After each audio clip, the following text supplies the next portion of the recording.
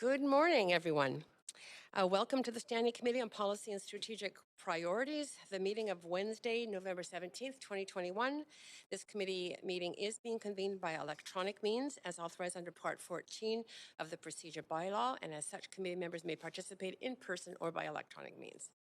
For committee members participating by electronic means per the recently amended procedure bylaw, please ensure your video is turned on and let the Deputy City Clerk know if you leave the meeting for the purposes of confirming quorum. If a committee member loses connection during the voting process, staff will get you back online quickly while we suspend the voting process. The staff contact information has been circulated to you. Video of committee members speaking, presentations, and vote results will be projected on the live stream when they are available. We begin by acknowledging that we are on the unceded homelands of the Musqueam, Squamish, and Tsleil-Waututh people. We thank them for having cared for this land and look forward to working with them in partnership as we build this wonderful city together. I also want to take a moment to recognize the incredible contributions of our City of Vancouver staff who work hard every day to help make our city an incredible place to live, work, and play. Deputy City Clerk, may we have the roll call, please?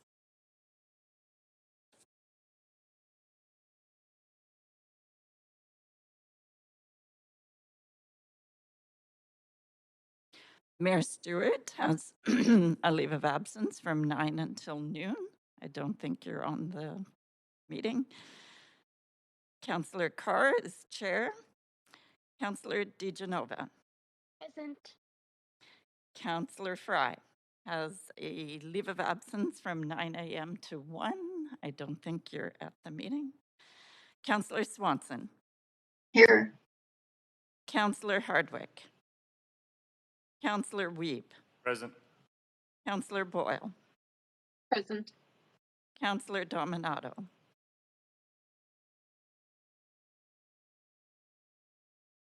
Councillor Dominato is late. Councillor Blythe.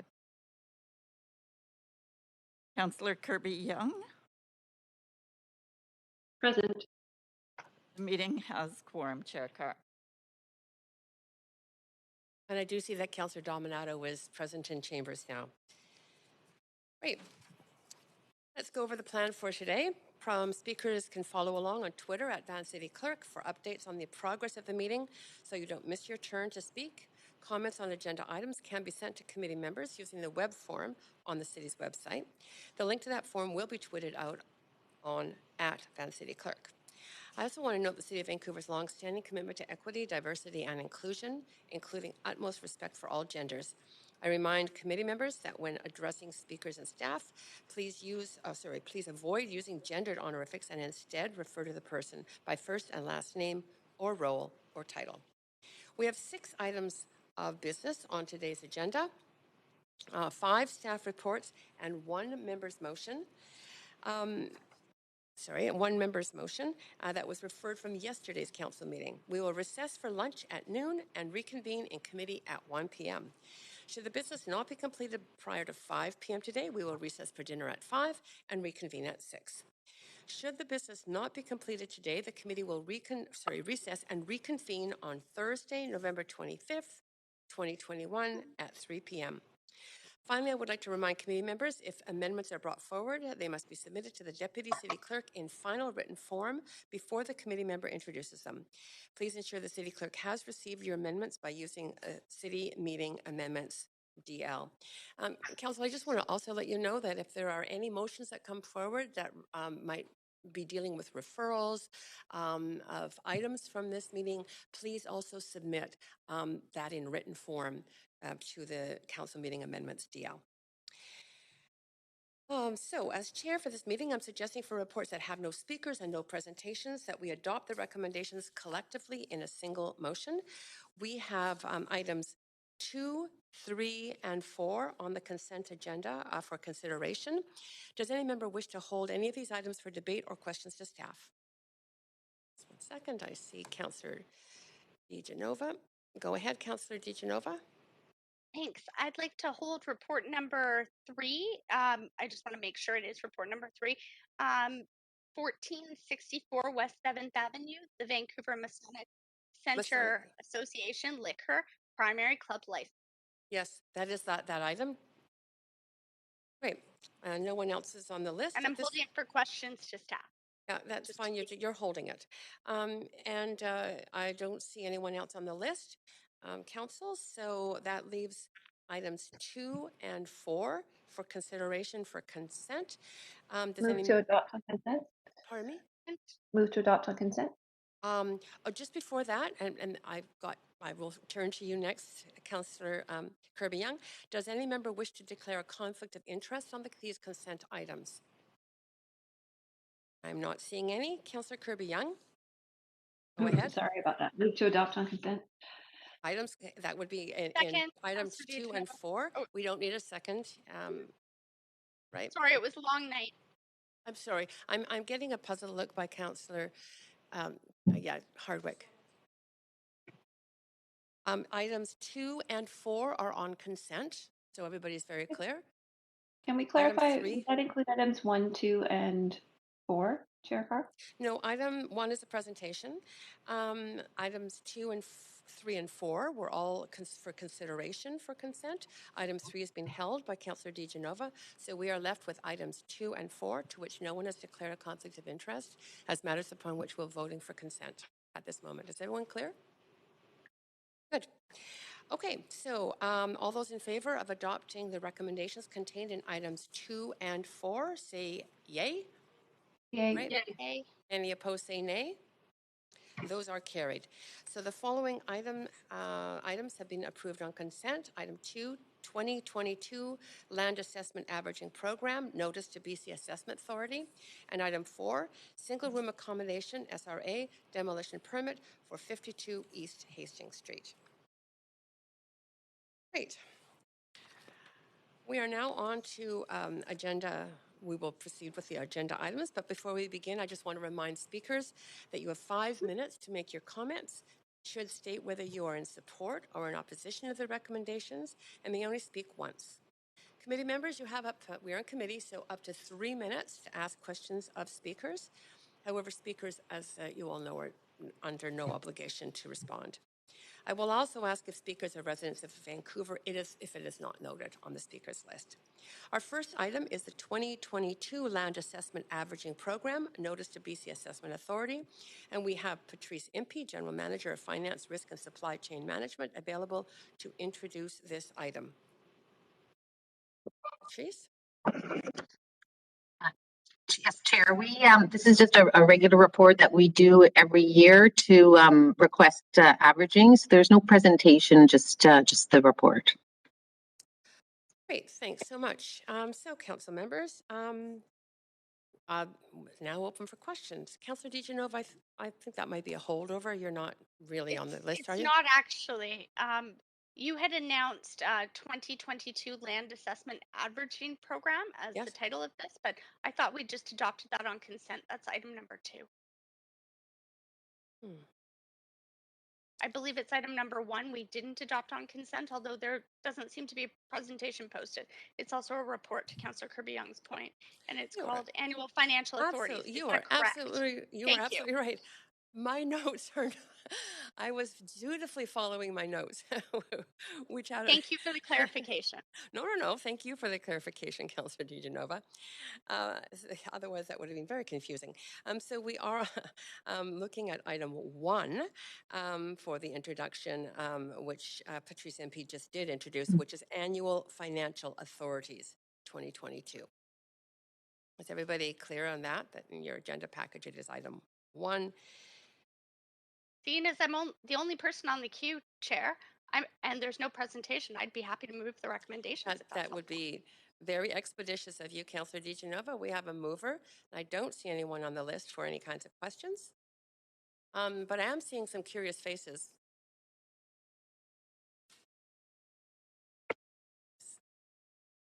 Sorry, I better get my Councillor, I think there was or Chair, I think there was a speaker originally, and that's why it wasn't up for consent. Yes, you're absolutely right. So we have, is Brendan Washburn here? Great, thank you. In person? That's fantastic. So again, you do have 5 minutes to address. Oh, it's actually right around in between, yeah, where the table's going up and down. Awesome. Okay, and you will have 5 minutes, and council members 3 minutes each to ask questions. Sounds good. Go ahead. Thank you so much. I'm not the usual type of person who would come to speak on a matter like this, but I do feel like I do have some expertise. For example, when the COVID passport first came into effect, I wasn't really on board with it. So one thing I did was I booked a flight to Colombia for 6 weeks just to ride it out, see what would happen. And before I was going to Colombia, I had a car rental business that was booming. I had a show that was just starting out, and I was doing pretty good.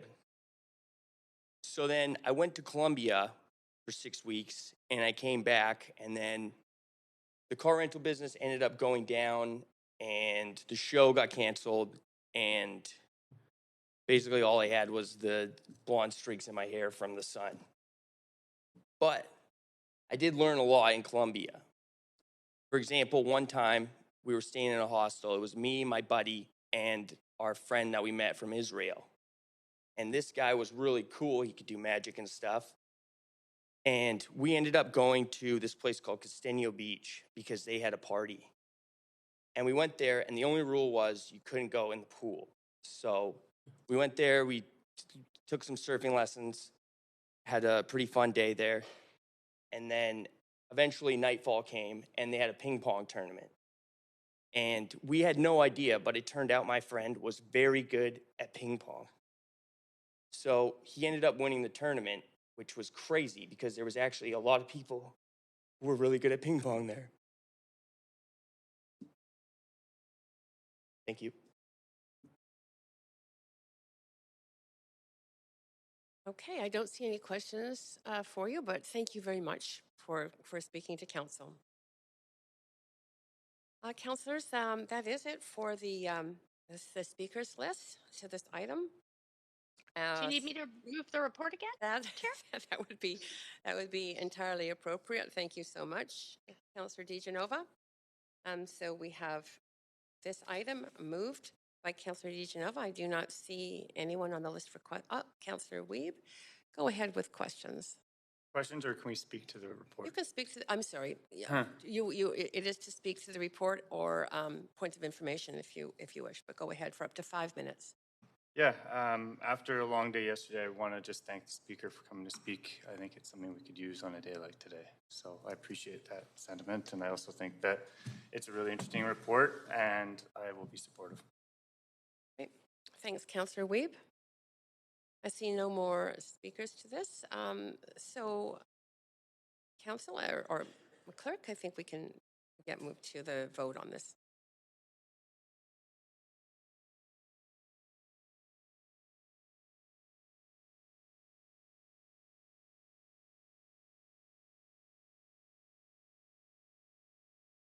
Point of privilege, I'll need a vote assist in favor, please.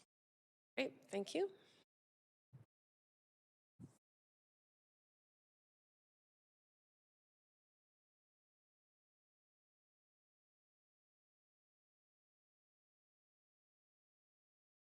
I think everyone's voted, but yes, thank you. I just wanted to make sure Councillor Fry was noted as absent, which he is now. That is a unanimous decision. Thank you very much, Council. And we are concluding, that concludes item 1. So item 2, has been passed on consent. So we are now on to item 3, which is being held by Councillor DiGenova. That is West 7th Avenue, second level, Vancouver Masonic Center Association Liquor Primary Club License, Private Club, Liquor Establishment Class 7, Private Club. And we have Sarah Hicks, Chief License Inspector, Development, Buildings and Licensing, available to introduce this item. Sarah Hicks, are you on the, oh, there we go. Nice to see people in person in chamber. Thank you. Morning. We don't have a presentation today, but we are available for questions. Great. I'm assuming, Councillor DiGenova, you held this. That I do, but I cannot get on the queue. If you could please add me, I will call tech after. We will. Or IT after. We will absolutely do that. Thanks so much. I seem to recall that council received, and I've just pulled some of it up, some concern from residents in this neighborhood about the noise levels, considering this would be looking at an establishment that, although on the second level, would permit 351 people, um, and it could host large events that could be quite loud, and with the addition of liquor, could exacerbate that. So I'm just wondering if staff might be able to outline what kind of feedback they got during the consultation process, and if that's something that has been worked out with the neighbors. Certainly. During the consultation period, we did receive a number of concerns about the potential for noise or neighborhood disturbances related to a liquor primary. However, the application, as noted in the report today, is a fully contained unit on the second floor of the building on West 7th. Further, that the applicant has also clarified that the intent isn't to host events or host a nightclub within this location. Its main intent is to host meetings for the club members and to occasionally allow for, in the updated memo you received, for gaming and television events to occur. Okay, thank you very much. I can't see my time, so please let me know, Chair. But I did have another question about gaming. What type of gaming and to what extent this gaming would kind of could you share a little bit more on the gaming side? We do have the applicant here today as well that can certainly speak to that, but they did remove from the report items for gaming such as darts and billiards. So those have now been removed from the report in front of you today. Okay, thanks. And is there a limit to how many events that they would be? I mean, if people wanted to book all weekends, would that be allowed? Do you know how many they would be limited to? Is there a limit within this license as to how many events they can host with maximum capacity in their venue? There is no specified limit. No, it would be dependent on the operations of the applicant. And their intent, again, is not to operate as an event space, but to primarily run as a meeting space for their club members. Okay. Yep, you have 1 minute. I'd like you, to. you have 3 Could minutes I ask left. the applicant 2 minutes left. how they're going to address some of the concerns for noise from the neighbors? Which Council, we received several emails on this earlier on. Yeah, that's fine. We do have the applicant here, so Yes, we do. Perhaps I could just move for a second round so I don't limit them to 30 seconds. Is that all right? I won't have any other questions. I want to yes, be clear. you're free to move for second round, Councillor DiGenova. So I'm moving a second round, please. Okay. I'm not seeing anyone get on the list to debate that. Council, can all those in favor? Oh, no, you want to, all those in favor? All those in favor, I'm seeing some hands. Yay. Any opposed? Say nay. All right, go ahead. We will have a second round. Councillor DiGenova, you still have over a minute in this one. Go ahead. Thank you very much. My name is Bert Hick of Rising Tide Consultants. We've been working with Jack Barr and who's in charge of the Masonic Temple. This is an application for a liquor primary license, which is totally contained within the building.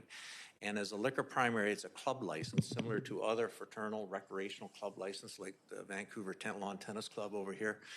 And as a liquor primary license, they are allowed to have games such as billiards, darts, and that sort of thing, but we will not have that. We do not. The floor plan that's attached to your administrative report shows a layout of the establishment, and it does not have a billiard table, pool table, dart boards, or anything else. The only thing we're going to have in there by way of entertainment will be some TV monitors, and that's it. It's my members and guests only. In other words, you have to be a member of the organization to go in or a guest.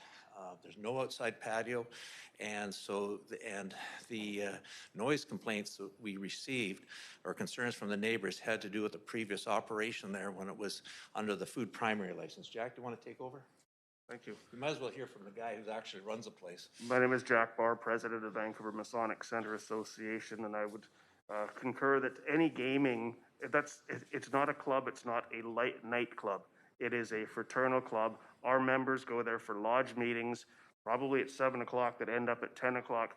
There may be the possibility on a TV screen, we may want to watch the end of a hockey game, or maybe on a weekend, there might be a Super Bowl party where 50 or 80 at the most of our members might want to come in and utilize this club space. Again, it is self-contained, there's no outside patios. It's particularly for anybody that knows anything about Freemasons, you've got 40, 30 or 40 guys coming in their tuxedos to have a meeting and sit quietly afterwards. The Masonic Center has been there since, the club since 1974. We've operated very well for this club aspect and don't foresee any noise issues coming from this liquor primary application. On the floor plan that's attached to your administrative report, the licensed area is all internal. It covers the 2 lodge rooms and then a lounge area for kind of similar to a hotel lobby lounge, something like that, and 1 boardroom for 54 people for meetings and group functions. We're not renting this space out to the public. So when you say, can somebody book this for a weekend, this is a private area for our members only. Yep.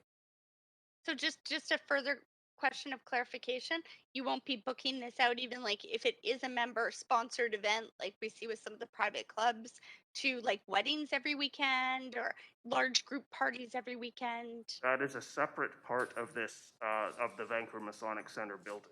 So there is, on the 4th floor, there is a banquet facility. That has nothing to do with this license. This is a liquor primary for our private club space only. Okay, and just to clarify, do you think that got confused maybe in the consultation, considering some of the emails I've Yes, received? I just I wanted do. to ask you.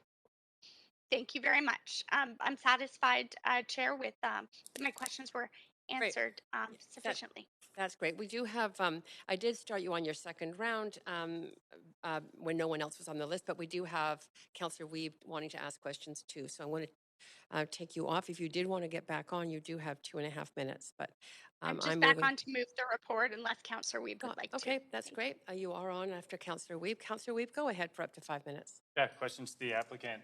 You talk about 40, 50 people, but when I look at the red line report, these are quite sizable lounges. I mean, we've got 105, 140 person lounges. Like, it's a pretty, as someone that's operated businesses like this is a pretty intense floor plan. So can you talk about why the need of this floor plan to meet the needs of 40 to 50 people, and how many members do you have that would be needing to meet question. this room? So Freemasonry is a fraternity. The Vancouver Masonic Center houses a number of different lodges. My lodge specifically has 60 members, some of which are in Vancouver or not. We might, on an average night meeting, get 20 to 25 to maybe 30 people out to our meetings. On occasion, we may have what's a district event. So we may get some Freemasons come from Vancouver Island, come from the interior to join us for a meeting, and that's why we've got a larger room. These rooms are way smaller, but they used to be in the old building because of membership, things like that. But these rooms accommodate special afternoon meetings of gentlemen in their tuxedos coming, having a Masonic meeting. So they're there. We've got a large lodge room and a small lodge room. They were redlined when we were asked to apply for this liquor primary. They said that the fire marshal needs to put down, your maximum capacity. Well, based on square footage, that's the maximum capacity, and that's how those numbers got there. It's really kind of irrelevant on what's happening there. As I say, on average, there'll be 20 to 30 to 40 people on a nightly basis, but potentially on a weekend or an evening, you might get a few more if there's a larger event going on, Masonic event. Okay, so this is the max. It's not a public event. Again, it's just it's just interesting to understand because these are large numbers for, right? Yep. We have board meetings. There's a boardroom for 22 people that would sit around and have a board meeting before a meeting to conduct our business, such as we're doing right here. We have a lodge meeting. We convene. You might have a glass of wine or a beverage or a sandwich after, and then you're going home. Beautiful. Thank And you. the calculation of the capacity has been done by the City of Vancouver Fire Department based on the square footage of the space and the exiting. And that's the number they came up with, but we always will probably be operating well within that number. And the membership of this club, you might want to help me out here, Jack, but I think the demographics are people over 45 years of age generally, business people. And so they're not the sort of people that go out and, they're not the folks that go to Granville Street. Great, Councillor Weeb, that's good for you? Great, thank you. Thank you for answering those questions. I think we're moving on to the moving of the motion, so thank you very much. Councillor DiGenova? I'm happy to move the motion, and I just or move the staff recommendations in a motion, and would just like to ask a point of information of staff, Go if ahead. that's all right. Yeah. I was just hoping that perhaps our staff could remind council. I mean, this is a liquor license that we'd be approving. However, I understand there's annual renewal for that. So if council was hearing from the neighborhood that this was an issue, considering the amount of correspondence we received on this and the concern for noise and I suppose street disorder due to the large size of the venue. Is there an opportunity for staff to consider reviewing that? You wouldn't need direction for that. That would be considered in annual reviews of the liquor license. Is that correct? Correct. Because this is a liquor primary application, there's also a time-limited development permit that goes along with the approval. That comes in with an annual renewal, and should there be a community impact, we work with the operator first to determine whether or not we can work through that. There may be the potential of not renewing that development permit should there be concerns. The location is also required to submit a acoustic report showing that the facility does meet and come into compliance with the noise control bylaw to ensure that it doesn't create a community impact from what happens within. Okay, thank you. So just to further clarify what I hear you saying, and if you could just let me know if this is correct or not, or correct me, is that there are tools to address noise and concerns through the licensing process. Should there be an issue during renewal or before that time? Yes, we do have tools both through licensing as well as through the development process.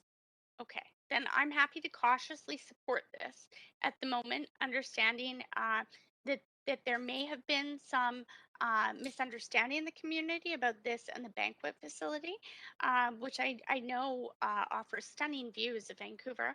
I also, though, do understand the concern from the neighbors that this could be, considering, you know, Councillor Weeb's point about the number of seats, and I understand that it's based on square footage and fire capacity, but for those reasons, you know, I really did want to ask these questions and make sure that the public knew and had this clarification. So I thank the applicant for answering these questions. I hope that this will clear up some misunderstandings, and I'm very happy to know that there are tools to monitor this and move forward if there are noise concerns, acoustic concerns, or other concerns moving forward. Thank you. Great, thanks, Councillor DiGenova. And I do not see anyone else on the speakers list. So, Council or Clerk, could you take Council to a vote on this, please?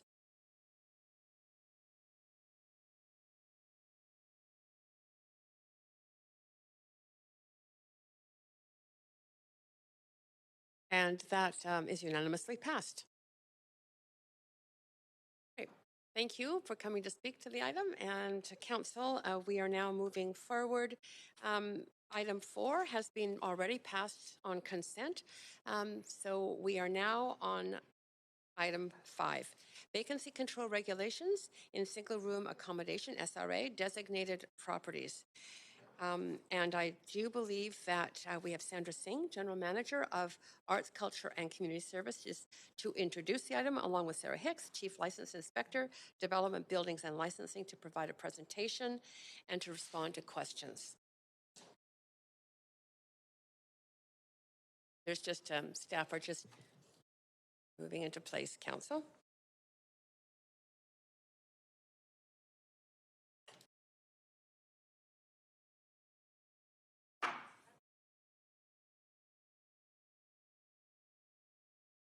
Good morning. Good morning, Mayor and Council. Sandra Singh, General Manager, Arts, Culture and Community Services. As you see in the report before you today, the report responds to Council's direction to staff to explore options to prevent the loss of affordability and low-income tenant displacement by using city tools to limit rent increases between tenancies in SROs. SRO rooms, as we know in Vancouver, are the last affordable housing option for thousands of low-income residents who face limited to no affordable options in the private housing market. The lack of affordable housing, coupled with low vacancy rates in Vancouver, results in increased competition for limited affordable housing and speculative investment in the SRO stock. If the SRO stock is not protected from rapid cost escalations between tenancies, those with the least income and who find it most difficult to secure appropriate housing may find themselves homeless. While the recommendations in the report support the goal of reducing rent increases and protecting tenants, the most significant long-term obstacles to maintaining affordability and livability in SROs continue to be insufficient income assistance levels to pay rent and meet basic needs, unmet health and services needs of SRO residents, reliance on this outdated congregate style of housing, and the significant operating and capital investment costs facing many owners. The city's overarching low-income housing goal is to improve and replace SROs with self-contained social housing, and staff continue to advocate to senior government for increased income assistance rates and to develop an investment strategy to do this. On behalf of myself and Andrea Law, GM of Development Buildings and Licensing, I would like to thank the project team who prepared this report and who are on hand today to answer any of Council's questions. And I would just like to note that what a complex undertaking this has been. It's a really complex consideration, and I really want to recognize the staff for their exemplary work here. Sarah Hicks, Juliet Moody, Matthew Young of Development Buildings and Licensing, Grant Murray from Legal Services, Celine Mobilis, Allison Dunnett, Hajar Awata, Monica Sis, Chris Puzio, and Judy Robbins from ACCS, Grace Cheng and Michael Long from Long Range Finance, Risk and Supply Chain Management, and Chris Bass from Strategic Business Advisory. It was truly a multidisciplinary effort. I will now turn it over to Hajar Awata, social planner in ACCS, to run Council through this presentation.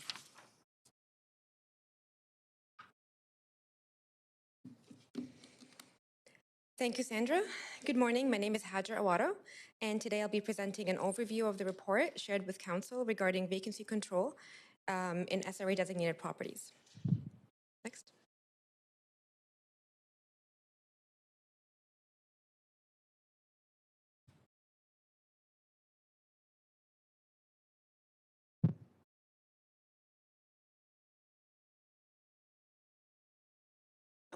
There we go.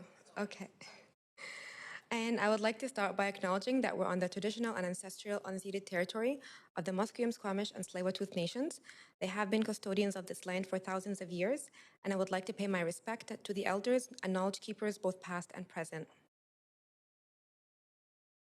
Next. Last October, Council directed staff to develop regulatory options for vacancy control in SRA designated buildings, and staff have completed this work between January and November of this year, including undertaking public engagement with key stakeholders over the summer. Staff started working in January by conducting jurisdictional research and initial stakeholder interviews. Then we developed regulatory options, which were taken to consultation with stakeholders. And in phase 4, staff conducted financial analysis and refined the policy options further based on everything we've learned and prepared the recommendations for Council. And this here is a summary of the key recommendations staff are making to Council in the report.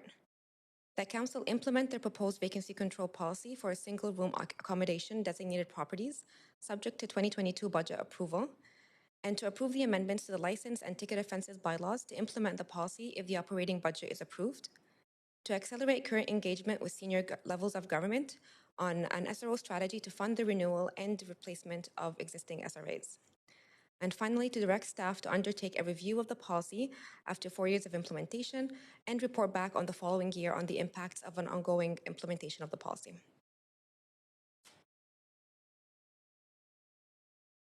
And before we talk about vacancy control, I'd like to give a brief background on SROs. There's approximately 6,700 residents who live in across 157 SRA designated buildings, mostly in the downtown east side. The province and the city have purchased several buildings to protect the stock and its tenants. And we can see in the chart on the left the current ownership distribution of SRA designated rooms that are currently in use. Half of the stock, 51%, is privately owned, 40% is government owned, 7% by nonprofits, and 2% by Chinese benevolent societies. And this is in addition to approximately 750 closed SRO rooms. The city monitors the affordability and building condition of the SRO stock, and we continue to observe two trends that impact affordability for low-income residents and rates of homelessness. At one end of the housing continuum on the left, we see buildings and tenants in worsening conditions, and on the other end, we see the displacement of low-income tenants and a loss of affordability in the stock.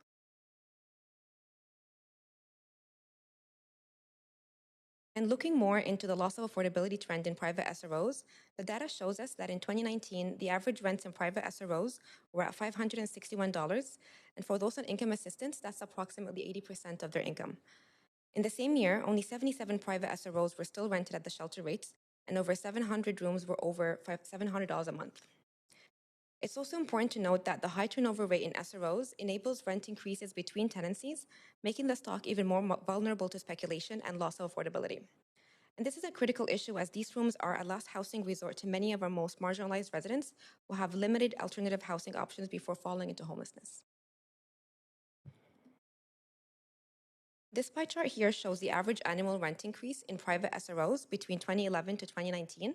And as you can see, owners have different business models, raising their rents in different manners. 42% of the private stock, shown in green, is minimally raising rents at between 0 to 2%. A quarter of the stock, shown in yellow, is increasing between 2 to 4% annually, which is similar to between the average inflation rate and the average rent increases in the general rental stock. The third, shown in orange, are increasing their rents at higher annual rates, between 4 to 17% a year. And this accounts for 28 buildings or just over 1,000 rooms. The orange stock here is where we see the rapid loss of affordability and displacement of lower income tenants. And looking closer at that section on the right, we see that almost 70% of these buildings have been newly purchased over the last 10 years, and only 30% are long-term owners. Vacancy control could discourage that model of investment and slow this rapid rent increase. And next, I'd like to show a case study of a 17-room SRO building in the downtown east side, which shows the impact of speculative purchase on tenant stability and room rents. So this building here, between 2011 and 2014, average rents were stable at between $377 and $400 a month. A new owner purchased the tenanted building in 2014 and carried out some minor cosmetic repairs that didn't require an SRA permit and raised rents at turnover. By the next year, in 2015, average rents were at $562. By 2019, the rents went up to $750 a month.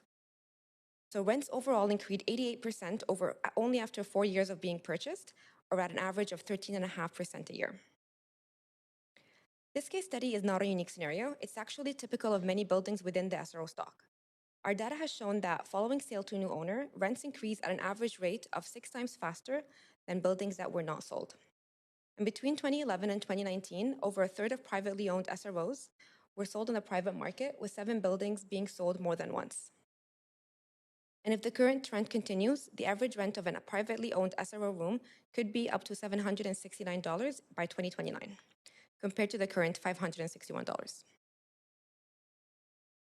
And this context here informed the vacancy control policy that staff developed. Staff recognize that the scale of the challenge in SROs is significant and can't be solved with a single regulatory option.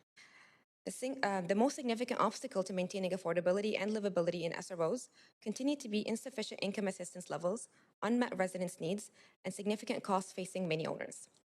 Vacancy control can deter speculative investment and discourage tenant displacement. Staff and government partners are also clear that applying vacancy control to the broader rental stock may discourage investment in purpose-built rentals.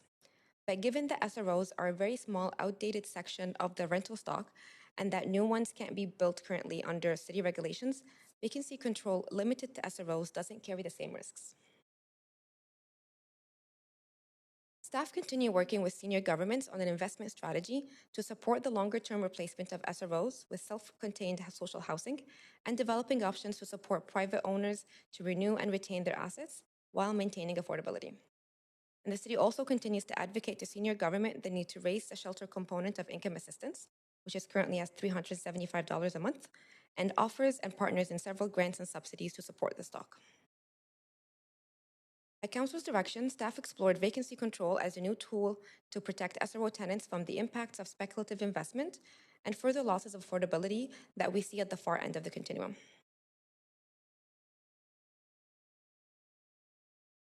Staff researched other jurisdictions that implemented vacancy control and found a range of regulatory options used to implement the policy, such as a range of rent restriction levels, additional rent increases under certain circumstances, building exemptions, and different policy durations.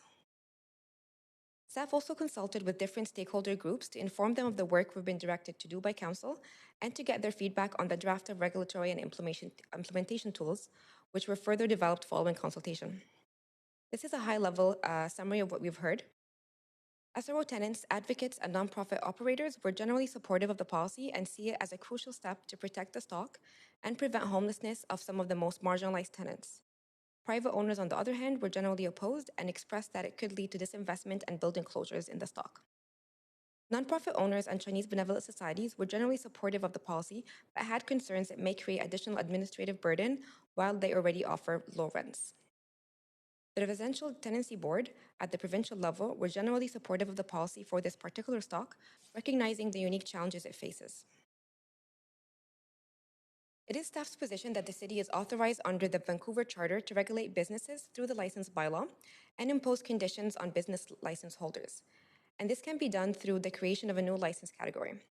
It's important to note that this would be the first time that the license bylaw is used to regulate rents in this manner, and that implementing vacancy control would not conflict with provincial RTA regulations. And now we'll move on to the strategic analysis undertaken by staff.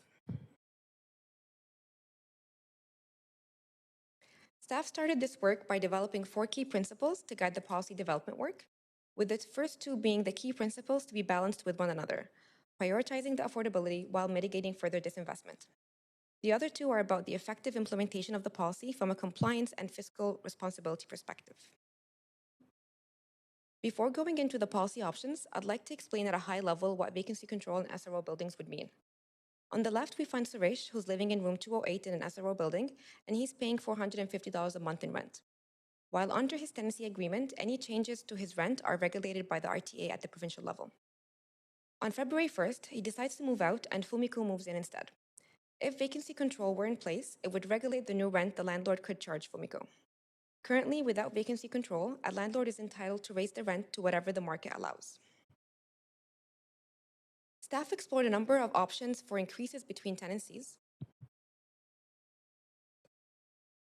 And this chart here highlights some of these options.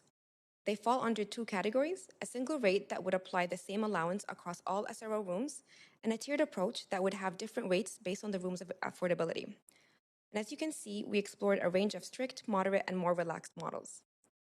We then looked at how these models could impact the economic viability of these businesses and how they satisfy the guiding principles.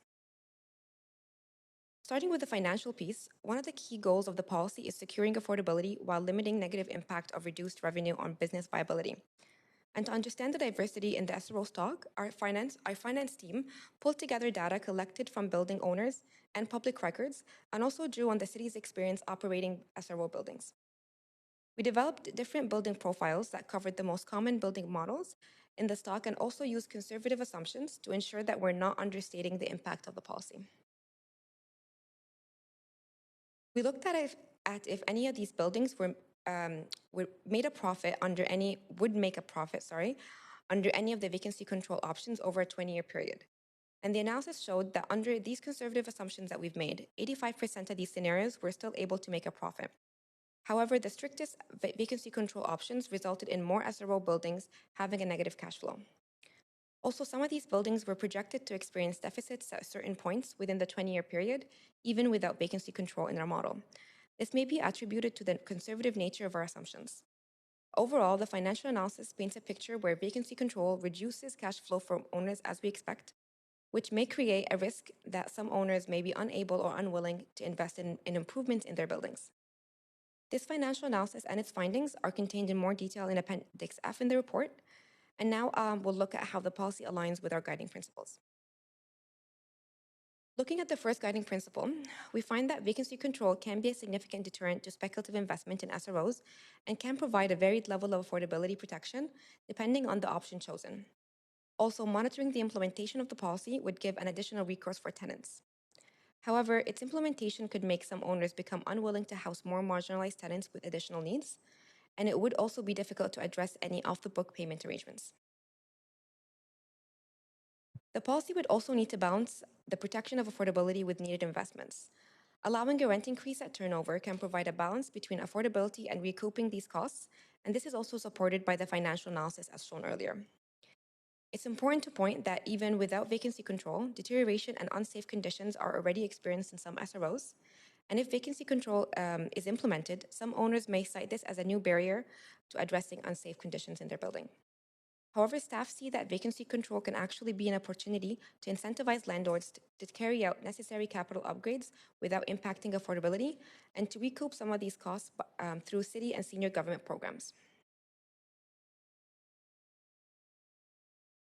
When staff are considering policy approaches, it's important to ensure maximum effectiveness and fiscal responsibility.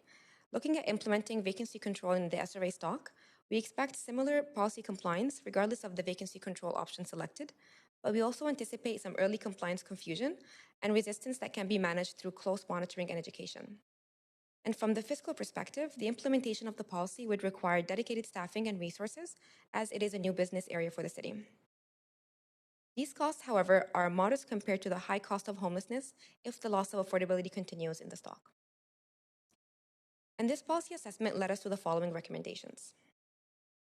To implement vacancy control on SRA designated properties to be enacted pending approval of budget allocation, and to approve in principle the proposed amendments to the license bylaw that outlines the vacancy control policy and enables its monitoring and compliance frameworks, and the amendment to the ticket offenses bylaw that outlines the offenses and sets the fines. Staff are proposing that vacancy control be implemented in a tiered approach with more allowance for rooms renting below $500 a month, which is close to our current average SRO rent. Rooms renting below $500 a month would be allowed a rent increase between tenancies equal to inflation plus 5%, with rooms renting above $500 a month allowed up to inflation only, which is approximately at 2% right now. And this comes, however, with some limitations. This increase could only be applied once a year, regardless of how many tenancies happen during that period. And this increase couldn't be stacked on top of the annual RTA rent increase in the same year to remove any incentive of evicting tenants after applying the RTA increase. The other aspects of the proposed model are that it wouldn't apply to government-owned SROs, as they can't be regulated through the license bylaw. However, this is not really a concern to the effectiveness of the policy, as these rooms are rented at or close to the shelter rate as it is. The creation of a new SRA accommodation operator license category is also a crucial part of our monitoring and implementation, and that category would be deemed to anyone providing rental housing in an SRA designated room at no cost and without any application process. And the province has recently, through the RTB, created a process for landlords to increase rents on tenanted units to support critical capital investment and extraordinary operating expenses. And this proposal recommends allowing a similar relaxation process for vacant rooms in the same building. So how would this work if we implemented it?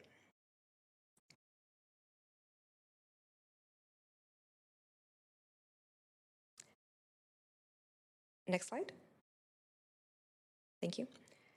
This shows here at a high level how staff would work with landlords and tenants to implement and enforce vacancy control.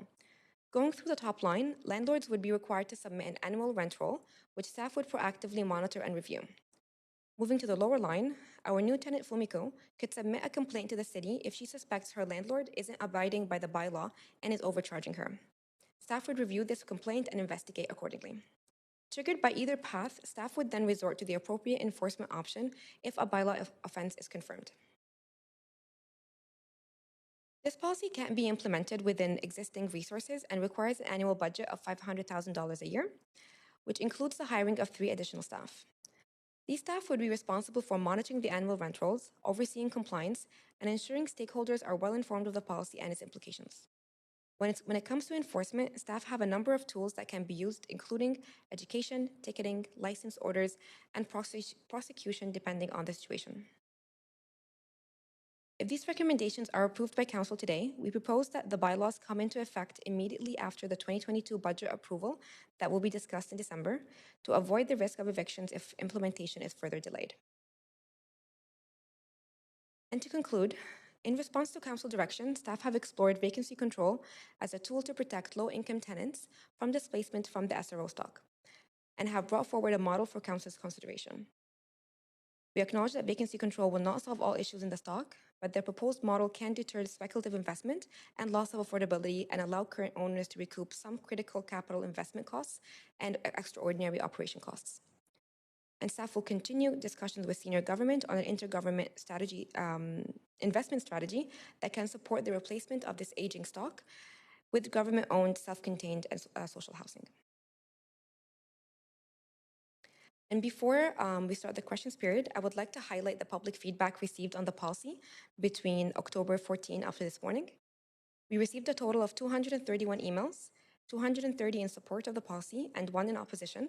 And this included letters from the following organizations, which were all in support: BC General Employees Union, the Downtown Eastside Neighborhood House, Living in Community, Spec Theatre, Aboriginal Front Door Society, Rent Strike Bargain, Vancouver Tenants Union, Union Gospel Mission, and a group of low-income Chinese tenants currently living in SROs in the Downtown Eastside. Thank you. Great, and thank you. Sorry, Chair Carr, if Yes. I may just very quickly want to follow up with one particular comment to the presentation that's provided. And first, again, just to acknowledge Sandra's comments of the work that our team has done on this file. It's been exemplary. And noting that Council has received an extensive amount of correspondence on this issue, it's obviously a matter of considerable interest. There's one issue that I've noted in some of that correspondence where I think the challenge that staff have spoken to in SROs, the dual challenge of affordability and livability is essentially blamed on, quote, bad landlords. And for sure, we have had and have problem landlords managing some of the SRO stock in Vancouver. But I would suggest that's not an accurate characterization of the real challenge here. And I would go back to Sandra's initial comments where she mentioned the fact that tenants, particularly tenants on income assistance, simply can't afford market rents in Vancouver. But that doesn't affect what we're talking about here. These are private buildings. We are society, governments are relying on the market to house people who are essentially living on income assistance. That's, I think, a really fundamental piece here. And notwithstanding some of the issues with the landlords that we have, that's a systemic challenge. As Edra referred to, a 375 shelter component of income assistance is totally disconnected from the actual cost of housing.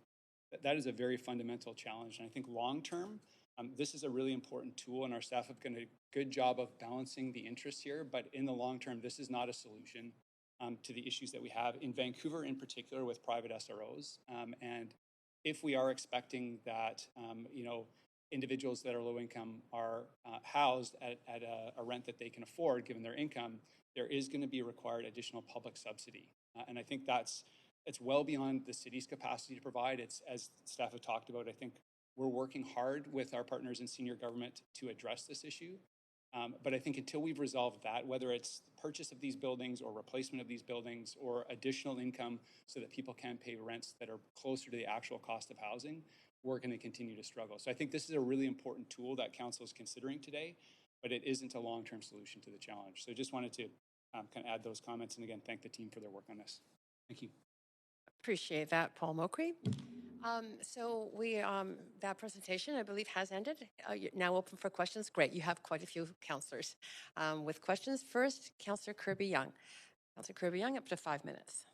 Yeah, thanks, Chair, and good morning, staff. Thanks for the presentation. I want to start off with respect to the feedback from the Chinese Benevolent Associations, and you had referenced that in your report that ostensibly this report is targeting the private sector and some of the challenges we've had there in the SROs, but the CDAs are particularly unique in terms of the fact that these are cultural and historical assets, and they hold these buildings for a long time. And in fact, they have had their rents sometimes, in some cases, significantly lower even than shelter. So my question there is that after consultation with a lot of the stakeholders, there is an opportunity, potentially, I wonder if staff can clarify, to add an amendment to this report that the SRA designated rooms that may be below the shelter component of income assistance could be increased their base rent upon vacancy to the shelter component of income assistance. And that could be amended to the report and still be workable within the model staff are proposing. Is that right?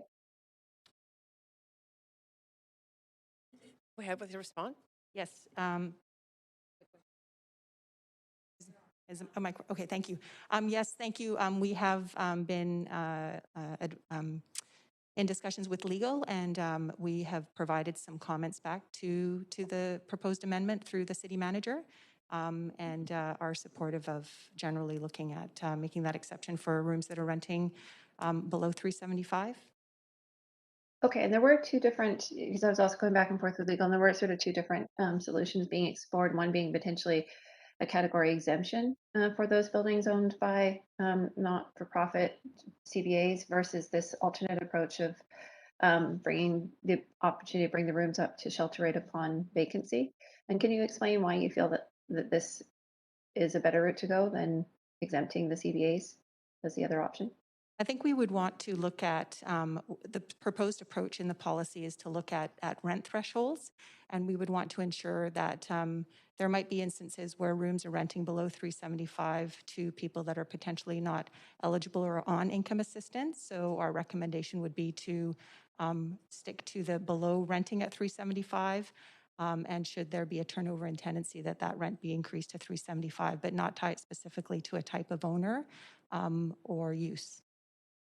Okay, and maybe just to clarify, not tying it specifically to type of owner, can you just reiterate that? I wasn't fully clear on the response. Because our recommendation is to tie it to the rent. I think requiring that someone be on income assistance would make it difficult to verify that they are receiving income assistance. And I think tying it to the rent simplifies it also in terms of the administrating that change to the policy. Okay, because in the other scenario of exempting the category, you're suggesting you would require verification of income assistance. Correct. Correct? Okay, that's clear. Thank you. The other question that I wanted to ask is really with respects to the administrative cost that staff have estimated a need for $500,000 to implement the program. Why does it cost $500,000 to do that? Staff have done a lot of work to look at, I think, the need to implement the policy, collect the rent rolls, look at auditing the rent rolls and the owners as they come in, as well as looking at the complaints and monitoring the stock, that there are costs, staffing costs associated with implementation. As you'll see from the report, and another major component is kind of the education and informing owners of the new policy as well as tenants. So there's some need to provide funding to support those activities. Okay, follow-up question to that. It says in recommendation B that $500,000 is to implement. Is that envisioned to be a one-time cost or an ongoing cost? What is the source of funding, and what are the options for source of funding? Sandra, do you want to speak to that? Sandra Singh, General Manager. So that would be a consideration for Council in the 2022 budget deliberations. So we have submitted this amount, the $500,000 for that process, and the source would need to be the operating budget, as it is ongoing operating funding that's required. So Sandra, just for time, is that an ongoing cost every year, or is that envisioned to be a one-time implementation cost? Yes, thank you for clarifying. It is envisioned to be ongoing because we would need to be managing and monitoring the bylaw every year. Okay, and Chair, can I move for second round of questions? Absolutely. Yes, you can. All those in favor of the second round, say aye. Aye. Any opposed, say nay. That's fine. Councillor Kirby-Yung, you've got that, and you're out of time on this round. Thank you. Councillor Dominato. Thanks, Chair. I'm going to go through my questions quickly, so I put a few. First question is, can you just confirm for me that with the proposed policy framework that it would apply to the 382 privately owned rooms and the 15 Chinese societies owned rooms. Is that correct? Correct. Just over 400. Okay. And then I'm curious if you could comment on the risk that was identified in terms of cash flow and the inability or potentially willingness to continue operating some of these buildings. And I'm curious specifically about the risk of maintenance. We know many of them are already in disrepair, but I am curious about how we will handle that from an enforcement standpoint. So not enforcement of this policy, but the building maintenance, as well as the liability aspect of that. I might ask our colleague Sarah Hicks to respond to that. She's on the line. Yeah, thanks. Good morning, Council. In terms of managing the items such as standards of maintenance, we'll continue to work with owners with those requirements. The bylaw and safety is absolutely paramount in that regard. It will certainly be something that would be considered if this is enacted in terms of the review that is expected to happen in the next 3 to 4 years. And is there any risk of the city being found liable for building maintenance in light of the proposed vacancy control? I'm not sure if that's something that I have the information for today. That's certainly something that we can look into. Okay, maybe it could come after, because I think we have quite a few speakers.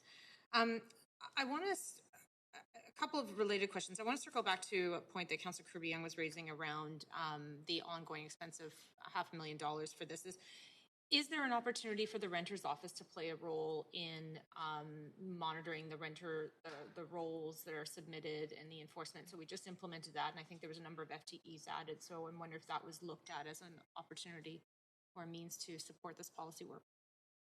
Staff certainly did an assessment of existing staffing resources capacity and feel that in order to implement this policy, we would require the additional positions as well as the funding for the educational component. Okay, thank you. And then I'm curious, and I don't know if staff can comment on this. I know that the mayor has been having ongoing conversations with the province and Minister Eby around the province engaging in further purchase of SRAs in the city. That's been done under a number of governments now, and I'm curious if we have any indication if they'll be pursuing that further. We're actively working with both the provincial and federal government on developing an SRO investment strategy. I think Council will be familiar with that. It's come here before. We are working to develop a strategy towards the end of January. I think there's a lot of interest right now. Also, I think the pandemic shone a light on the inadequacy of these rooms. So we are hopeful that everything will come together and that there will be some movement on replacing these with self-contained social housing soon, hopefully.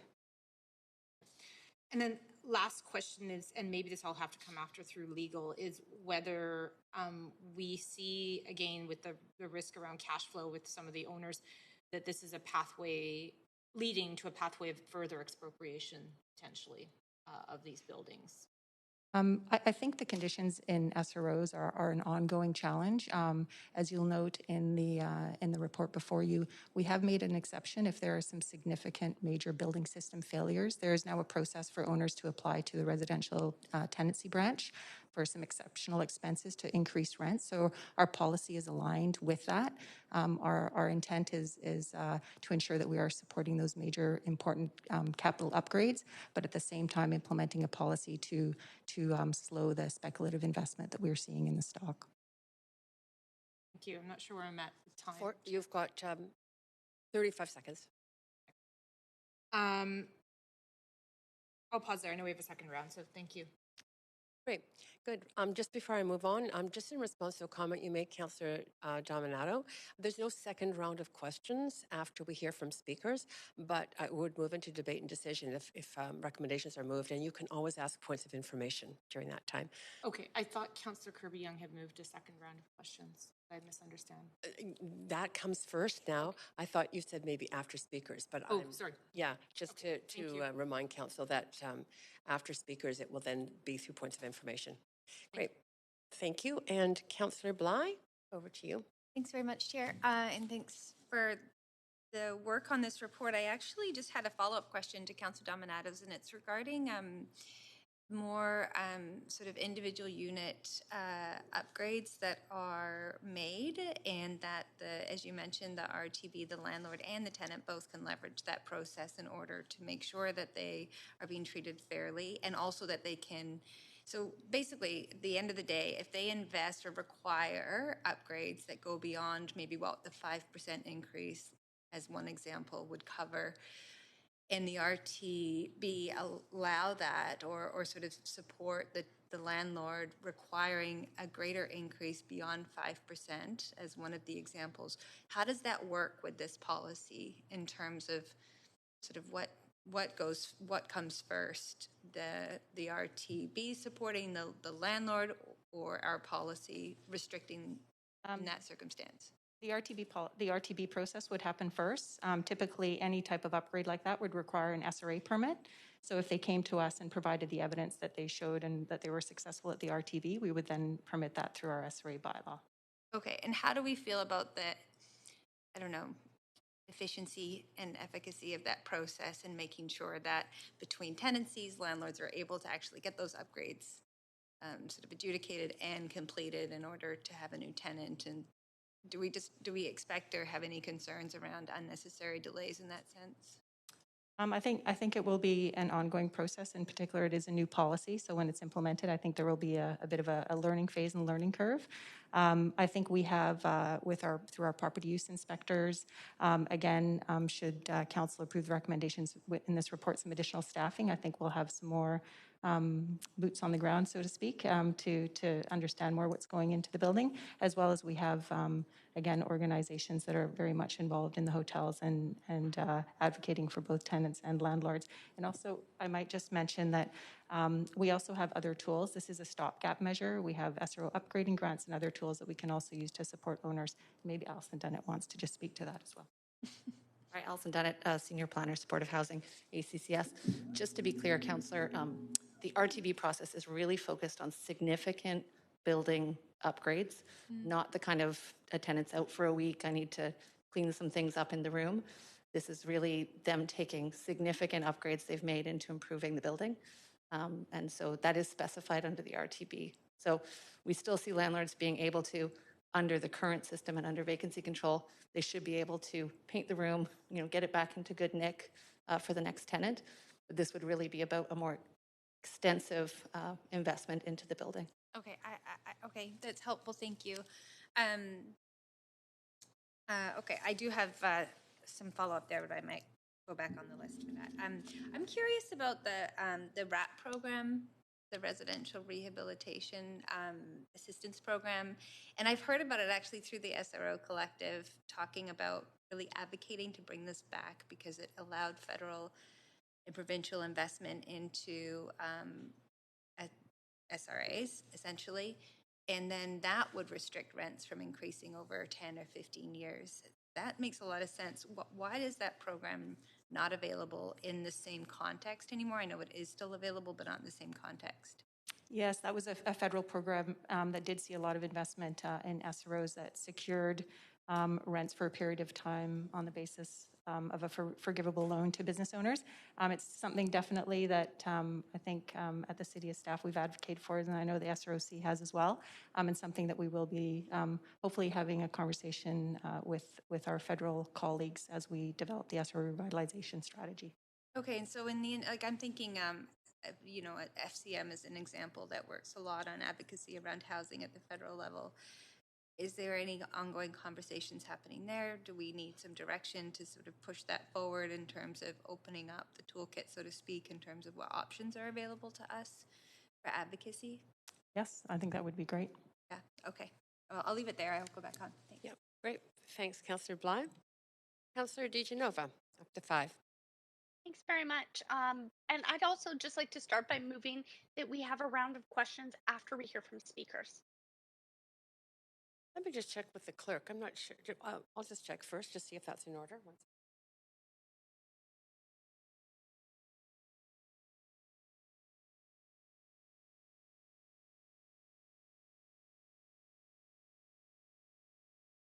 Councillor DeGenova, that's not going to be allowed. In conferring with the clerk, you can ask questions of speakers, of course, during the process of hearing from speakers, and you may, after those speakers, as I mentioned to Councillor Dominato, you may ask points of information in the debate and decision.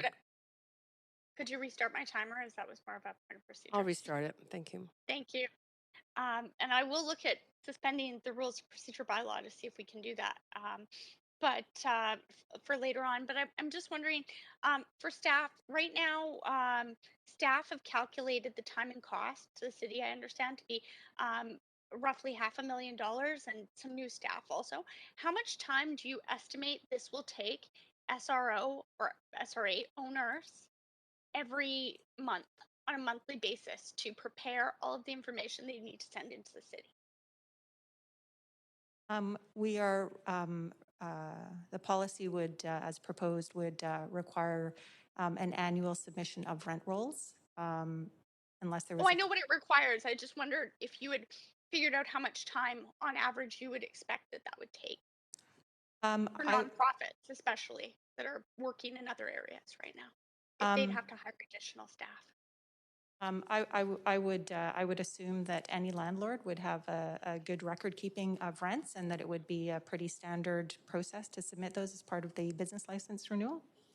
Okay, so you're not asking them to submit anything they don't currently submit, or that would be onerous to put together?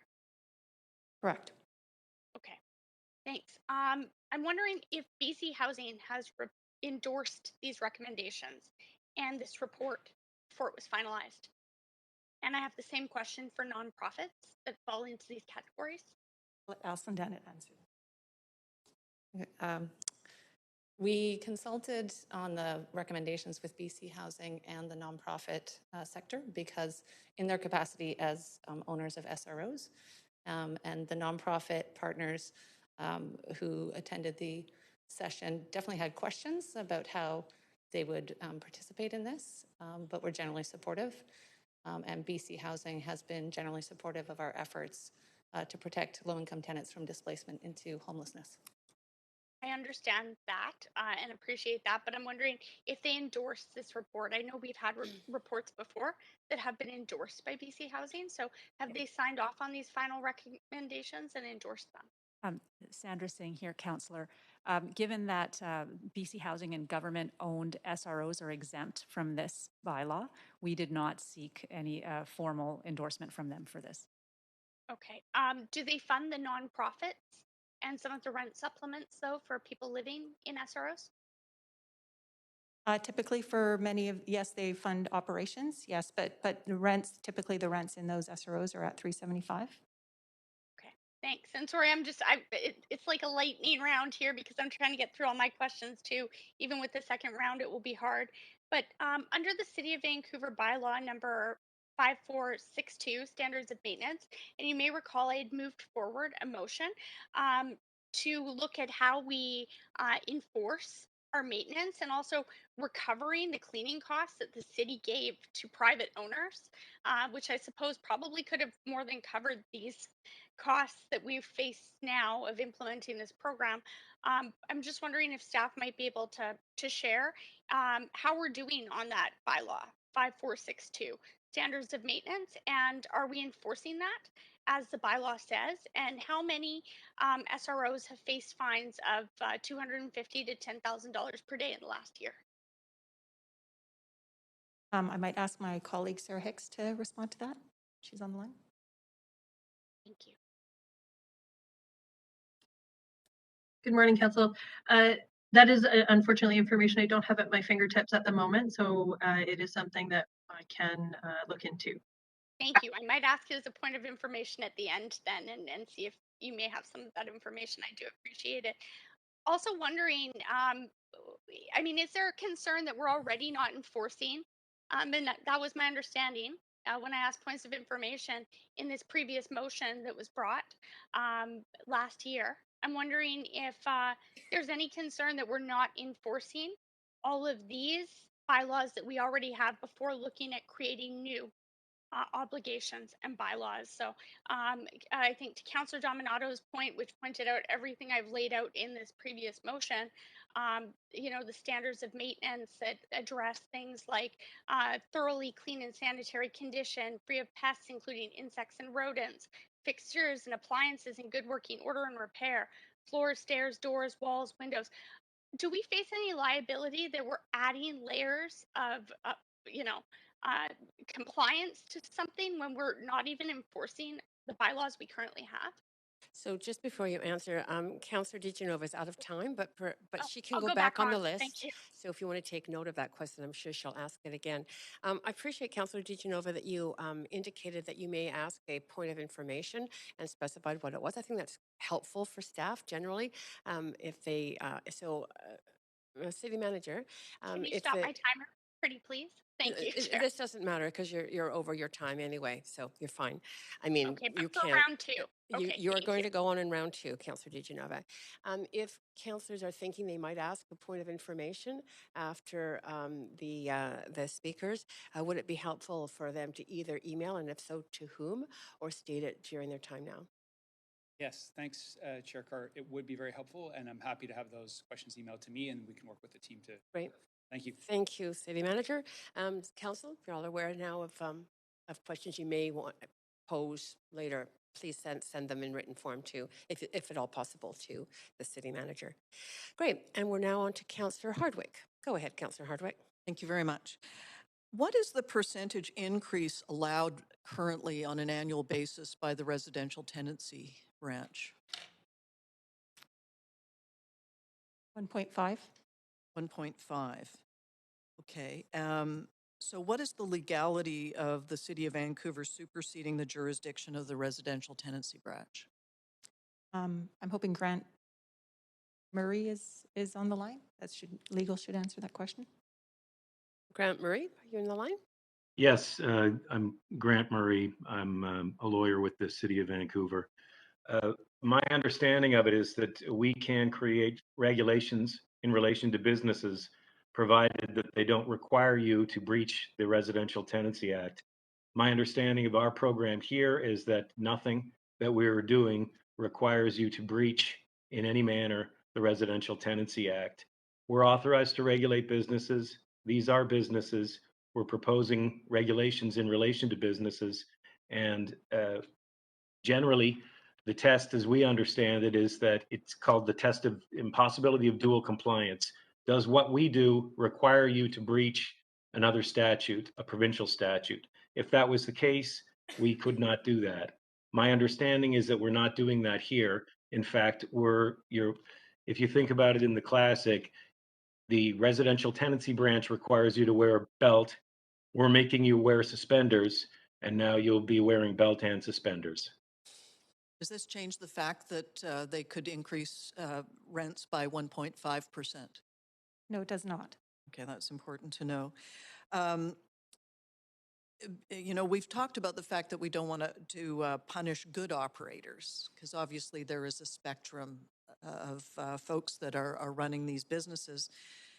I think, as you stated earlier, the problem is that income assistance hasn't increased beyond $375 a month for how long? What? They have increased the overall income assistance rate, but the shelter rate hasn't changed in many, many years. Okay, I'd like to know how many years. That should be fairly straightforward to find out. But if 2007. 2007.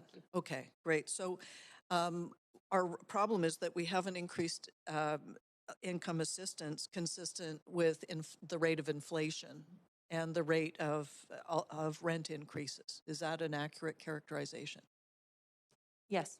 Okay, so the real problem is that income assistance is not increasing.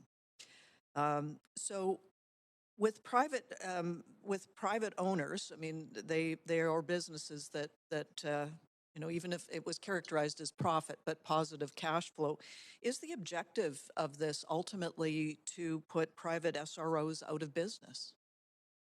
No, definitely not. What the aim, the intent of the policy is, should it be adopted, is to deter the speculative investment that we're seeing in the private stock.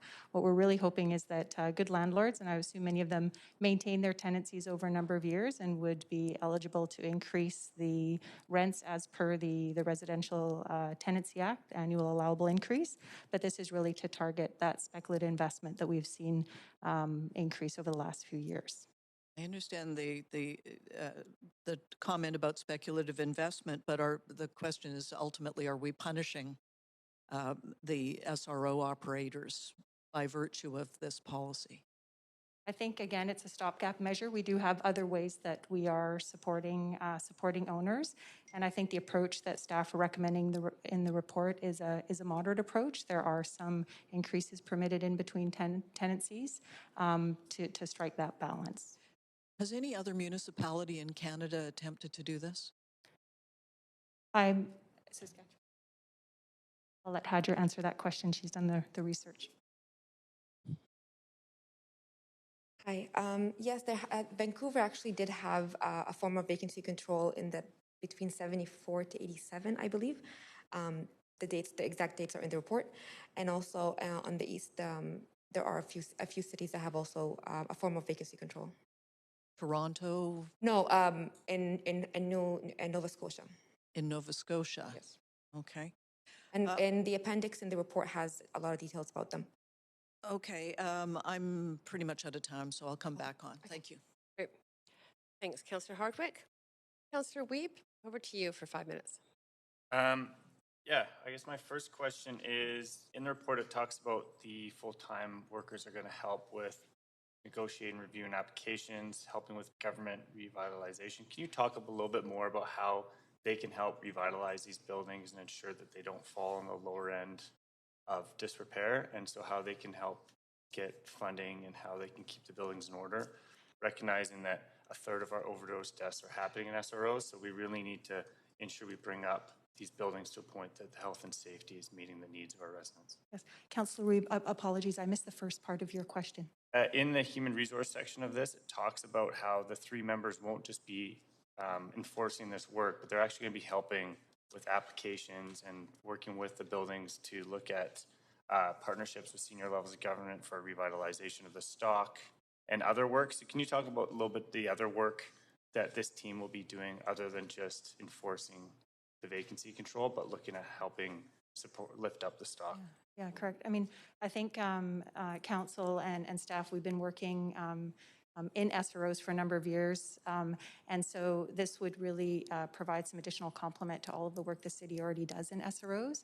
So again, working with tenants, information, ensuring they're accessing necessary resources, working with owners on potential other, should a RAP program come back into place for SROs or other potential funding or services that they could use to support the tenants in their building. So there is kind of the implementation, the monitoring, the enforcement component, but definitely also a kind of a relationship building, information, education component to the staffing that would be in place. And that would also help with programming, ensuring we have trauma and culturally aware programming to lift up and support the residents in need. My second question is, you talked a little bit off the book or the hard to house, which are 2 elements or 2 groups that might struggle with this type of program. Can you talk about how we're going to help ensure that those people are being taken care of and people that want to be off the book or people that are considered hard to house? Recognizing my stepbrother was one of those at one point, and so I want to know how this program is going to ensure that the people that might cost more for an owner to house will be taken care of. We definitely recognize the importance that this stock plays in housing folks. I think this policy per se doesn't really get at the supports that would be needed for those tenants. I think staffing being in those buildings and maybe working with owners if they do have a tenant that needs some more supports could connect them back to other city resources like our outreach team or connections to our services provided by our provincial partners. So that would be an ability to have a bit more insight into what's going on with the buildings, as well as working with advocates that are in those buildings and understand what the needs are of some of the tenants. Okay. Yeah, no, it looks like it's going to make a big difference. My last one's on, because I was shocked when we went from 705 shelter rate in 2003 to only 77 in private stock. how many do we still have that are vacant? And do we have a policy, or do we have something that's really, I saw a little bit in there, but how are we going to work to get some of those back online? Hi, Councillor Veep and Council. We have approximately 750 SRO rooms that are not open and tenanted at this time. And we're working on other fronts, as Celine mentioned, with our provincial partners to move forward on redevelopment of buildings that have come to be closed, because this stock is so important. And so that is another stream of work going on at the city and with our provincial and federal partners. Okay, so that's part of the SRO investment strategy, is to look at how we can get those 705 back on stock. Exactly. Perfect, great work. Thank you. Thanks, Councillor Weeb. I'm moving on to Councillor Fry, up to 5 minutes. Yeah, thanks. Yeah, and really great work on this. And I appreciate this new presentation that we're seeing today.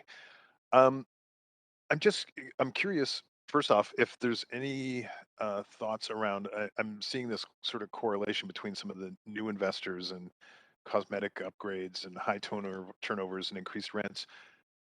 So I'm sensing it's a definitive business model that's being explored by some. Has there been any contemplation around where that kind of business model may turn to next as this unfolds?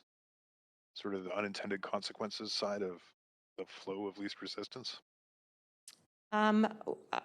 We haven't thought about necessarily, but I think the SRO stock, and just given the trends that we've seen, is that unique part of the private rental stock that made it attractive for that speculative investment. It's kind Okay, of and further that the SRA bylaws really look at the form of housing rather than the tenure right now, and that's why this is so important. correct. Second question, and this is more to the situation with the Chinese benevolent associations, and recognizing that you know I've been to a number of the benevolent associations, and the tenants are quite elderly, and often the operators are quite elderly, and I don't necessarily sense that they have the capacity to deal with a lot of the sort of opportunities that might come through other granting, and I'm curious how well engaged have they been? How well engaged will they be moving forward? And and if there's concerns around are we making that appropriate connection, recognizing this is an incredibly unique kind of housing vernacular that is somewhat separate but obviously connected. Yes, Alison Dunnett. Chinatown is a really important SRO partner for us to work with the Chinese Benevolent Associations. Staff in ACCS work closely with the planning staff working on Chinatown transformation. We've actually adapted specific granting tools to work with the Benevolent Associations in partnership with the Chinatown transformation team. We also do consultation in native language and ensure that we can work with operators. So this is a priority group, and they are getting, I think, the equitable and focused attention that they need, and we look forward to doing more work around this in the coming years as the city works around the UNESCO efforts and other pieces. Okay. I understand there's an SRO table, a three-level government SRO table. Will the CBAs be included in that capacity? I will say the government table has been doing pre-work right now, and in some of our workshops, we have actually had the staff working on the Chinese Benevolent Association redevelopment come and specifically present their work and their goals and vision that have come from community to CMHC, BC Housing, and the provincial government. So they're very much acknowledged and noted as a key stakeholder and a priority for the work. That's great. I really appreciate that, because certainly we've heard in the past that they've been sort of marginalized from a lot of these conversations. So I appreciate that attention to that from staff. Thanks. Is it Councillor Fry? Yeah. Great, thank you. Councillor Kirby-Young. Yeah, thank you. Thanks, Chair. I wanted to follow up on the source of funding conversation because we started to get into the amount being an ongoing one, but I'm looking at the Renter's Office report previously that indicated, for example, one of the recommendations further that Council allocate $2.4 million to resource the City of Vancouver Renter Advocacy and Services Team for 3 years. source of funding to be the empty homes tax revenue reserve.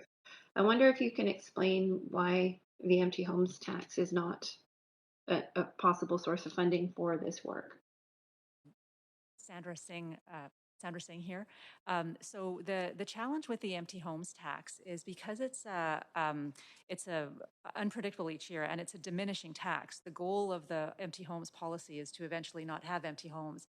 Is that to rely on it for ongoing operations is a challenge. So with the renter office, for example, we are going to have to come back to council shortly in the future year around ongoing operating funding if council chooses to continue to offer that service. So with a bylaw like this that we're implementing, our recommendation is that rather than create a future budget scenario where we have a service that's expected that we can't fund anymore, that we start this one out of the ongoing operating budget. But it is possible, following up on that, and thank you for that, it is possible that council could take a similar approach to the renter's office and fund this work, say, for 3 years from that source of funding, correct? I think we would have Sorry, it's Grant Murray. My understanding is that the law department's position on this was that it was not, did not fit into the requirements in the statute for the way that the empty homes tax can be spent. Can I get expansion on that, and however much you can give me now, and if there's a written follow-up on that? Because we also have bylaws that council enacted, such as an enhanced and strengthened TRPP, tenant relocation protection policy, and other policies, further to Sandra Singh's comment, in order for the rental folks to do this work. So I'm just not clear on the distinction.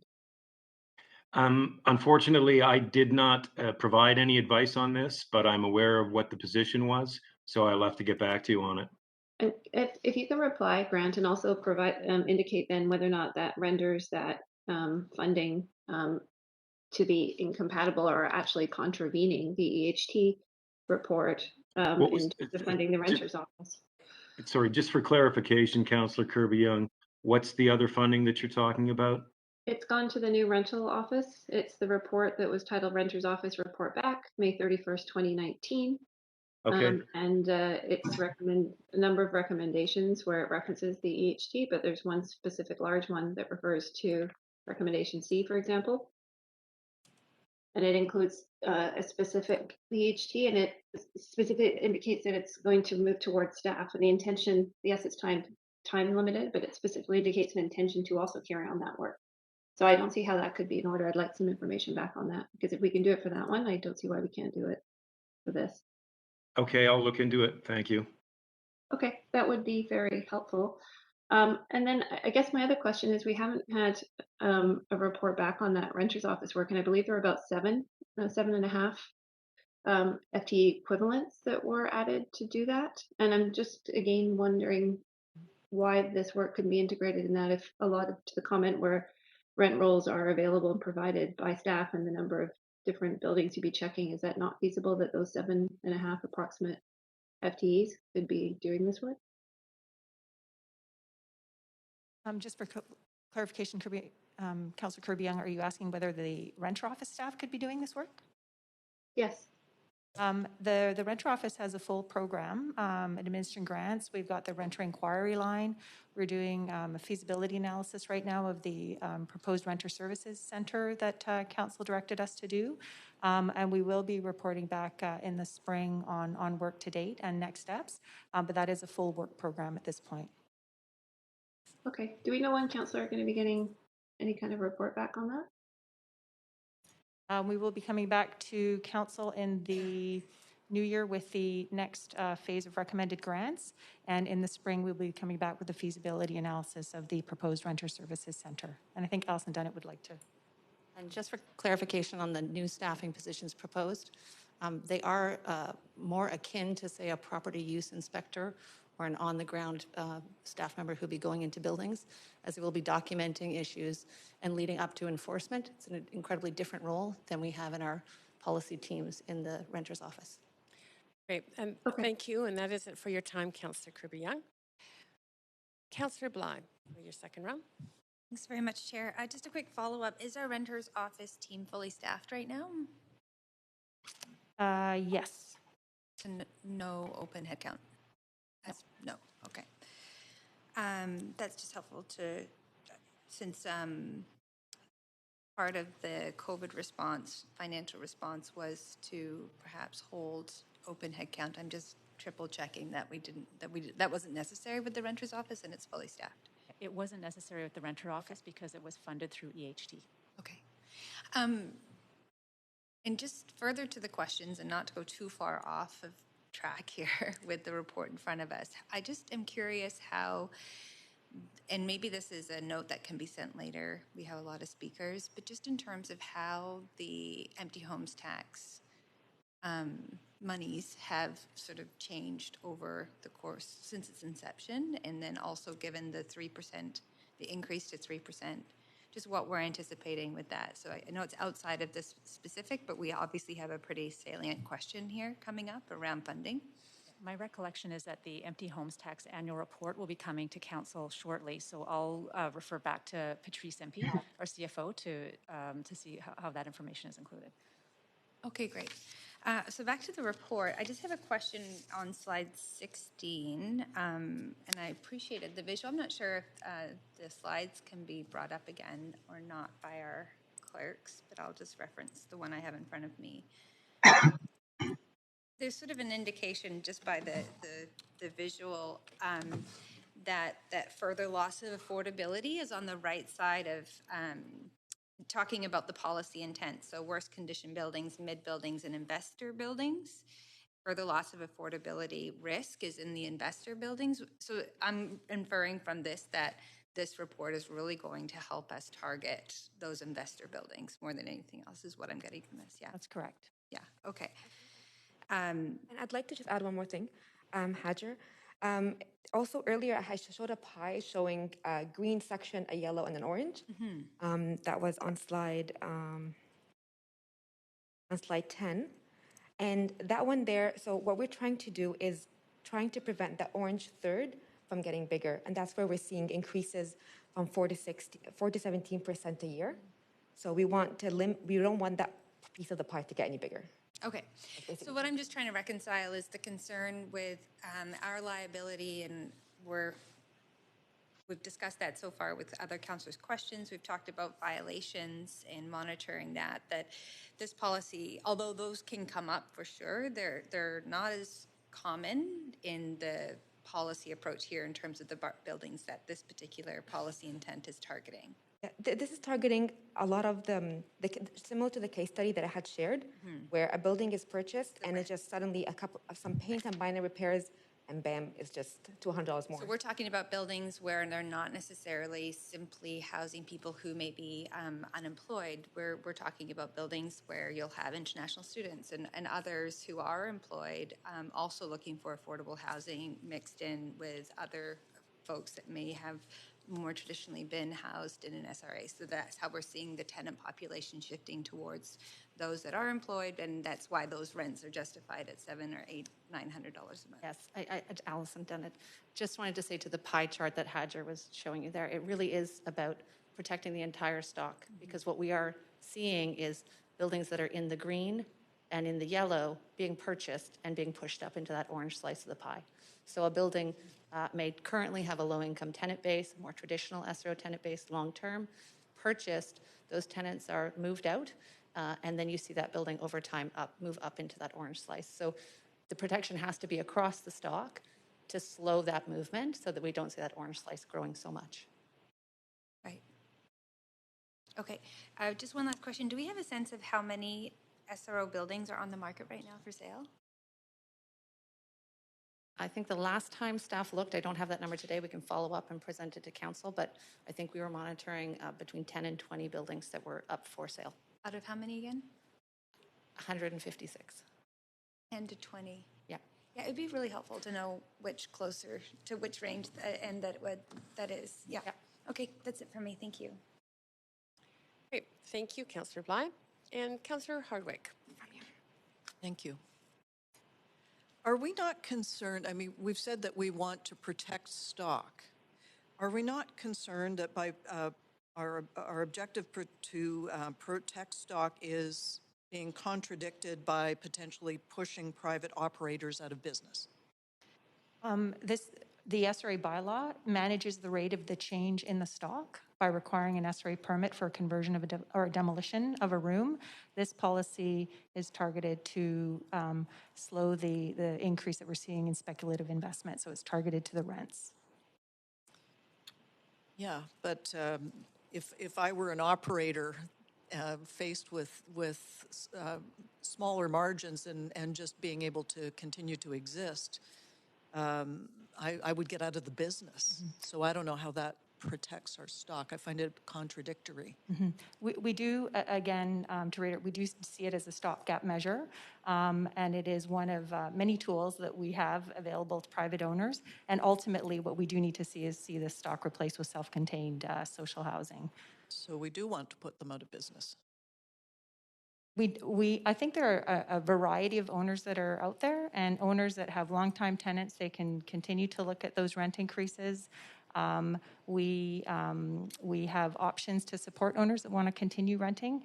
Some owners that may want to get out of the business, I think that's just probably a natural course across any type of owner. Well, yeah, if their margins are going into the negative. Related, so the vacancy control is part of this report. The other one is the request for $500,000 in a headcount increase. What has been the headcount increase in ACCS over the last 5 years? Councillor, Sandra Singh, I don't have that information at my fingertips, but I can get that information for you and respond with the other questions. Right, because I'm just looking at this report, there's the several different sub-departments that are affected here, homelessness, the SRO and supportive housing group, FP&A. I think it would be informative for council to understand how this department has grown over the last 5 years in particular. Councillor, if I could clarify, are you looking at the entire ACCS because it's quite broad, or just in particular housing and homelessness? In housing. Okay, thank you. Thank you. That's it for me. Great, thanks, Councillor Hardwick. Councillor Swanson. Yeah, in terms of implementing the recommendations, have staff talked to the Ministry of Social Development about could they share their, I know they pay a lot of rents directly to landlords, so they would probably have a list of the rent rolls of most of the hotels for most of the people. Could we do some sharing thing here to make it easier? Councillor, if the question is in relation to the amendment that was being discussed around adding in... No, just in general in terms of getting the rent rolls. If the landlord didn't have the rent roll or something, could you get it from the ministry? We do have we do have conversations with ministry about information and data sharing. It is a complicated area, particularly around freedom of information and people's personal data. So we have structured this policy to address that and ensure that we're not contravening freedom of information and information protection. But we do work closely with the ministry, and I think there's lots of opportunities for collaboration on supporting tenants. Okay, thanks. Staff have said a couple times that the purpose of this is to deter speculative investment. I know I've seen ads for SRO hotels for sale where they advertise, instead of saying this is an SRO building, they say micro suites, and then they list all the fancy restaurants that are nearby. Is this something that can you explain a little bit more about the speculation part of it? Like, I also know of landlords who have actually paid their low-income tenants to leave so that they can raise the rent, like $1,000, $2,000. When I was working before I got elected in Carnegie as a volunteer, a lot of people came to me who were being offered money to leave so the landlords could raise the rents. So I'm just wondering if you've encountered this, and can you expand a little bit on the speculative investor concept? Yes, I definitely, that is something that we are hearing and also seeing in particular through our outreach office, where you will have a building that sells. The new owner sees it as an investment opportunity to increase investment potential and or rent potential in the building. So what typically you'll see is if a tenant leaves the building, they might do some upgrades and paint the room, or perhaps add a hot plate and some other, basically improving the unit and doing improvements that don't trigger the SRA bylaw. For the existing tenants, many of whom still have the lower rents, they might be offered a buyout. They might be required to pay for perhaps a fob or other costs associated with the building that they can't afford. So there's pressure to move them out so that that vacant unit can then, the rent can increase for the new tenant. So that is what we're seeing. It's a kind of a change in the tenant mix, and the rents are increasing substantially.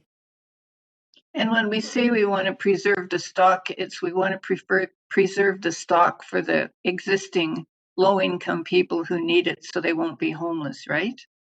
This stock does play an important housing of last resort, recognizing that it is inadequate, and our ultimate goal is to replace it with self-contained social housing. So this is a stopgap measure. Okay, thank you, dear. Thank you, Councillor Swanson. Councillor DeGenova. Very much. Could I start by asking, Chair, would you mind stopping my timer? I have a point of procedure. Oh, done. Oh, go ahead. Thank you. Thanks for, I won't need the whole 5 minutes for my questions, I hope. But just the point of procedure is, I understand that for those following along in the proceedings, that it's difficult often to hear the names of speakers, sometimes when they're called, or to keep an accurate accounting and list of that.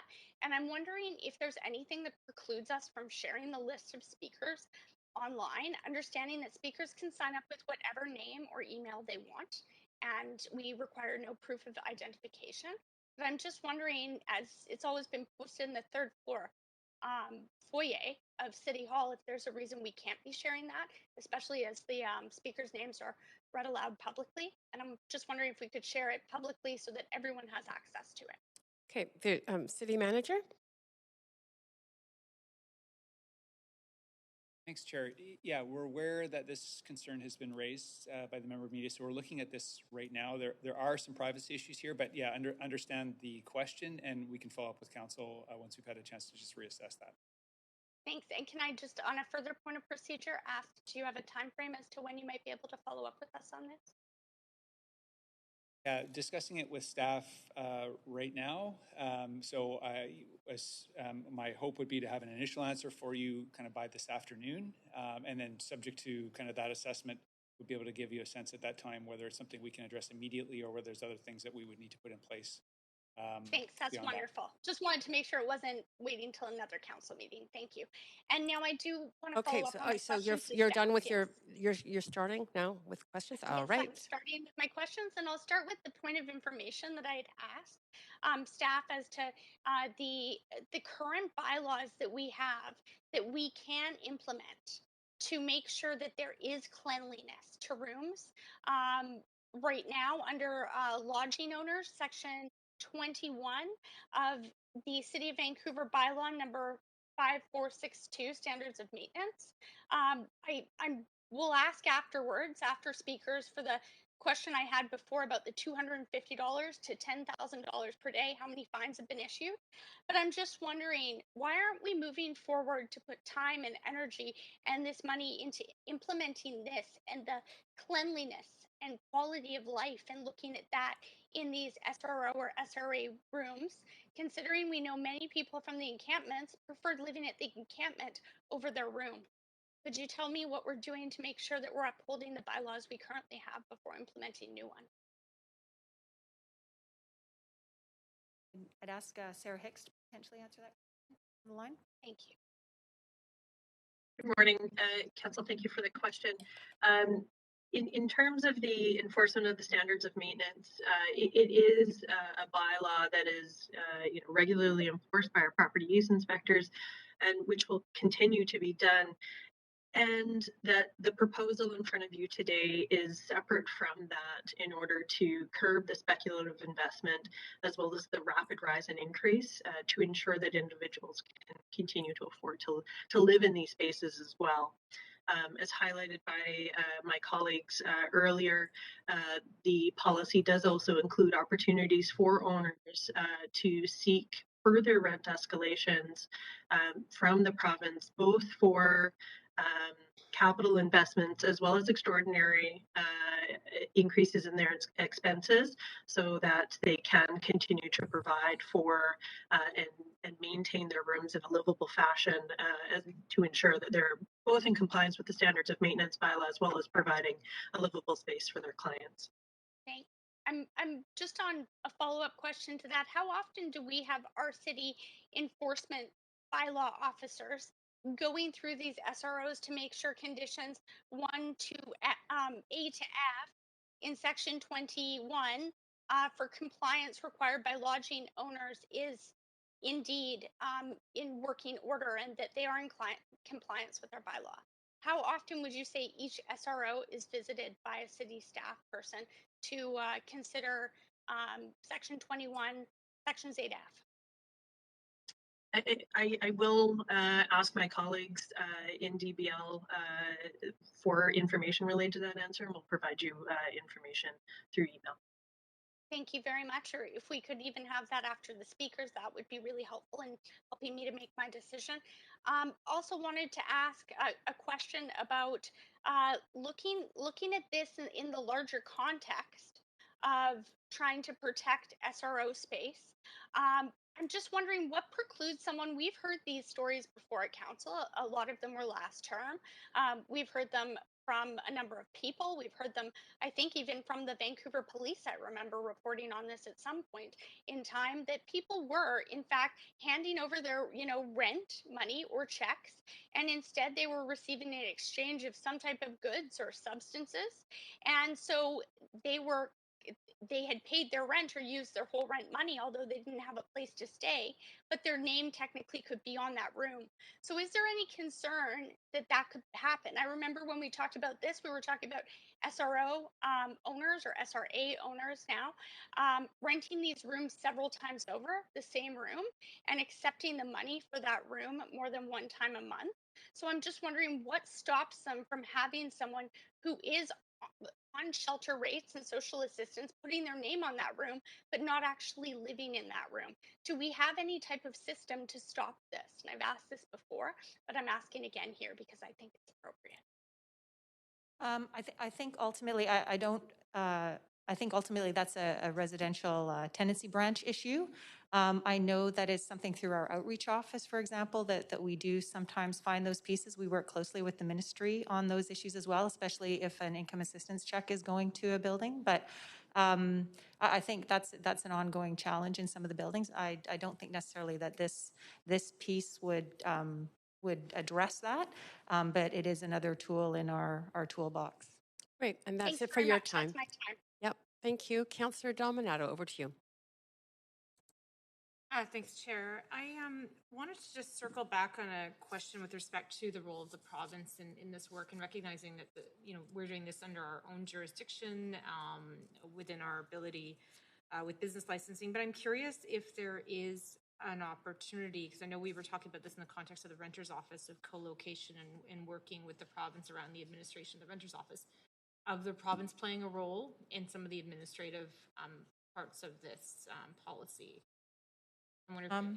I think over the years we have asked the province to consider vacancy control, as we're proposing here today, through their task force. There's, even though they acknowledge the kind of unique character of SROs, they've not gone ahead and done that. I think the cost associated with implementing that we're putting forward in the report is really necessary in terms of that ongoing kind of monitoring and enforcement, and I don't see the province as potentially having a role. That being said, we are working together in the intergovernmental working group, and there are other opportunities for collaboration, for example, through the RTB, if there is an issue where a residential tenancy agreement with the tenant is being impacted or something's happening in a building. We are partnering with them on that front, but in terms of implementation of this proposed policy before you today, I think that would be specific to the city as it would pertain to our bylaws. That's great. And then one last question I forgot to ask earlier was I noted in, I think it was the presentation of the report, in the consultation that was undertaken, which included some of the property building owners, there would seem to be a range of feedback where others said that this would be catastrophic and others said that this was manageable. Could you just sort of tease that out a little bit for me? Because obviously there's a number of different SRO owners out there, but just the perspectives, what you heard from them on this in terms of managing maintenance. Yeah, maybe I'll defer to And Allison. whether they will divest or not. Allison led that. Yeah. Thank you, Councillor. Yeah, we did hear a very wide variety of reactions and speculations. And some of that feedback was both individual owners giving us a sense of where they thought they might go, but also their view on the stock and other owners. And so we did hear from some that they felt this was not going to be a significant issue. Those were more typically owners who have already gone through a kind of escalation of rent scenario and are renting to a non-traditional tenant in their SRO buildings. And so while they may be difficult to have the inability to raise rents, they didn't view this as a significant impact on their business model. There were others who maybe based on the current rent model they have, the business model they have, or an intention to move towards that, this might frustrate that model. We also did in the finance work, as you'll see in the appendix, look at things like whether or not the buildings had mortgages still on title, whether they had a business at the ground floor. That's often a strong cross-subsidization for some owners. So it really is, and I think staff have tried to stress this is such a diverse stock. It has very diverse tenants. It has very diverse units in it, where some rooms are quite challenged and difficult. Others are quite clean and great homes for low-income people at this day. So we've really tried to run the gamut of that and consider all of those different owners, but each one will be impacted differently. Great. Thanks for clarifying that. Appreciate it. Thank you, Chair. That's great. Thank you. That is it for questions to staff. Thank you, staff, both those in the chamber and those online answering questions. Very much appreciated. Council, I just want to remind you that that if you have questions that you believe right now, or over the course of the next time period as we listen to speakers, you want to address as points of information in the period following the speakers, please do send that if you can in written form to Paul Mokry, our city manager. So we are now going to hear from speakers. Speakers heard by phone will be patched through by a moderator when their turn comes up. For in-person speakers, the clerks will ask you to come forward to the podium when it's your turn to speak. You can take comfort in the fact that the podium will be sanitized in between speakers. Our first speaker on the public representative bodies list is Tanya Webking, co-chair to the Renters Advisory Committee.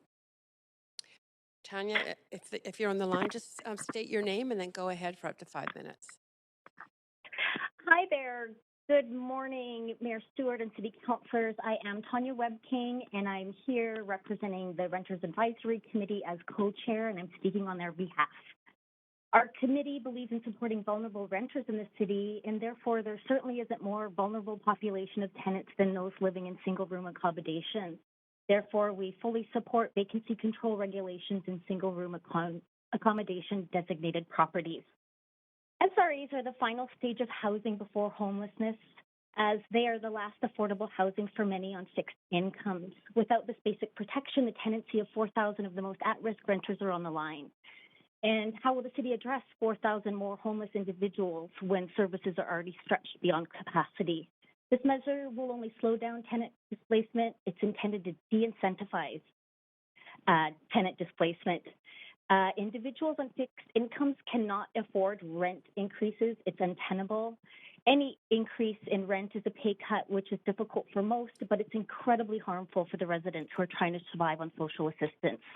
How would other residents in the downtown core feel about an influx of thousands of more homeless individuals on the streets? If these measures are not implemented, this is the inevitable outcome, as these at-risk tenants will not be able to transition into market rate housing, with the average cost of $1,855 for a one-bedroom apartment in Vancouver. We definitely need to push the province to increase basic benefits and to provide support for the private owners of SRAs to maintain this vital housing stock. The small measure doesn't address the livability conditions of these units. They're unsanitary, unsafe, and we should be ashamed as Canadians that this has somehow become an acceptable standard of housing. SROs are a public health issue. It's a humanitarian crisis, yet here we are, still fighting for these units and these residents because there is nowhere else for them to go. Vancouver Coastal Health refers to these buildings as two-person buildings because they're so violent and unsafe. Vancouver Coastal Health workers are not allowed to enter these buildings to see clients on their own due to the serious safety of escalated level of violence, including violent attacks on workers. The Vancouver Charter has broad powers over licensing and businesses, so these recommendations can certainly be exercised under this guidance. Private SRA investment groups will continue to displace vulnerable tenants in an effort to increase profits. The nature of capitalism. The private market will never make decisions based on tenant needs, and so this must be recognized and responded to accordingly. SRA vacancy control does require administration and oversight, but implementing these measures are not excessive expenses, and caring for people should always be in the budget. People before profits, always. Now for some recent research. According to UBC, in a first ever national study, showed that Vancouver is the eviction capital of Canada at a 10.5 eviction rate, compared to Toronto's 5.8 and Montreal at 4.2. We have a major issue in Vancouver, and it's your job to find creative solutions. The Canadian Real Estate Association also announced that housing prices increased over 14% over the past year at an inflation rate of 4%. And, quote, the fastest increase in cost of living in almost 20 years, almost, unquote. We're in a crisis, and we need a response that matches this. We also know that social housing, that housing is a social determinant of health, and we need to care for all residents of Vancouver. We need to remind everyone that the cost of housing people at this level is between $14,000 and $22,000 a year, compared to the cost of $53,000 to care for a homeless resident. People without homes draw significant costs to our social services, according to the University of Manitoba. And finally, a 2018 report from The Economist determined that Vancouver real estate is overvalued at 65% higher than it should be, making us the fifth most overvalued market globally. This community is suffering. We need to stand up and speak for them, as they cannot speak for themselves. To quote Thomas Jefferson, the measure of society is how it treats the weakest members. The Renters Advisory Committee will continue to speak up on behalf of marginalized renters. As a self-proclaimed city of reconciliation, it is your fiduciary duty to protect the most at-risk community, which have zero protections against predatory developers. I would like to remind you that over 30% of the residents in the downtown east side are Indigenous, and the city must honor its duties to this community. As an Indigenous woman, I cannot stress enough the importance of decolonizing housing. This happens to be the city of reconciliation on unceded lands, so we need action. Decolonizing housing simply means that no one is homeless. This is where reconciliation begins. You need to make peace with the stewards of this land by taking care of all in need, by ensuring housing for all. A few hundred years ago, capitalism didn't exist on these lands. Homelessness didn't exist on these lands. There's currently an art installation in Minnesota by Indigenous artist Courtney Cochran called Never Homeless Before 1492. It's powerful. It's moving. To truly walk with reconciliation, there must be housing for all. No one must be left out in the cold, and vacancy control for SRAs is a vital piece to keep 4,000 at-risk tenants housed. Please de-incentivize greed. On a personal note, I'm the Indigenous Actually, case Tanya, manager. excuse me, Tanya, you have gone quite considerably over time, but you do have questions. So thank you so much. I'm just wrapping up. I have one more small paragraph. Perhaps you can work it into it. I mean, Happy to ask it in my question if you'd like, Chair. yes, thank you. We're going to. Tanya, could you wrap up with your paragraph? Just a second. We're going to advance Councillor DiGenova, who's asking questions. She's asking you to wrap up. Go ahead. Okay. No, Masi Cho for your time today. I'm ready for questions. No, you can repeat. You can say your paragraph. That's fine. Oh, I'm the Indigenous Case Manager for AIDS Vancouver, and part of my position is outreach. And I spend a lot of time in the downtown east side and in these SRA units that we're discussing today. I first started working in the downtown east side in the 1990s, and I thought the conditions of these buildings couldn't possibly get worse. But here we are. I feel very protective for my community. And I'd like to point out that there is a huge population of seniors living in these units, and we need to take better care of all of our elders. Implementing these recommendations is the bare minimum possible that the city could do to protect the most vulnerable renters in the city, and we, as the Renters Advisory Committee, are asking that you approve and implement SRA vacancy control. Masi Cho, for your time today. I smudged for all of us this morning. I hope that we all walk in a good way. Haichika. Thank you very much. And thank you for accommodating that. Councillor DiGenova, go ahead with questions. No problem. I did also have a question for you, and it's similar to a question that I'd asked our staff, and considering you're here representing the Renters Advisory Committee, I'm wondering, what do you think about our action right now as a city on the maintenance bylaw 5462 that I'd mentioned? Some of those pieces, include making sure that SRAs right now, or SROs, are clean and in sanitary condition, free of pests, including insects and rodents, fixtures and appliances in good working order, floors, stairs, doors, walls, and windows in good working order, heating system in good working order, and so on. So there's different compliances, and the owner can currently, under our current policies, be fined $250 to $10,000 per day on this. So do you think that we also should be focusing on implementing that and using the tools that we have to make sure that these living conditions are better? And I have a minute left, but I want to leave that to you if you don't mind answering. Oh, I really appreciate the question, Councillor. Having seen these units for 25 years, we've never actually had any full compliance, but I always feel that everyone deserves safe housing and one that has heat and the basic necessities for survival. I did not get to listen to the full meeting. I am calling in from work, which they are accommodating me for this time.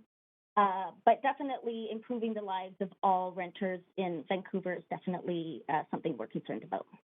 So with the last few seconds I have, can I ask, do you think that it's just as important to implement this bylaw as it is moving forward with the last one to make sure that owners are complying, or a lien could be put against their property? So these owners are not victims. They purchased these buildings with full knowledge of the condition. I can't imagine anyone buying a building with that cost without assessing it. So there has to be a little ownership here for the property developers. There is risk in every investment, and when you invest in something knowing that it is going to require a lot of money to upgrade, we do need to work with them, but there also has to be, they did make a choice. Right. Thanks, And that's my time. thank you so much for that answer. Thanks, Great. Chair, for giving me a few extra seconds. Thank you, Councillor DiGenova. Council, I just want to remind you that it is 3 minutes to ask questions of speakers. Thanks so much. And we are now moving on to our public speakers list. Speaker 1 is Norm Leach, Executive Director of Vancouver Aboriginal Community Policing Centre. And if you wouldn't mind, Norm, stating your name to begin with. Thank you. Thank you, Norm Leach, Executive Director of the Vancouver Aboriginal Community Policing Centre. Also, I'm also chair of the board of the Aboriginal Front Door Society and co-chair of the Metro Vancouver Aboriginal Executive Council. So I speak in favor of this motion, and I commend Council for calling for this report, and also the staff for developing quite a comprehensive report as well. And I presume that in asking for this report and giving ample time for it, that there is general support for this direction, which again I commend. So our office serves the urban Indigenous community in Vancouver in all areas that they face injustice, and unfortunately there's many. And of course we're overrepresented in all of those areas, including homelessness, including poverty, including violence, including murder, including COVID, including overdose deaths. And so when COVID struck a year and a half ago, most agencies closed, but a few agencies kept going in the downtown east side in order to serve the people who are going to be hardest hit by everything and have been hardest hit by everything. And what they discovered was that these people are amazing survivors. They are probably the greatest survivors that this society has or has ever seen. And the resource that these people represent is unimaginable. And also that they tend to occupy these SRO rooms, which are the last resort before homelessness. And the SROs were developed as a place for resource workers in British Columbia to live while they came into town and get their pay and spend a few weeks and then go back out into the woods and the fisheries and the mines. So that business model is gone now, but the SROs remain, and they serve that final purpose and place for people to live as best they can within the means available. Unfortunately, global market forces have forced prices to rise, and neither council nor the provincial government nor the federal government can control those forces, and affordability is becoming an issue for everybody, but most of all for the people who are down here. So what we also found downtown with all the other agencies that we work with providing food, shelter, supports, is that there's a wealth of experience and expertise on these issues and many others.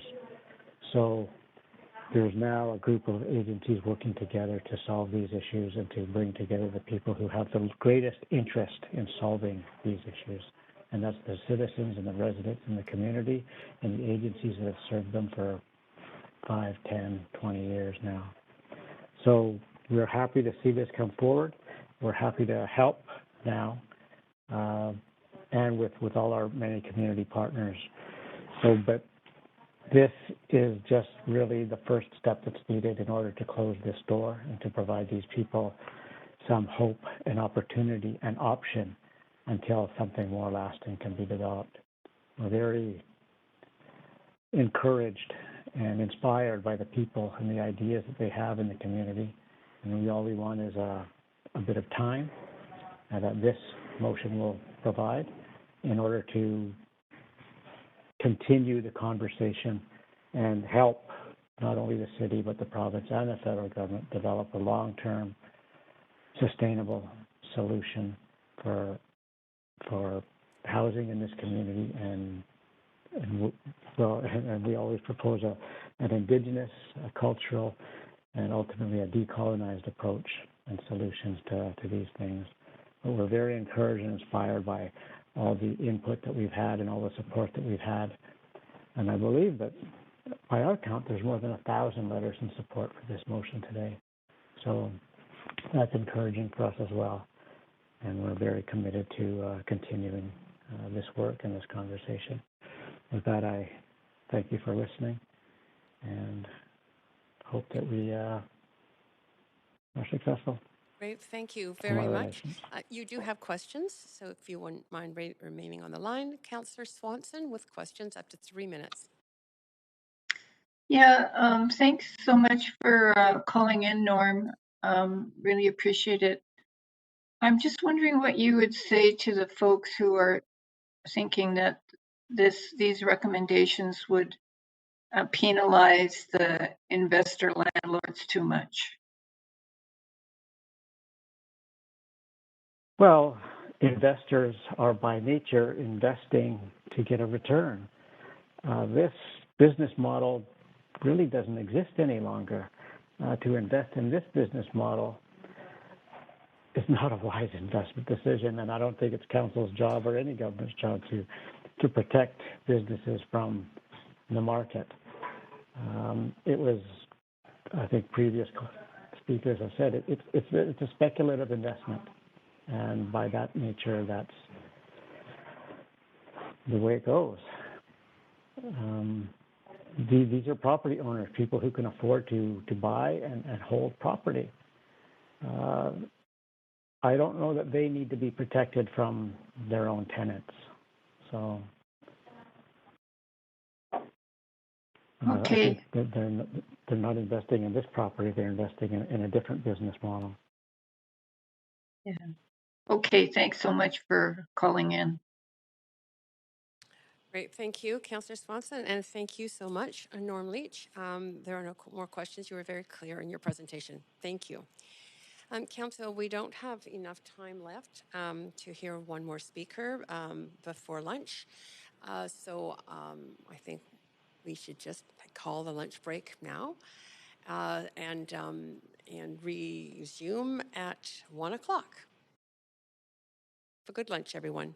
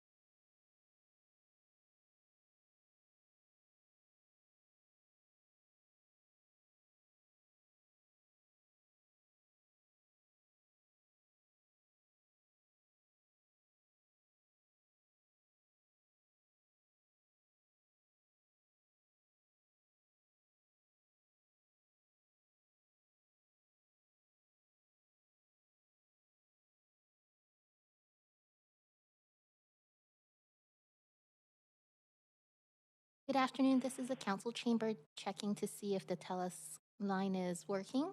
Are you able to hear me, Carlos? Yeah, I'm able to hear you. Perfect. Thank you very much for your assistance. You're welcome.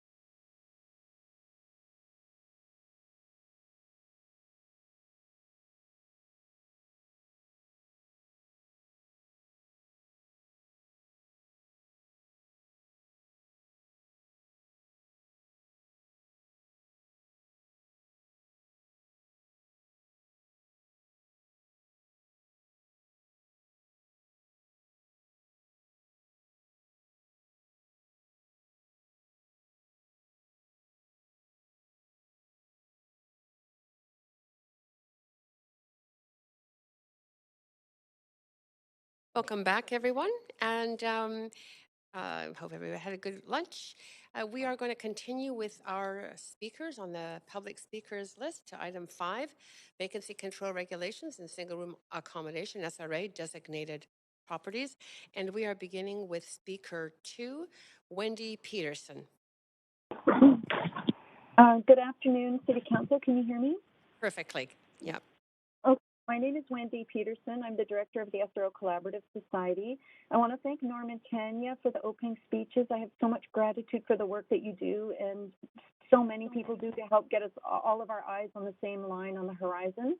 I also want to acknowledge that I've lived here most of my life, and I'll always be a settler and visitor in the downtown east side from other lands. And I want to pay my respects to the land, which is our first ancestor, and to the matriarchs, elders, and hereditary chiefs of this territory. I'm addressing my comments to the council, but also my peers in the downtown east side. I also want to pay my respects to the displaced Indigenous people in the community, past and present, and to their families. So many tenants have lost their lives in the hotels because of the social conditions related to race-based systemic violence. And that history is still playing itself out today, and they're always in our minds. So I'm pleased that today our data and objectives are aligned with the City of Vancouver, and I thank the city staff for their work. I thank Councillor Swanson for her 5 decades of leadership on this issue. And on behalf of the SRO Collaborative Society, we support the staff's recommendations for this new legislation. I have 2 points to make about the issue before you today, and I may not get to my second point, which is about landlord escape hatches. But the first one is right now there is a partial form of rent control in place in the SROs, which is the main driver of homelessness in our neighborhood. So people are very upset about homelessness. And this is why you got over 1,000 letters from individuals in support of the staff recommendations and so many letters from groups. This is an important historical moment. 35 years ago, Expo 86 ejected hundreds of SRO tenants onto the street when SROs converted to tourist hotels. Olaf Solheim of the Patricia Hotel died.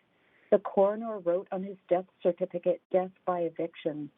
The community rallied for 15 years after that, and finally in 2002 got the SRA bylaw to slow the conversions to offices, condos, and tourist hotels and prevent more evictions, homelessness, and deaths.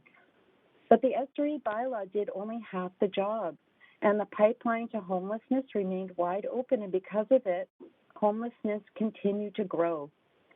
This time because of a more invisible and softer form of conversion related to the weak rent control in place and the ability of landlords to significantly increase rents between tenancies.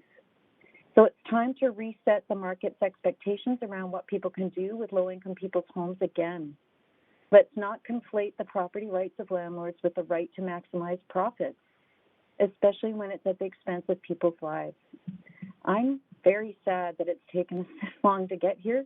To be honest, in the meantime, we've lost so many neighborhood residents to the process of displacement that this policy is trying to prevent. This has created a lot of unnecessary chaos in tenants' lives, and in some cases, death. And for the most part, we try to stay not bitter. As you all know, we try and we carry on with hope that things can get better. So my second point is about whether or not landlords can cover their expenses with this plan. I spend a lot of time with downtown Eastside landlords, and I feel I can speak with some certainty around this topic.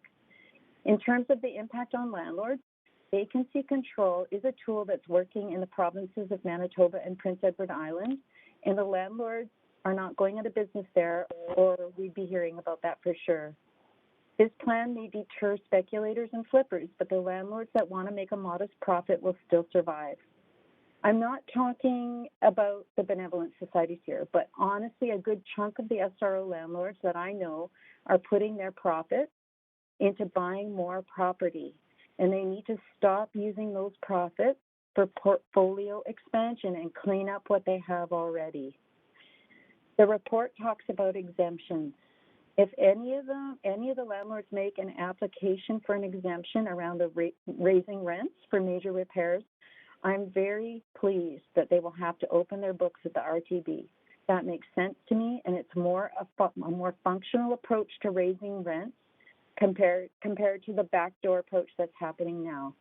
The best escape hatch for landlords by far, in my opinion, and it's referred to in this report, is a partnership.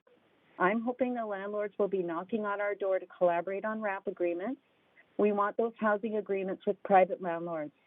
And then tenants can easily get serious upgrades in their buildings. We have a great idea about how to bring this program into the 21st century and support tenants to get more active in their buildings. And there was an article in Vancouver is Awesome yesterday. I don't know if council's seen it, about the federal housing minister's interest in putting money towards purchasing hotels and wrapping them. Yes, I just sent it to you now through my email. I remain hopeful of what to come with the federal government coming on board. Great. And Wendy, I hate to Yep. interrupt you, but you are well over time. However, you do have questions from counselors, and look forward to that email with that article. But your first questions are for Councillor Kirby Young. Go ahead, Councillor. Hi, Wendy. Thanks for your advocacy and for speaking to council. I assume that you were listening to the introduction this morning and the questions from council? I was. Okay. So the question that I have then is sort of based on that discussion, and you had mentioned the benevolent associations as well in your comments, and just wanted to clarify, following up on the discussion this morning and acknowledging that a lot of those benevolent associations are unique. They're not sort of the problem landlords, but a lot of them have actually been providing some of the most affordable rents that can you confirm if you would be supportive of the amendment that was discussed with respect to upon vacancy, allowing a CBA to be able to increase the rent to the shelter level so it's sort of commensurate with the rest of the stock?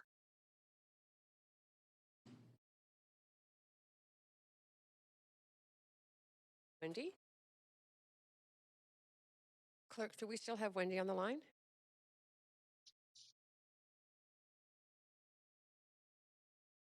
Hello?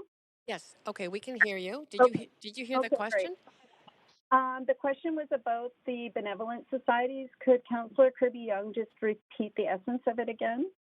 Sure, and maybe Councillor Carr will indulge me with just a little bit of time to do that. Yeah, the question was if you heard the conversation this morning and acknowledging the SROs have, or sorry, the benevolent associations have been providing some of the more affordable rents, but given that they would be subject to this same bylaw, would you support the amendment that's being discussed to enable them upon vacancy to be able to raise their rent to the shelter rate so it was on par with the rest of the stock? That makes sense to me. I think there's a speaker coming up later in the list that you may want to ask the same question to. I do think that we need to resource the Chinatown groups more, and they deserve more wraparound support so that they can get into these agreements with government and and make sure that it's culturally sensitive and done appropriately. And I think it's, I regret the racism and classism that's been, playing into that, so that they shouldn't be in this position of having such low rents and buildings that need so much repair. So it makes sense to me, Councillor Kirby Young, that they should be able to raise their rents if a tenant is on welfare and moving into their place. They should be able to raise it to $375. Okay, thank you. I appreciate that, and I appreciate how you framed sort of the racism and classism that's underlied sort of where we've got to today. So thank you for speaking. I appreciate it. Great. Okay. Councillor Kirby Young? That's it. Thank you. Thank you. On to Councillor Swanson for up to 3 minutes. Yeah, thanks for phoning in, Wendy, and for all your work on this. There's been some concern that if this passes, landlords won't be able to keep their buildings clean or do normal maintenance and repairs. Do you have a response to that? Yeah, I have kind of a counterintuitive response. Since I've been doing this work in 2015 till now, I've come to the conclusion that tenants, and I've noticed from many times of trying, that tenants really can't ask for a repair without risking a backlash, a potential eviction, a rent eviction, a cascade of evictions in their hotels, and even building closures in the worst case scenario. So I actually think putting in some rent control, a stronger rent control and vacancy control, is going to take away the economic incentives that landlords have to evict their current tenants. And it'll give those tenants a bit more opportunity to take some leadership in terms of asking their landlords for repairs. I've seen this. There's one building in the neighborhood that has a RAP agreement, has a housing agreement, and that's working exceptionally well, where the tenants can ask that landlord for repairs, and the landlord is in a better position to be able to do them, and it works really good. So I think this is going to take out some of the incentive that landlords have, or some of the power, frankly, that landlords have, and even the scales a little bit, and just even getting the basics like getting garbage cleaned up and toilets unplugged. And, you know, Councillor Swanson used to take pictures of toilets plugged. And so, you know, I think it's going to give tenants the edge. Okay. Are there any other escape hatches for landlords that you wanted to talk about? Well, just to reiterate, the main one I think is lining up in that Vancouver's Awesome article with the federal housing minister and the provincial housing minister, Eby, and mayor lining up to get that, and your council that voted for that $1 billion acquisition and rental rehabilitation fund. I think that's the key to this, although, like I said at the beginning of my comments on this section, I think the landlords can do it without the grants. You may chase away some of the speculators and the flippers, but the ones that can make a modest living are going to stay. And some of those landlords actually don't raise the rents on their tenants because they want to keep those tenants, because that's their business model, is to not have a bunch of unpredictable people coming into their buildings. So I think things will settle. It might feel like a sting initially, but I think things will smooth out very quickly. Great. Thank you so much. That's your time, Councillor Swanson. And those are your questions, Wendy. So very much appreciate you coming to speak to us and for all your work, and great interview on CBC this morning. Thank you so much, Councillor Carr. Speaker 3, Nicole Baxter.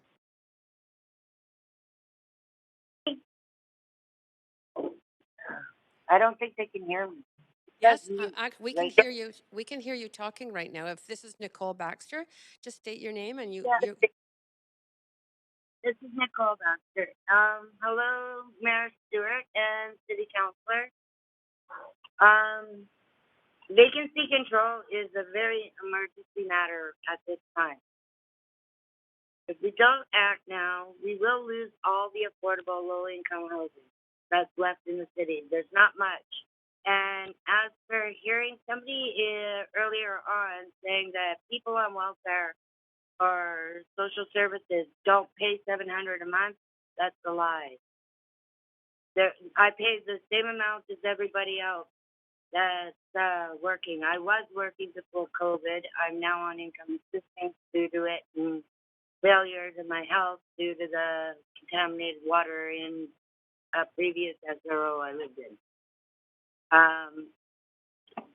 Repairs are very difficult to get out of landlords now, and they're jacking the rent unaffordably. I pay 85% of my income to my rent at this time. And with COVID issues, the homeless folks can't protect themselves. The numbers are going to rise if we don't get the people that are in homes at this time safe. If they end up on the street, they're going to actually raise the COVID numbers. You're going to end up with a lot more overdoses due to people losing hope, despair. They're going to resort to other means of income and numbing the pain. They're going to self-medicate.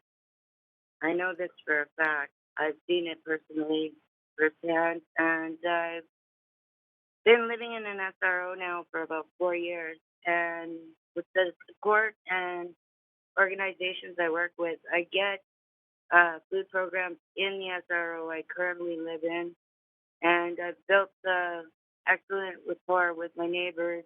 We look out for each other, and with this, it reduces loneliness. It reduces the chance of harmful things happening. Like we get everybody together a lot faster, less problems go wrong. We haven't had any overdoses. There are very few sick. It's been great, like, because we have that community within each other. We can't keep that if the turnover keeps happening. And if there's no rent control, there is going to be continuous turnover. So I urge all of you to pass this motion. Thank you for hearing me. Great, and thank you for taking the time. There are no no questions to you, but you were very clear in your presentation. Thank you so much. Speaker 4, Tom DeGray. Can you hear me? Yes, go ahead. You can just state your name and go ahead for up to 5 minutes. I'm privileged to be able to talk to the council and the mayor on this issue. I'm focusing particularly Actually, on Tom, if you could speak a little more directly into your phone, you're sounding a little bit cutting up. I'm speaking specifically about harassment, the self-experience of illegal evictions. I live in a very old SRO, a 12-unit Strathcona historic dwelling. It's in the process of being forcefully converted. The suite in the front is going for $1,100 now. It went from $275 to $1,100. I'm paying slightly above welfare rate. Needless to say, I have a target on my back. With a number of efforts to legally evict me and my other neighbors who are long-time tenants. What does that feel like? Well, it can be harassment. In fact, harassment is part of the process of the legal eviction typically. They want to make your life so miserable that you will accept the illegal eviction. I've seen that happen time and time again. Sometimes they use what we call a carrot and a stick, so they'll harass you and then they offer you a handful of money. And eventually your life's so miserable you take the money and leave. I might add that extra income gets eaten up very quickly on the new, very likely one that is correct. So it's not a good idea. The difference between being harassed in your home and other experience of harassment is something that I've thought about. I mean, you perhaps had a bad boss, a bad work experience, or bullied at school. When you're harassed in your own home, you can't get away from it. It becomes a daily part of your life, and it's a tremendous stressor. Now, I might add that stress is not good for your health either, along with poor housing. It's very bad. And this is part of the daily life of many people in that world. So I think I can conclude that point. I'm passing the mic. Do you have more questions? Oh.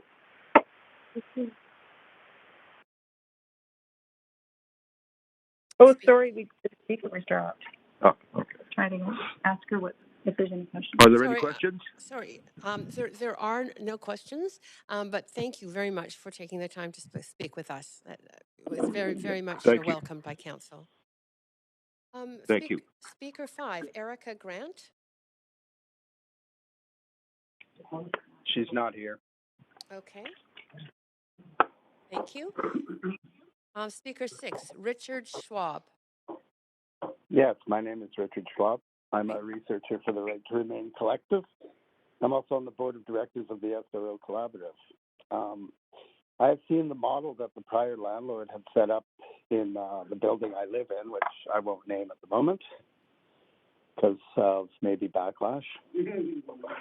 The model that our prior landlord had was one where we don't change tenants very often, so maybe one tenant a year might be gone, but he would keep it so that we all understood what we were paying for rent, and most of us paid similar rent.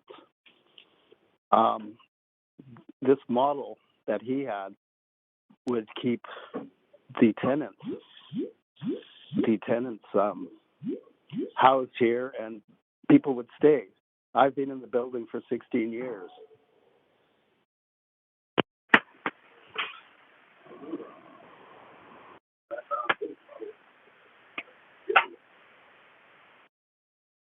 Richard Schwab, are you still there?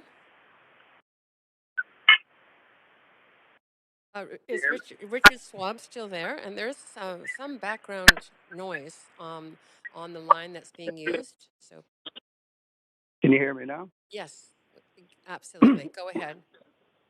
Okay, I just wanted to state that the new landlord is different in his approach to his model for how it should be done there. And unfortunately, people have moved out and people have been kicked out. And the rents have all pretty much gone up by about 25 to 35%, depending on which room. And I think with this, the vacancy control would stop this from happening. I like the model that we were shown from the presentation that City Hall did, the staff there did, which was really nice to be able to be on that and see it. And just to close, I would like to say, please vote yes. Thank you. You do have, if you don't mind staying on the line, you do have some questions. And Councillor Swanson, go ahead, up to 3 minutes. Yeah, thanks for phoning in, Richard. That's great that you took the time to do that. I just wanted to ask you one question. Some people are saying that it's the business model of getting rid of old tenants to get in new tenants and raise the rents. That's the problem. And other people are saying that if you can't raise the rents a lot when the tenants change, then the landlords can't keep the place, operate the place properly. So when you had your old landlord, was your place kept clean or was maintenance done?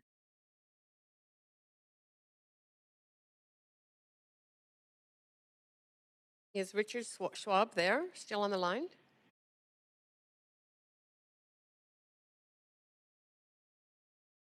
Looking to Richard Schwab to answer the question from Councillor Swanson. Clerks, do we still have that line open? It's okay if he's not there. No. Okay, sorry about that, Councillor Swanson. Hello, is it possible for us to use this other phone for Richard to continue? Hello? Yes, hello. Oh, is it possible for us to continue? We got cut off on another phone. Can we continue on this phone? Just a second, clerk. I'm sorry.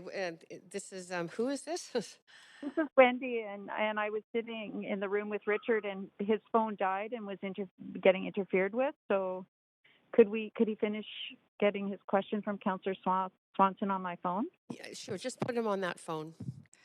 Okay. I'm sorry, Councillor Swanson, I did not hear your question. Councillor, would you mind repeating your question? I'll stop your timer while you do that. Yeah, just basically, was the maintenance in the plate before you got your new owner who jacked up the rents? What was the maintenance like in your building? Was it clean? Did repairs get made? Stuff like that. Yes, actually, it was impeccable. We had the caretaker / manager come in and clean the floors, the toilets, the stairs every day. When maintenance, if something happened, like a sink gets clogged up, it would be worked on within a day or two. If the toilet's clogged up, it would be fixed that day. And for something like the hot water heater, that took a little bit longer, but that was probably due to just labor and probably finding somebody that was really good at doing it. So now that has changed a bit. It's every other day that somebody's coming in and cleaning, but it's been maintained. Not as good as it was before, but thank you for the question. Yeah, you're welcome. Thank you for answering. Okay, and that is it for your questions, but again, appreciate that you got back on that line to answer Councillor Swensen's question. Thanks so much for calling us. Councillor Carr, could we use this phone for the next speaker as well? Because the other phone had trouble. Clerk, I think that's fine, right? They're in the same location? Great. Yes, absolutely fine. So speaker 7 is Joshua. Jillian? Hello? Yes, Hello, hello. Mayor Stewart. Just state your name and then you have up to 5 minutes. My name is Joshua Gillen, and I live at the Lion Hotel. My building is one of the last hotels under the Residential Rehabilitation Assistance Program, the RAP, which gave the landlords a large forgivable loan to fix up the building in exchange for keeping the rents low. The agreement ends in a few years. I have heard that landlords say under the vacancy control they won't be able to maintain the buildings. Well, in my building, I do clean the building and help keep the shared areas tidy. Given the opportunity, tenants can contribute to helping to keep up of the buildings. Right now, my building is the only private SRO with stabilized rents, and that makes me feel trapped. If I were to move to another building, I would lose all protection I have right now. So with vacancy control, I will have the freedom to move to another SRO, and rent would still be affordable. That's it. That's all. Great, thank you. That was very clear. There are no questions for you, but you were very, as I say, very clear in your statement. Thank you. Speaker 8, Kevin Nanakewitang.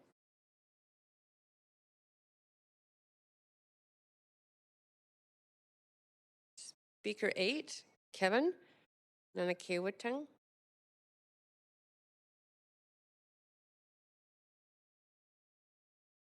Clerk, do we have that speaker on the line? Do you know? I'm just double checking, Chair Carr, if you could give me a moment, please. Great, thank you. Feeling he was on that original line that went dead.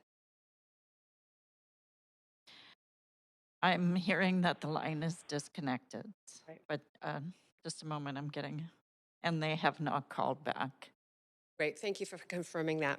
We will move on then. Speaker 9 is withdrawn. Speaker 10, Jeff Masuda, I believe, has sent in a presentation. Speaker 10, Jeff Masuda, could recognize that they're here, and we can get that presentation up. And just, hi there. Yes, Yeah, if you just want to state your name, and then we're just getting your presentation up, so I'm not going to start your timer till it's up. That's fine. It's just one slide. Oh, just one. Yeah, thank you, Mayor and councillors, for the opportunity to speak to you today in support of vacancy control. My name is Jeff Masuda. I'm not a resident of Vancouver, but like some of the tenants that you've just heard from, I'm a member of the Right to Remain Collective, and I participate in that as a professor in the School of Public Health and Social Policy at the University of Victoria, and I also hold a Canada Research Chair at Queen's University.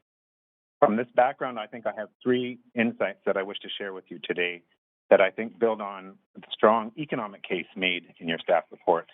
These are community stability, health, and racial and colonial justice.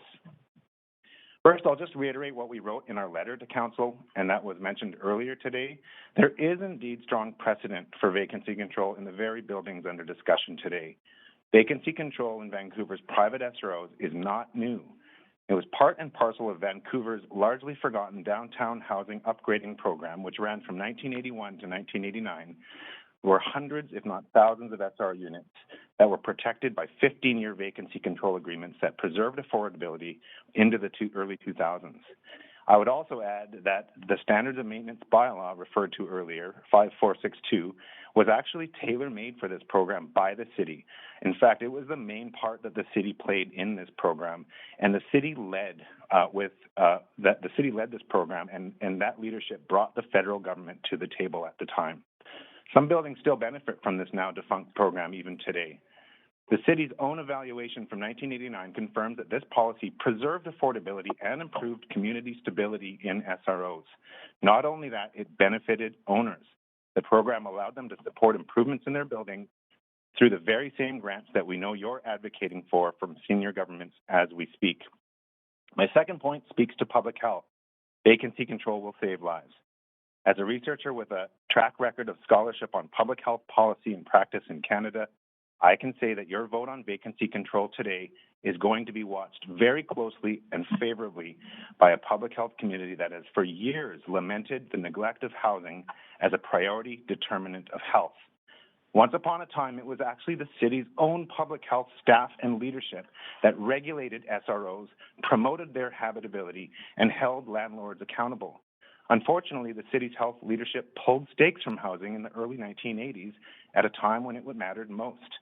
Your decision on vacancy control will set the stage for the restoration of public health attention and action on housing, both here in Vancouver and beyond. It will set a new precedent for recognizing that the right to life trumps the right to make a profit off of those lives, mobilizing public health to get us back in the game.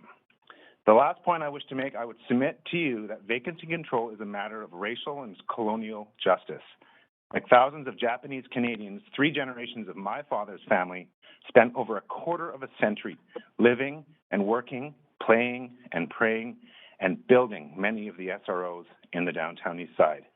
Then their lives were irrevocably disrupted by the racist policy that expelled them from their homes and banished them east of the Rockies. For many of us, vacancy control in SROs is the first real concrete action that follows on your predecessor's 2013 apology for the city's regrettable role in executing this policy. It's been 8 years since Mayor Robertson pledged that the city will, and I quote, do all it can to ensure that such injustices will not happen again to any of its residents, thereby upholding the principles of human rights, justice, and equality now and in the future, unquote. Our research sheds specific light on the significance of that expulsion to the problem of SROs today. I refer you to the figure that I hope you're seeing. It depicts the distribution of lodging house business licenses held by persons with European, Japanese, and Chinese surnames just prior to World War II. Unlike most accounts of this story, this map doesn't tell us about lost ownership. It's a story of caretaking, of community building. What we see here is that nearly 50% of all business licenses within the boundaries of today's downtown east side, depicted in blue, housing fully 3,279 people, were lived in and managed by Japanese Canadians. Their sudden and irreversible eviction under the auspices of restoring a white society on Powell Street wiped out layers of social, economic, and material infrastructure that had been carefully built up over decades. This was the original sin that set the stage for decades of injustice that's been upheld by mismanagement, inaction, half measures, and broken promises. The lack of vacancy control in once Japanese Canadian occupied and managed SROs in the context of today's housing crisis, in which fully 1/3 of tenants are Indigenous, not only upholds, but it amplifies this injustice. Forced expulsion by raising rents on the poor is an act of colonialism. In this light, vacancy control is not all you can do, but it's the least you can do to enact the city's pledge for justice. So we are on the eve of the 80-year anniversary of the city's violation of the human rights of Japanese Canadians, 150 years of violating the rights of Indigenous peoples to their own lands and livelihoods. I urge you to begin to undo this long legacy of racial and colonial injustice, to begin to address the public health crisis before us, to begin to restore tenants, our neighbors, ability to stabilize their lives and build a sense of community in their SROs. Vacancy control will buy us the time that tenants desperately need to continue to work with you to create a more permanent, equitable, and dignified housing system that will serve the needs and aspirations of this historic community. Thank you. Thank you. And you have questions, if you could stay on the line for a second, that would be great. Happy to. Councillor Swanson, up to 3 minutes. Go ahead. Yeah, that was a really powerful presentation, Jeff. Thanks so much. I really appreciate the solidarity that the Japanese community shows with other folks that live in the downtown east side. It's so amazing. So I guess the biggest concern that I heard for the questions that the other counselors asked was that this might make it hard for, that vacancy control in the SROs might make it hard for the owners to keep conditions half decent. So how do you respond to that concern? I mean, I think others have spoken to this point. I am pretty confident that vacancy control is going to usher in a much more willingness of senior levels of government to get into the game of providing the funding that's desperately needed to restore the basic habitability of these buildings.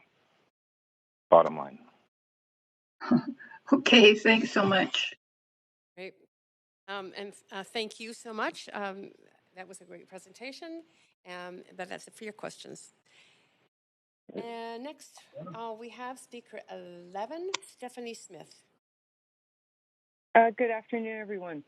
I'm calling in to support the SRA vacancy control policy that Council is considering today. I'm Stephanie Smith, and I'm a resident of the Downtown East Side. I worked as a poverty law paralegal for most of the period from the late 1990s until 2019 in and outside the Downtown East Side, representing tenants in all types of rental housing. And during that time, I provided legal advice and representation to many tenants of SRAs. I was able to observe firsthand how the SRA bylaw unfortunately did not protect my clients from displacement when their buildings were purchased by speculative investors. This is an unfortunate product of limitations in the SRA bylaw and the persistence of investors who want to change the quote-unquote tenant type in their buildings and sharply increase rents. The SRA bylaw, while laudable, did not contemplate two things. First, that de facto conversions could take place without substantial changes to the building and without removing units from the inventory. And second, the ingenuity of speculative investors and landlords when they are trying to evade the bylaw's security of tenure provisions. I think when the bylaw was created, the assumption and purpose was that protecting the stock would protect the tenants living in the stock. And this, unfortunately, has not been the outcome. My experience working with tenants who were long-term SRA residents is that the purchase of their buildings inevitably resulted in attempts to displace them and functionally convert the units. In some cases, those de facto conversions took place when cosmetic work was done on units and they were rented out to higher-income tenants. In other cases, landlords carried out work that should have triggered the conversion provisions of the SRA bylaw in 1.2 sub-E, repair or alteration to designated rooms, but they've done so without applying for conversion permits or issuing notices to end for landlord use. In order to do this, they have to secure vacant possession of the unit some other way. And I've seen a number of strategies employed, but generally the investor-landlord pattern is offering financial incentives to move.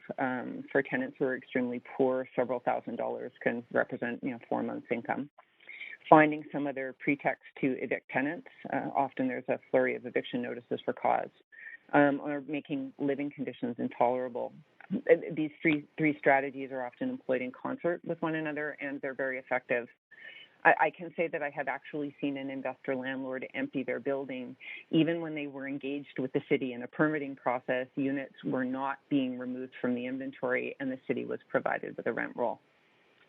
But because the methods that they've used to get vacant possession are at least nominally legal, eviction for cause or mutual agreement to end the tenancy, the bylaw is not triggered, and the landlord is essentially free to do what it wants to increase revenue. Faced with this relentlessness, there's really only so much that even the most determined tenant and legal representative can do. In my view, this cycle of displacement can only be interrupted by vacancy control. So long as speculative SRA investors are able to impose unlimited rent increases between tenants, they will ensure that tenants paying affordable rents are forced to move. In my view, any tenant displacement should be of concern to the city, but these tenants and this accommodation merit special protection and consideration because the consequence of displacement for these tenants is almost inevitably homelessness. I have worked with tenants who were stably housed for more than a decade, who took buyouts and ended up living in parks waiting on BC housing wait lists, who were evicted and disappeared, tenants who died. We have abundant good evidence over many years that the displacement of low-income tenants from SRA housing stock has led directly to increased homelessness and, in my experience, to death. I think that we have a moral imperative to act in the face of the humanitarian crisis. I also appreciate that the city must consider the financial implications of this program. When doing so, we should take into account the enormous costs the city incurs because of homelessness. To be blunt, it costs less money to keep someone off the street than it does to get them off the street. Every attempt to improve living conditions in SRA accommodation comes with some kind of risk. I have worked with city staff as they've tried to improve the living conditions of SRA residents while dealing with the omnipresent risk of units being removed from the inventory. It's not an easy task. I think they've done an exceptional job of balancing potential risks of tenant displacement via loss of SRA stock with the ongoing risk of displacement and homelessness via eviction and soft conversion. I would like to thank city staff, Downtown Eastside community organizations, and council for their work on this file, and urge council to vote in favor. Thank you. Thank you. That was perfectly timed. I actually have some questions for you if you would be willing to answer them. Certainly. Yeah, I'm very interested in what you said about you've seen empty rooms, and yet a rent roll actually provided, I guess, to the city or whomever. So I'm curious about that in the context of the ask that is coming forward with this report is to increase some staff in order to actually monitor on an annual basis the rent roll, the number of units rented, and at what rents.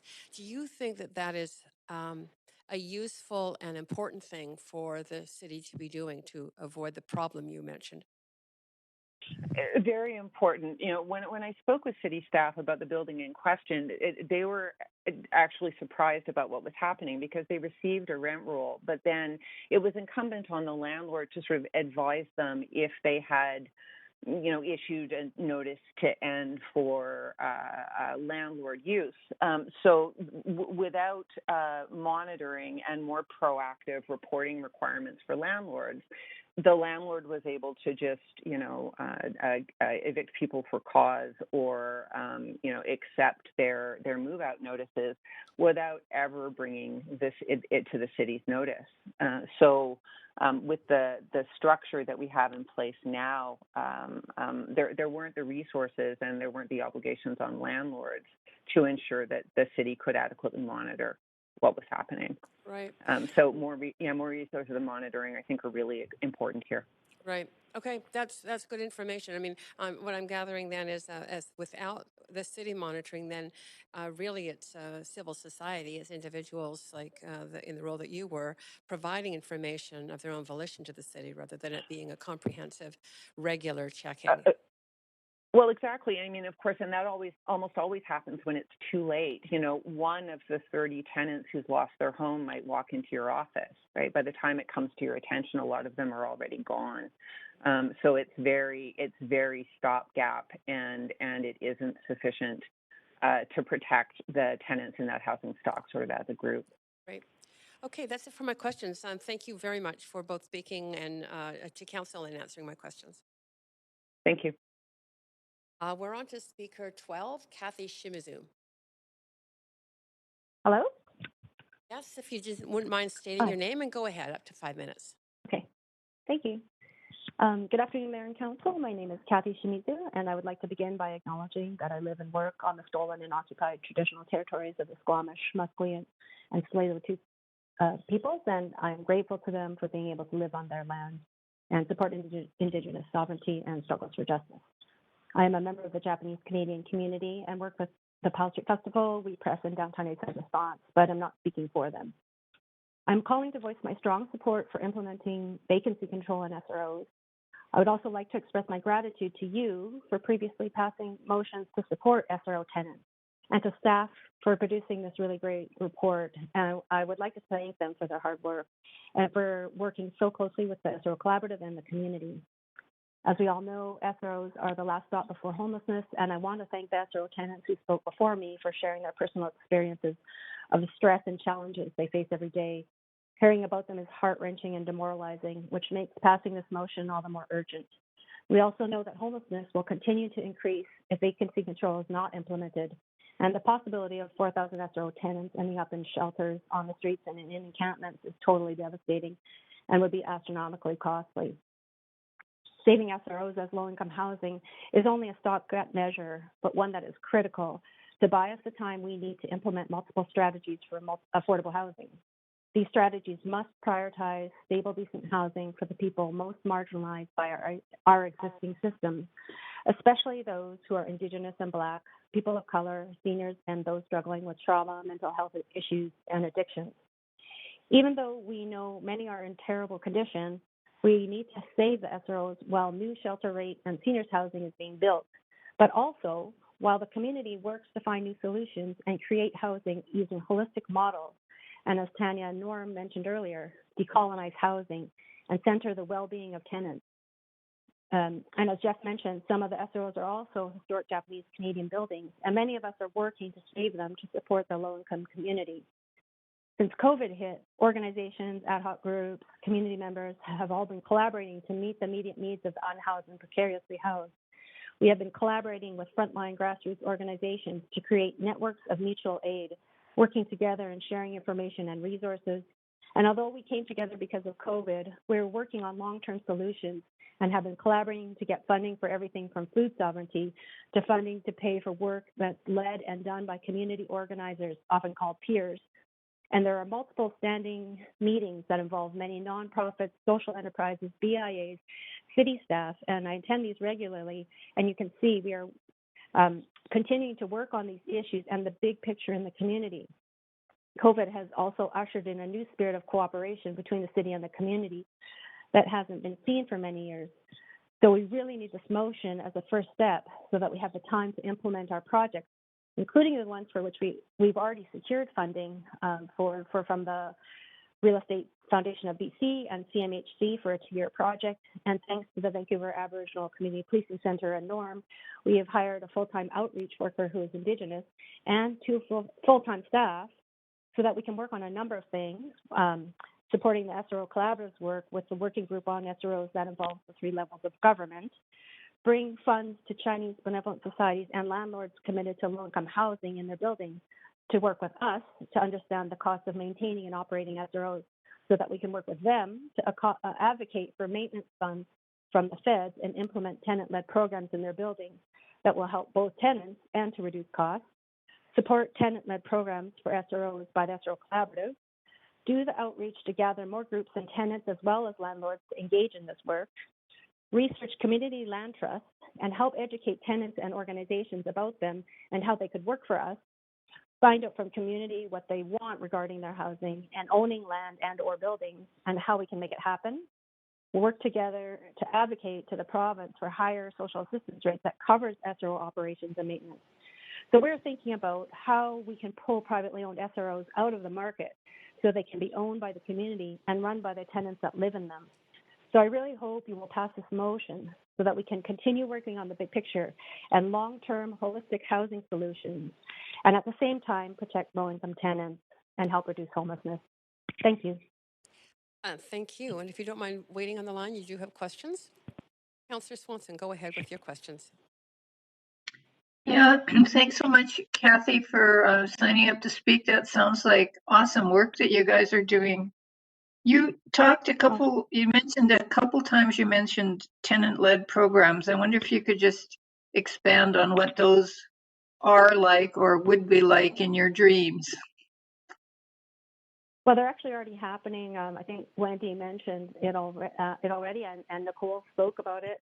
Nicole and Tom and Richard, those folks are tenant leaders. So the SRO Collaborative already working in a number of privately owned SROs, engaged tenants who are, as Wendy puts it, they have connected with people in buildings and find out who the connectors are, and then those folks connect with other tenants, and so we've been doing work around food sovereignty. Food's a great way to connect with people. So meals, amazing, delicious meals produced, created by Watari Latinx Community Kitchen are made, and they bring them to SRO tenants, and that's a one way of engaging people. But now the tenants in the building know each other. They've been helping each other, and helping some of them also not get evicted, like some of the folks that maybe hoard a bit, and trying to manage some of the minor maintenance things in the building. The tenants, like Wendy said, in one of the buildings, one of their tenant leaders knows the name and the room number of every tenant in her building, and they support each other. So these are, the idea that Norm talks about decolonization is actually, it's not a service-oriented model. It's actually thinking about our responsibility to each other and connecting each other socially so that we can, neighbors can help each other, and we can, really, it's a way to help the landlord as well. There's less reason to, there's less conflict. There's a lot more de-escalation in the building. And so these things are already happening, and what would be great is if it could be happening in more buildings. And you need vacancy control as a prerequisite for this. Is that what you're saying? Absolutely, because one of the issues is that sometimes these things are hard to do if people are worried they're going to get kicked out, so that the landlord can raise their rents between tenants. And so the vacancy control brings a level of stability to the housing stock that allows this work to happen. And I think there are who the landlords are is a very diverse group, and some of them, I think, and the ones that the SRO Collaborative already knows, there's a lot of cooperation happening. So the vacancy control just allows things to stabilize so that this collaborative work can happen. And that is it for your time, Councillor Swanson. Thank you. Yeah, and thank you. Thank you very much, Kathy, for being able to speak to us today and answer those questions. Very much appreciated. Moving on to speaker 13, Nicholas Blonley. Hello there. Yes, just state your can name you hear me? and go ahead. Yeah, thank you. My name is Nicholas Blomley. I am Professor of Geography at Simon Fraser University. I am in favour of the vacancy control proposal. It's a timely, thoughtful and intelligent intervention into a vital housing sector. I'm also a member of the Right to Remain Research Collective. We seek to uncover the story of Vancouver's SROs while amplifying the voices and fighting for the rights of the tenants who live within them. We support tenant organising for improved safety, habitability, affordability and sustainability in SRO buildings in the downtown east side. And I'd like to draw from this work to address two issues that have been raised by SRO owners. First, one argument that has been raised is that if vacancy control is imposed, landlords will evict so-called hard-to-house tenants, propelling them into homelessness, and would cease investing in their buildings. Research reminds us that this is an old rhetorical ploy without any apparent substance. A peer-reviewed research papers of ours recently published in the International Journal of Urban and Regional Research documents an earlier history of the deregulation of downtown east side SROs in the 1970s, when SRO residents were exempted from protection under the Residential Tenancy Act. This placed them in a highly precarious condition. Landlords could evict summarily and raise rents at any time. One immediate outcome of this was, of course, the mass evictions during the run-up to Expo 86. Now, community pressure to bring residents under RTA protection continued through the 1970s and 1980s. Similar arguments to those we see today from the owners were made. In 1977, it was warned that such protections would have, quote, serious implications, unquote. Many hotel owners would close hotels, it was said, if they were forced into the RTA because their operations were already financially marginal. Forcing landlords to provide better standards was doomed to failure, it was argued, as landlords, quote, are in deep financial trouble and are unable to absorb more losses. At the very least, they will fight the changes and the tenant will be the loser, unquote. It was also argued that, quote, those who are difficult to house would find themselves expelled from all hotels, which have been more tolerant of them than any rooming houses. These people who are hard to house will be without shelter, unquote. I think we can learn some lessons from this history. Firstly, it is, of course, a deeply immoral argument that devalues and denigrates poor people while denying them state protection. The logical consequence of such claim is that poor people deserve poor housing and that poor people are too vulnerable to be protected. Second, the fears raised in the special pleading of almost 50 years ago, so reminiscent of current complaints, did not seem to be borne out. SRO residents were brought into the RTA in 1989, and the sky did not fall as threatened. And there are many other historical examples of this special pleading whenever regulators try to rebalance the relationship between landlords and tenants. One example is the adoption of fire sprinklers in SROs, where landlords made similar Chicken Little claims. The second argument, which is evident in Appendix E in the report, concerns property rights. Private owners suggest that, quote, vacancy control is an assault on property rights, unquote, and is thus unjustifiable. We don't need to recognize that the private property of owners is reliant on the theft of stolen indigenous land or the dispossession of the many Japanese-Canadian lodging house owners in the 1940s to see that this is a specious argument. Property rights are not an end in themselves, but must be justified in terms of the values that they serve. If they serve only the power to extract, evict, and discipline, they cannot be justified. Property has always been regulated, although such regulations must, of course, meet defensible goals. Vacancy control meets many valuable policy goals. It also, of course, protects the property rights of tenants. Vacancy decontrol, our present system, incentivizes landlords to evict or to make conditions so unbearable that tenants self-evict. Vacancy control, conversely, recognizes that not only owners, but also those who live in their buildings and pay their rents have rights too. So I encourage you, therefore, to approve the vacancy control policy and work closely with tenants to realize its full potential. Thank you. And thank you very much. Councillor Swanson, are you on the queue for questions to this speaker? You are on the queue. I wasn't, but I love extract, evict, and discipline. Okay, thank you, Councillor Swanson. And so that is it. There are no questions, but a very thorough presentation. Very much appreciated. Thank you. We're on to speaker 14, Councillor Beverly Ho. Hello? Yes, Beverly, we can hear you clearly. Just state your name and go ahead. Okay, thank you. Hi, my name is Beverly Ho. My Chinese name is Ho Yingyan. I live and work in the Chinatown, downtown Eastside area, situated on the unceded, stolen, traditional, and current lands of the Squamish, Tsleil-Waututh, and Musqueam peoples. And I'm calling in to speak in support of the vacancy control motion. I grew up in the neighborhood as a second-generation Chinese settler, and my dad's family immigrated and settled here beginning in the late 60s, running Hung's Grocery, which is now Finch's on the corner of Jackson and East Georgia. So we've always been connected to the neighborhood, and I'm really honored to continue to have and make those connections with seniors in Chinatown.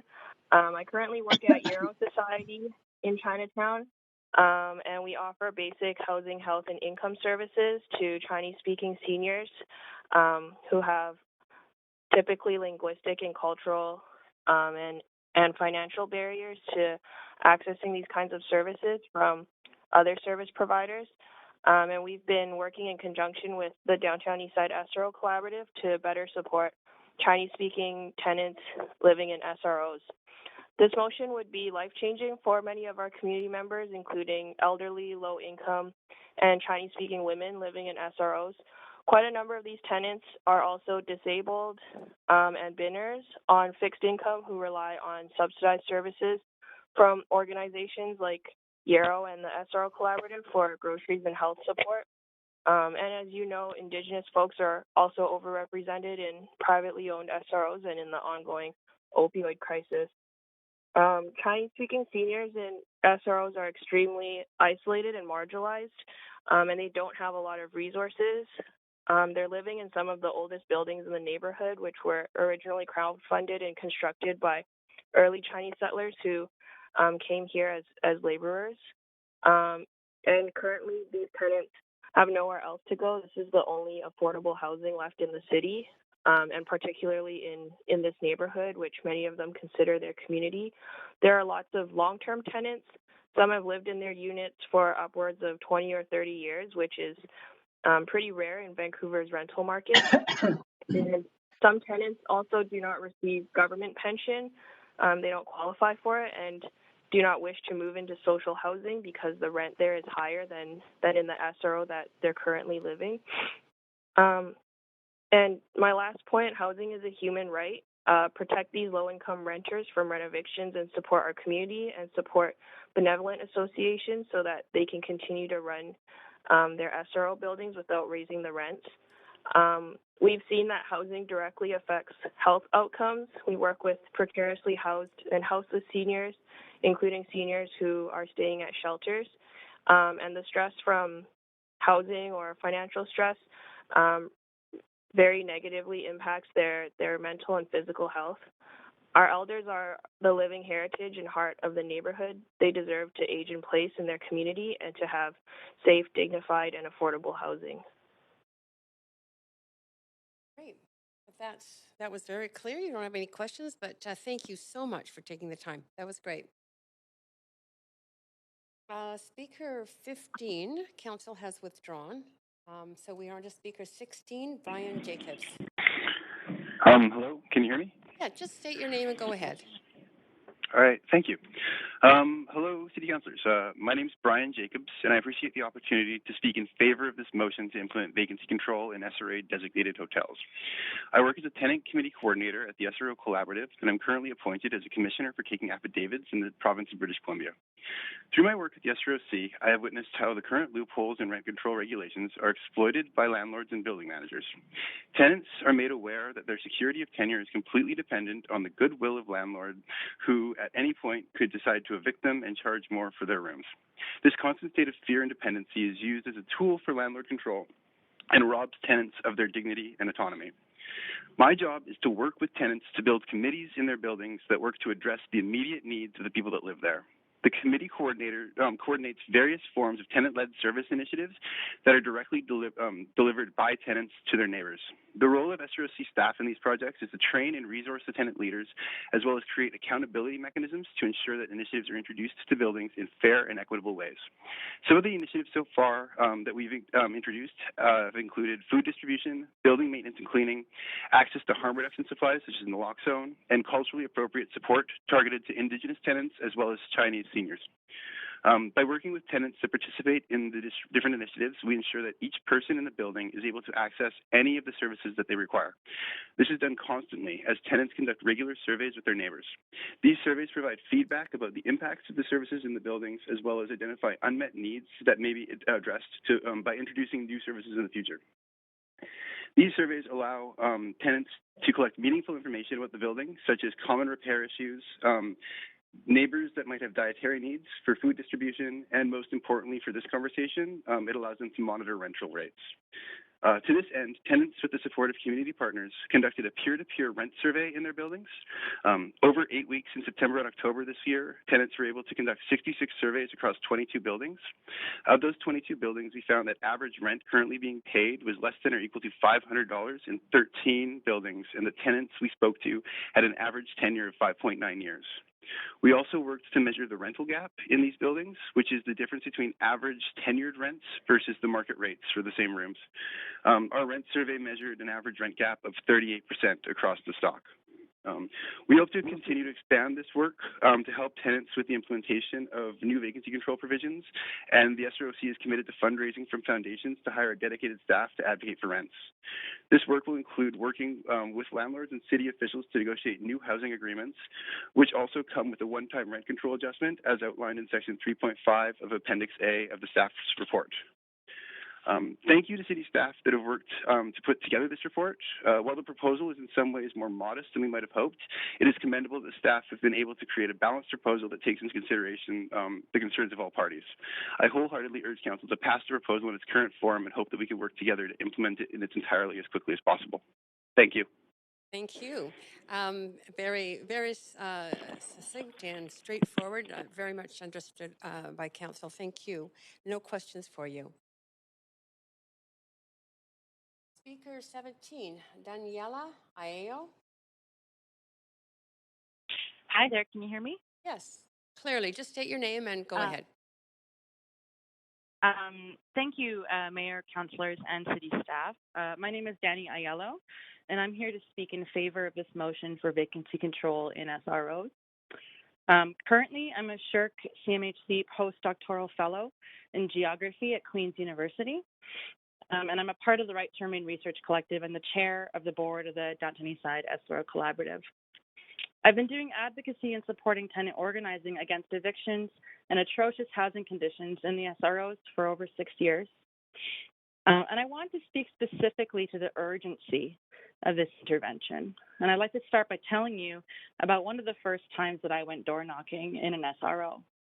The Metropole today sits fully converted and lost to the low-income community.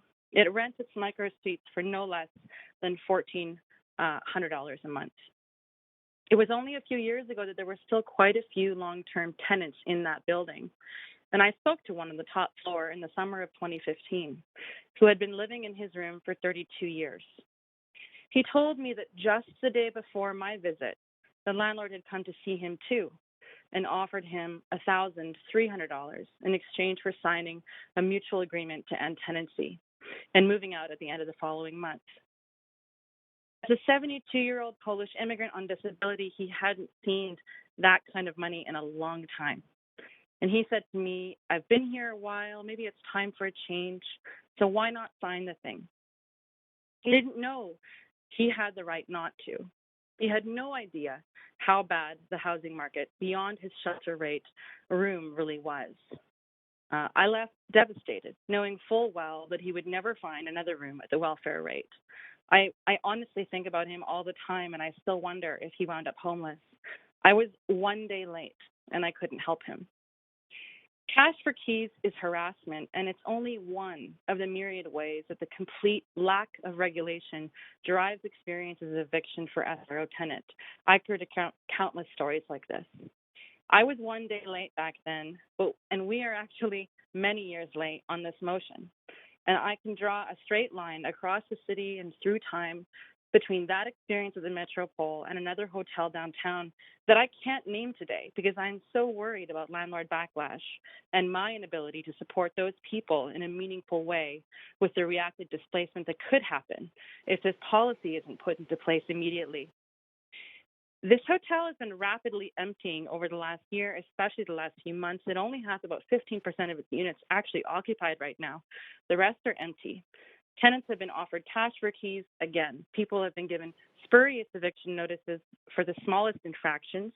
Many of them have ended up in worse SROs paying more money or in shelters. This month, this is all happening right now. People who still live there are so afraid of rocking the boat, they deal with harassment and the fear of losing their housing every day. And it should say a lot to you that I won't name this building in an effort to protect them. We are endlessly navigating a type of advocacy that puts people in worse circumstances than when you met them, and it makes it impossible to speak up. Council is only getting small pieces of this whole picture. In the case of this hotel, time is of the essence because this policy will apply to empty rooms. But if the landlord moves to re-rent those rooms at higher rates before it applies, we could lose all of them. That would be 70 more people on the brink of homelessness in our city, trying to navigate an atrocious and unregulated housing stock with no other options. A lack of regulation is driving two twin processes in SROs, gentrification and conversion on one hand, and neglect to the point of collapse on the other. On the other side of the spectrum, we have the worst of the worst landlords whose buildings aren't gentrifying, but they're nevertheless increasing rooms on turnover, prioritizing tenants who rely on informal and black market income because they can easily control them. There's rampant illegal leasing, self-help evictions, and rampant welfare fraud. Whichever of these twin processes, conversion or collapse, that we're talking about, putting regulation into this industry is going to help with all of this. We have before us mountains of evidence that uncontrolled rent causes serious harms, it drives homelessness, and it causes premature death. That should be enough for us to understand that free market rent in the private SROs is something we have to put an end to. Thank you very much for your time today. Thank you for your time. You do have questions, if you don't mind staying on the line. Councillor Sure. Swanson, Councillor Swanson, go ahead with your questions. Yeah, thanks so much for coming in, Danny. I remember before I got elected, guy from the Metropole came to me and said he'd been offered $1,000 to leave, and I begged him not to take it, but I wasn't strong enough. So what would you say to people who say that rent control is harmful to the housing stock? I'm glad you asked that, Jean. This is a very prominent, I would say, dogma, largely from economists and landlord lobbyists, that controls on rent will prevent repairs or constrain supply. For example, Councillor Hardwick mentioned that landlords might want to leave the business altogether. That would be a constraint on supply. But this dogma in the researcher world, even among economists, is finally beginning to erode, even in the last 5 years.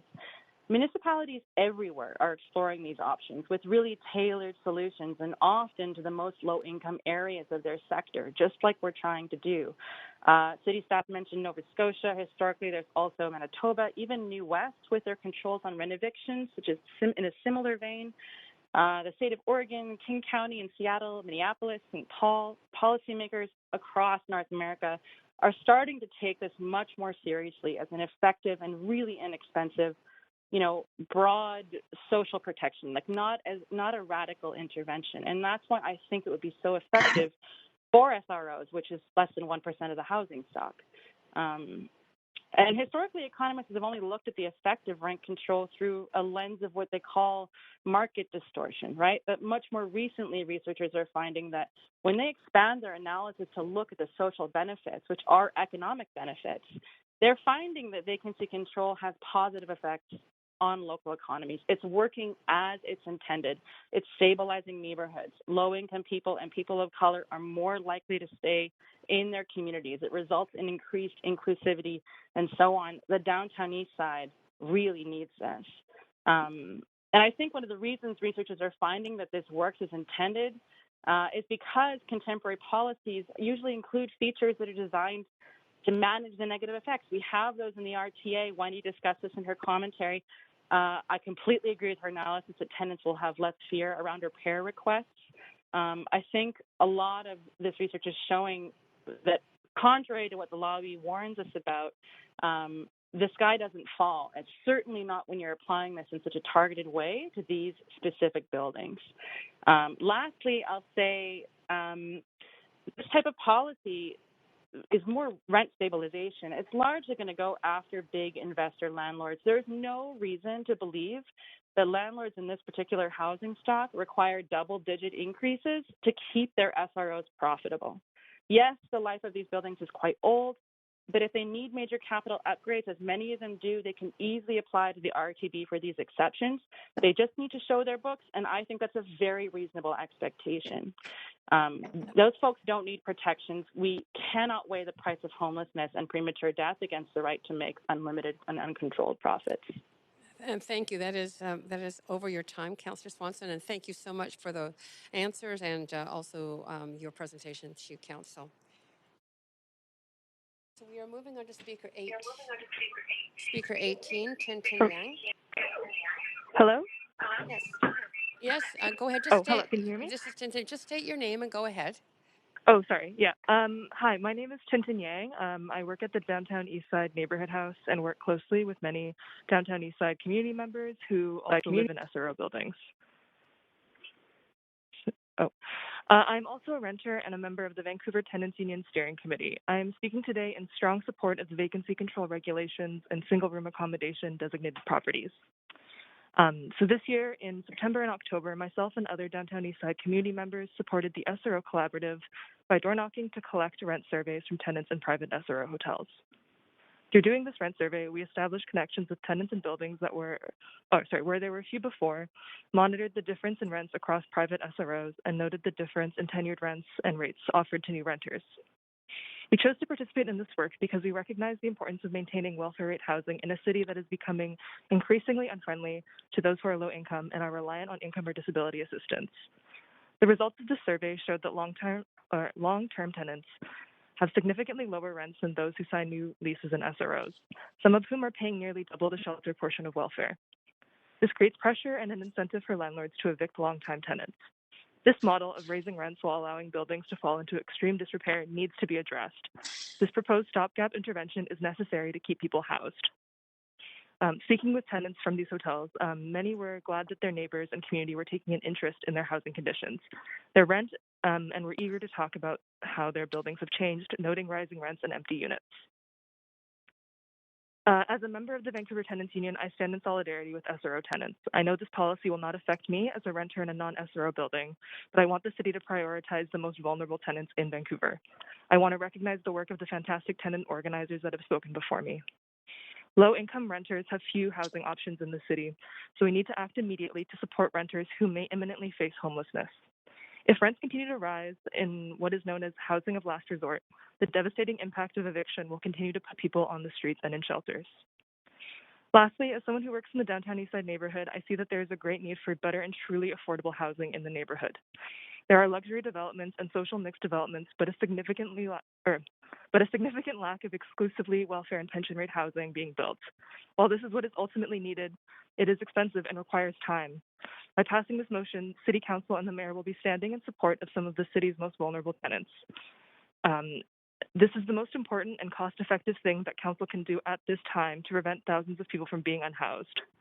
I also demand that Council make the monitoring and implementation process as transparent and effective as possible with meaningful consequences for violating this bylaw. This is an important first step for City Council to make, but action cannot stop here. Thank you for giving me the opportunity to express my support for this motion. Thank you very much for very clear presentation. There are no questions for you, but really appreciate you coming. We're on to speaker 19, Fiona York.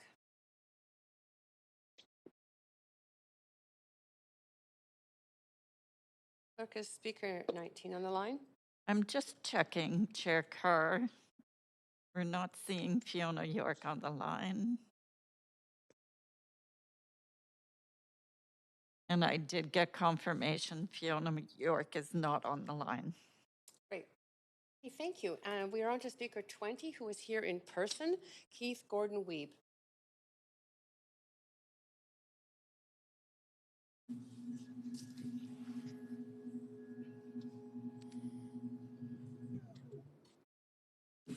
You wouldn't mind just stating your name when you're ready to begin, and go ahead and up to 5 minutes. And Chair Carr, City Councillors, my name is Keith Gordon-Weeb.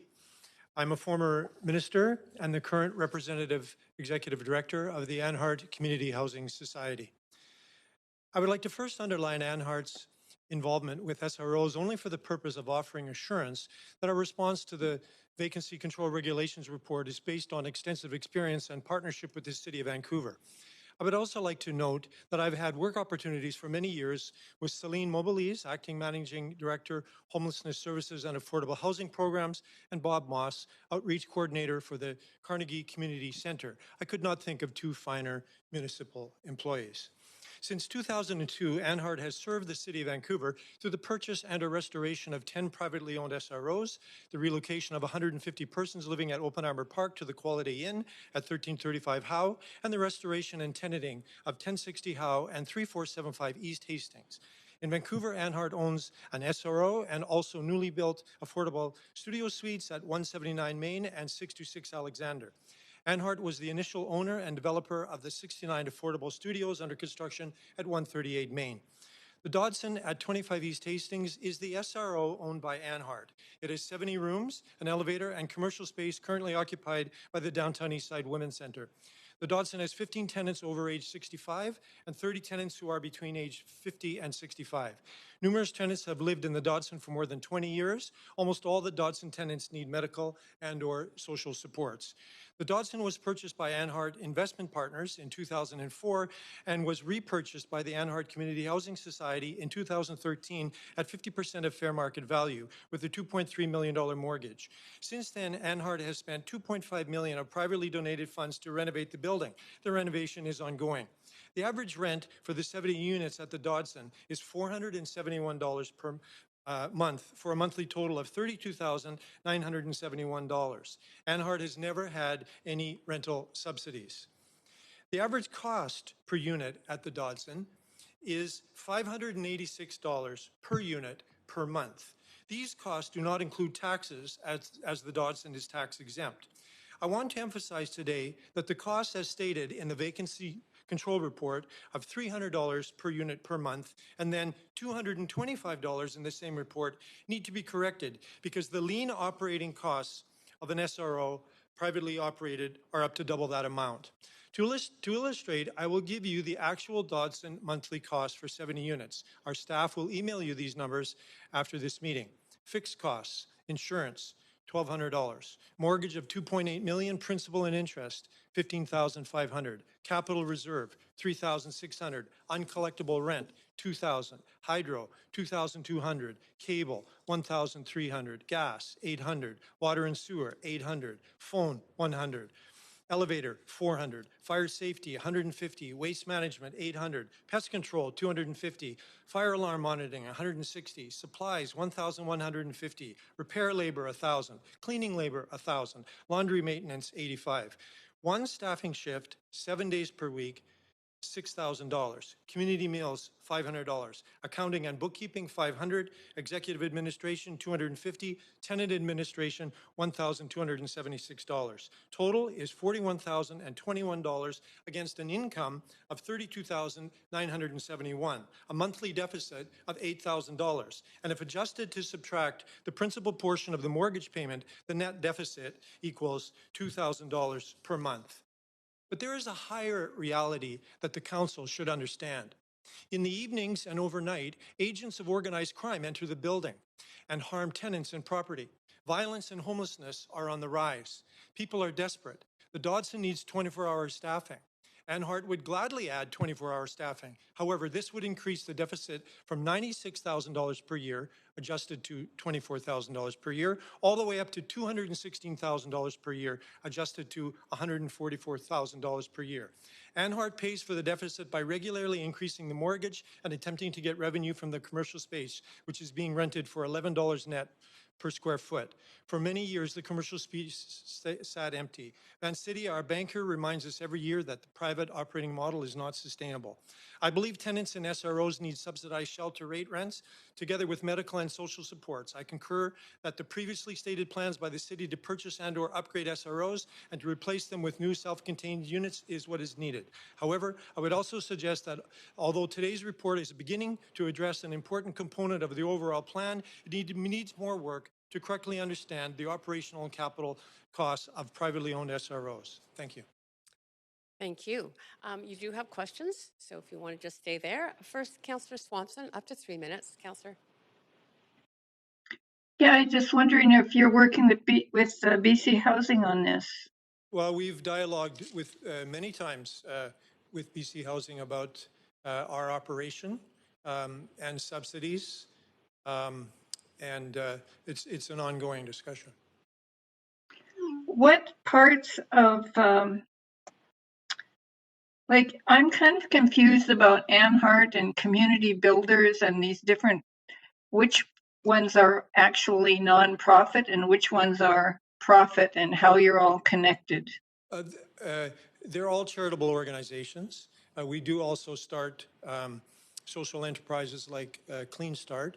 But I represent the core organization that started in 1983, and Community Builders Group is a branch off of that. Is there a reason why BC Housing isn't working with you? Well, probably it's a matter of priority. We are surviving somehow, so maybe BC Housing wants to look at other opportunities. If there was a RAP grant like we used to have, where you could have renovation money with rent control, would you try to get it? Try to take advantage of it?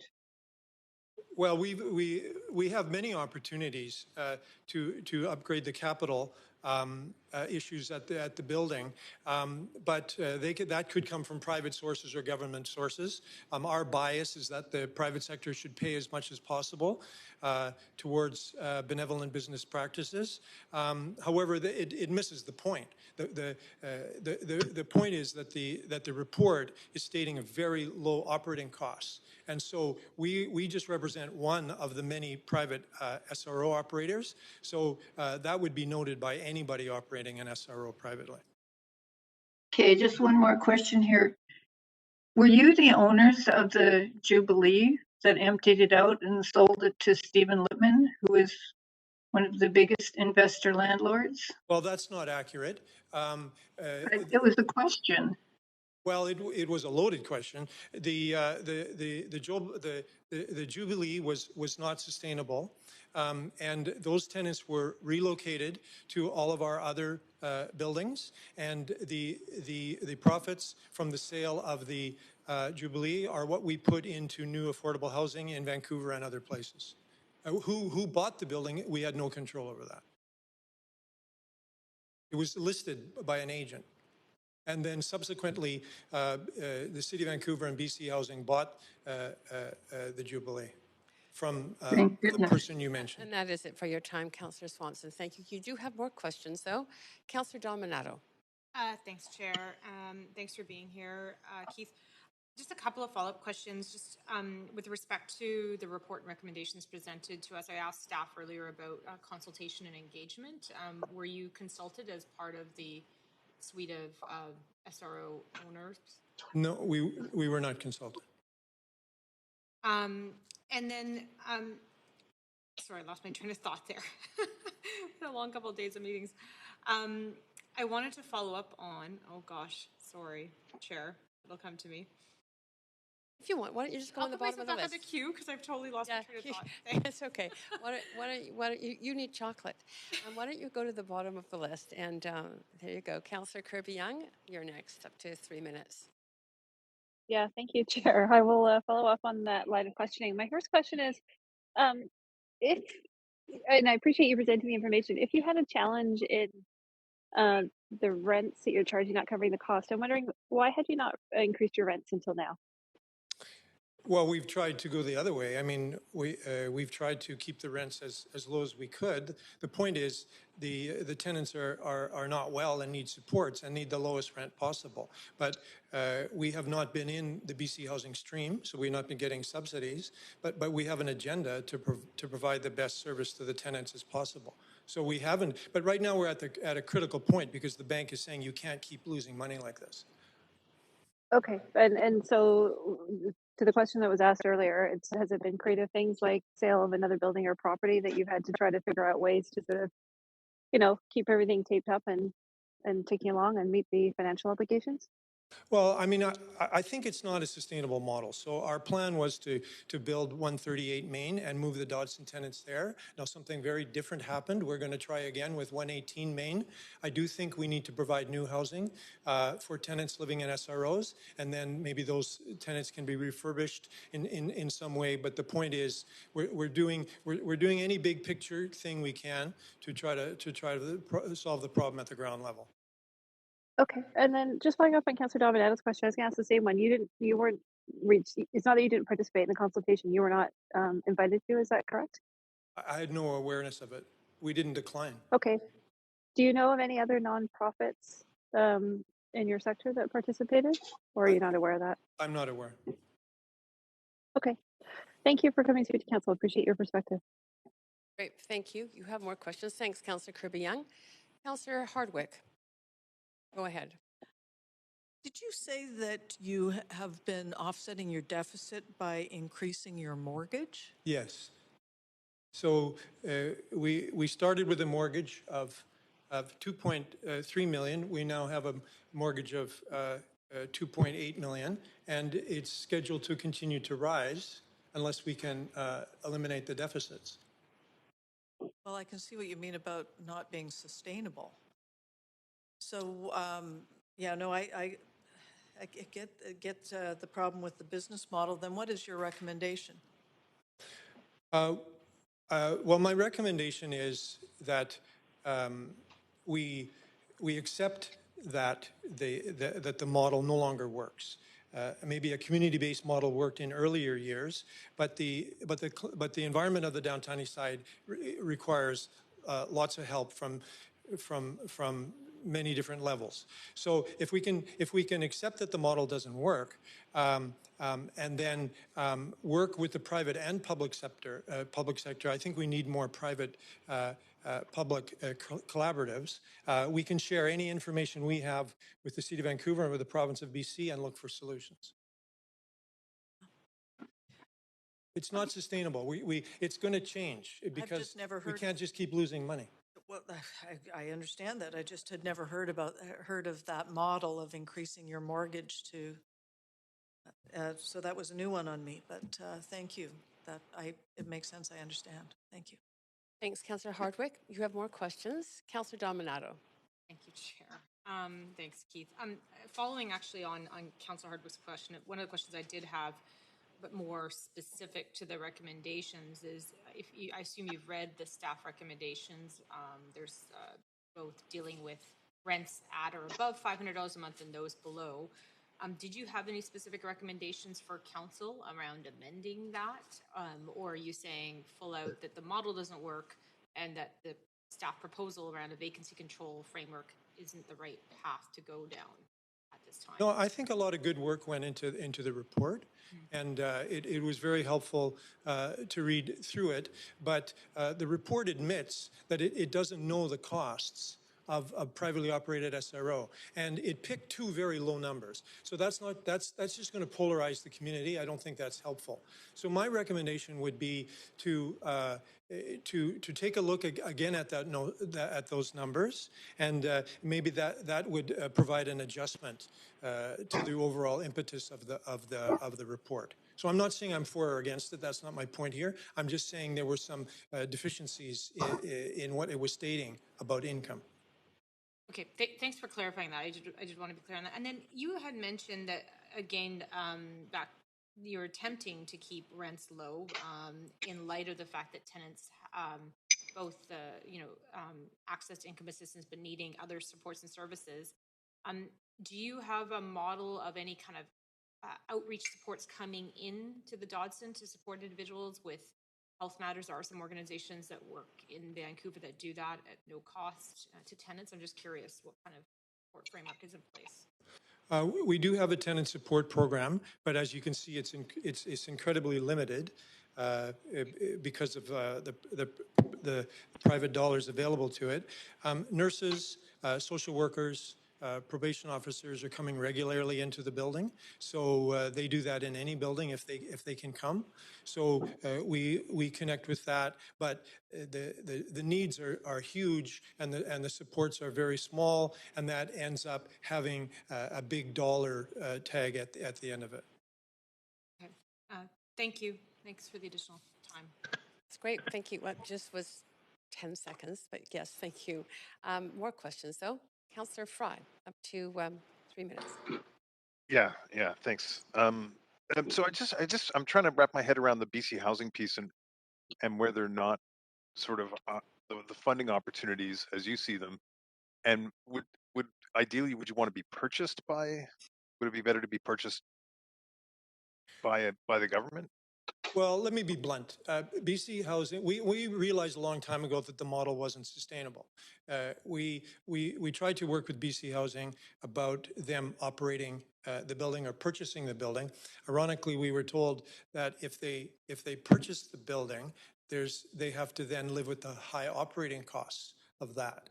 So we would be willing to continue the discussion with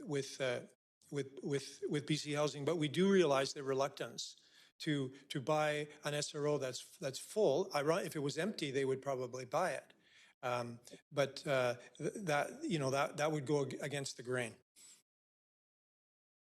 Okay, and so just to be clear, what is the current SRO that you have?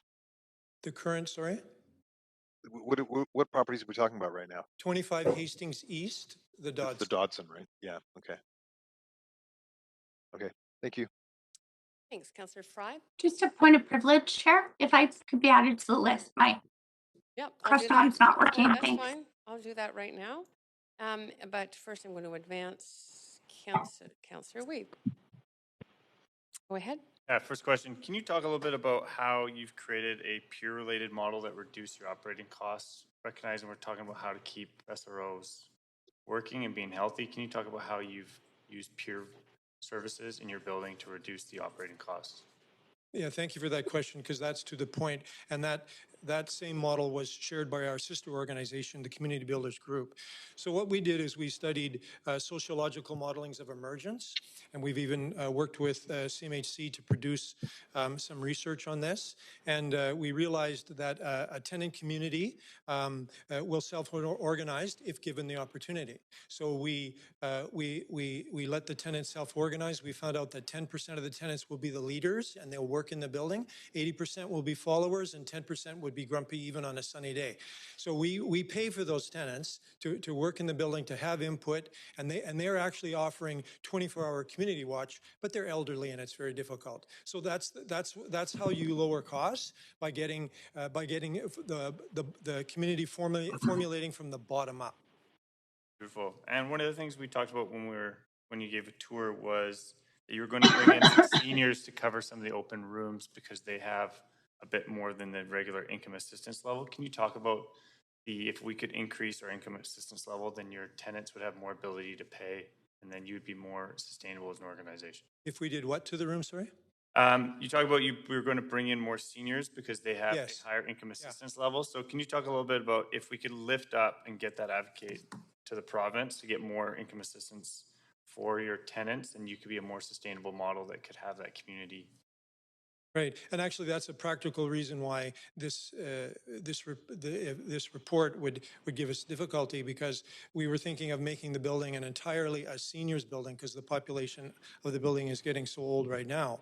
And we thought the seniors could pay a rent, and we could add a safer component to that, because they would be eligible for safer.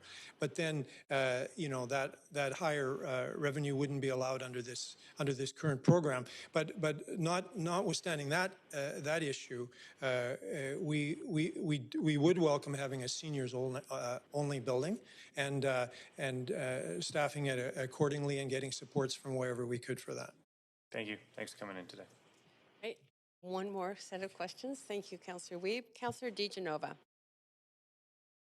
Thanks very much. You talked about the model not being sustainable as it is right now, and I'm wondering if you, I mean, when we consider the fact that many of the encampments that we've experienced in Vancouver parks, often there are people there that do have an SRO or an SRA room, and they're not comfortable living in it. They don't feel that it is helping them in any way. And I'm just wondering if you feel that there's concern with the whole model right now, and if instead we should kind of be focusing on some of the maintenance and bylaws we already have. Well, I am a proponent of congregate housing if it is operated properly.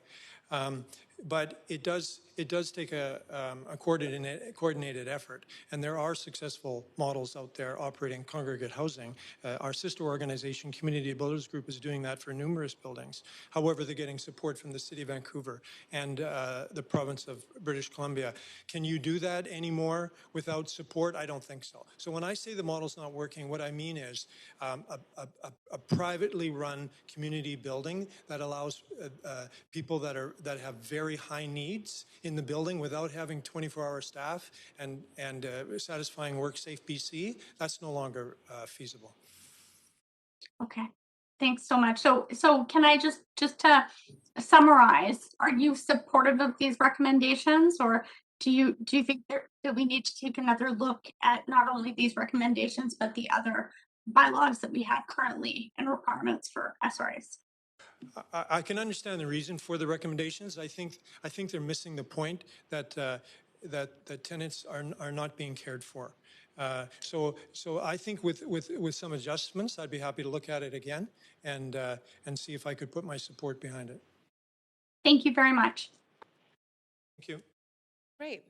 That is it for your questions. Thank you for your patience. No problem. Yeah, great. Okay, Council, we are moving on to speaker 21. Krista Butler. Hello? Yes, we can hear you clearly. Just state your Okay, name great. and go ahead.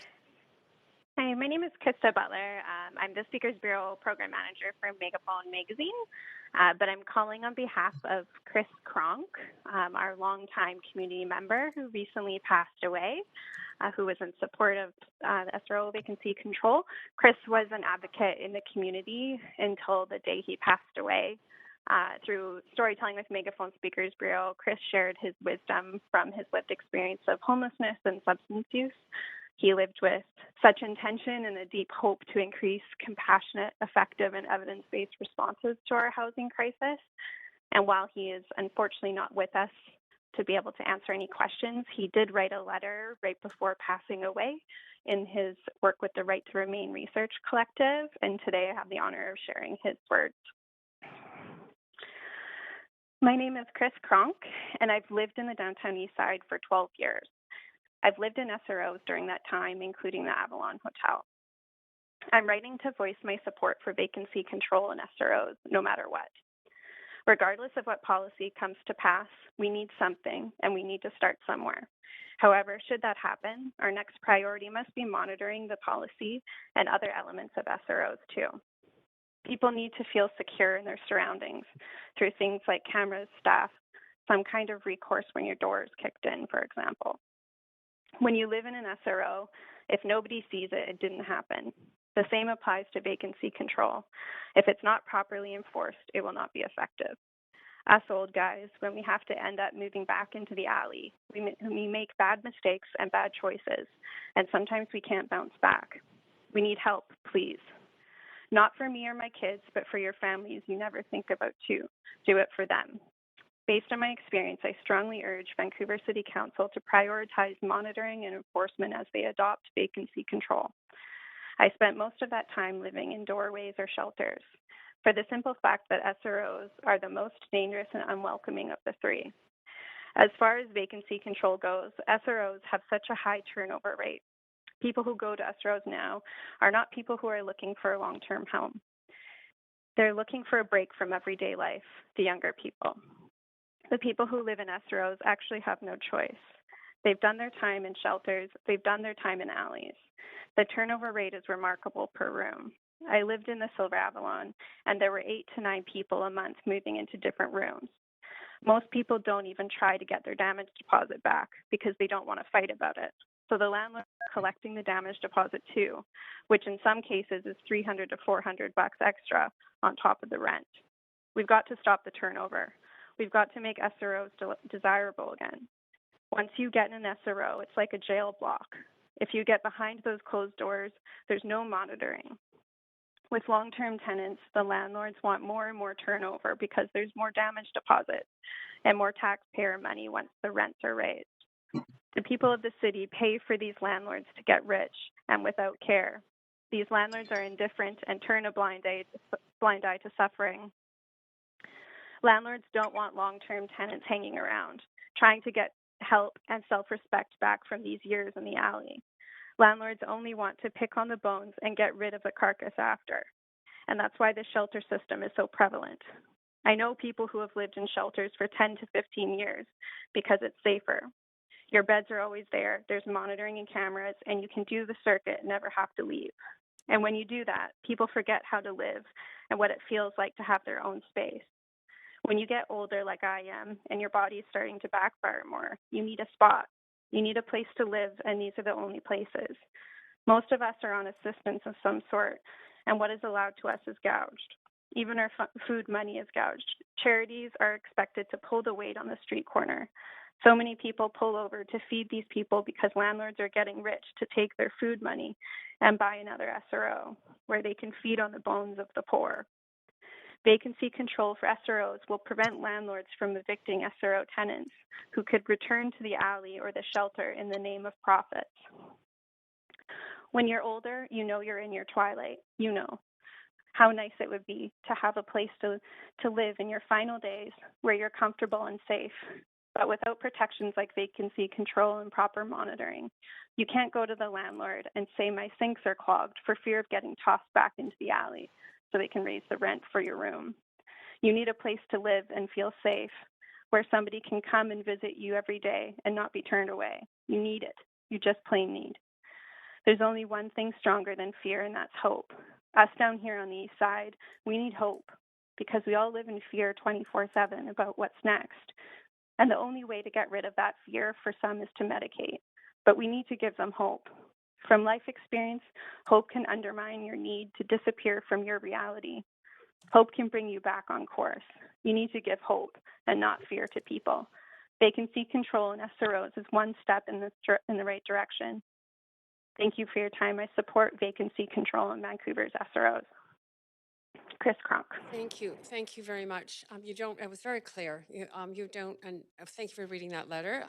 You don't need, sorry, there are no questions to you, but thank you again for taking the time with us. Thank you. So Council, I'm just going to get a confirmation from the clerk, but I believe, clerk, if you could just confirm there's no one else on the line.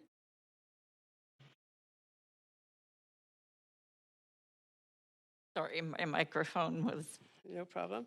Difficult. I'm just absolutely confirming, but yes, with the number of speakers left on the list, we have no one on the line. Great. Okay. In that case, what I think I'm going to do is I do have to read through the list, but I think what we'll do is take a 10-minute break. But if I want to just encourage people, if they have not spoken, they're on the list. Call in the next 10 minutes. Otherwise, that list, I'll go through the names and then it will be closed. And clerk, if you just want to read that number out, that would be great.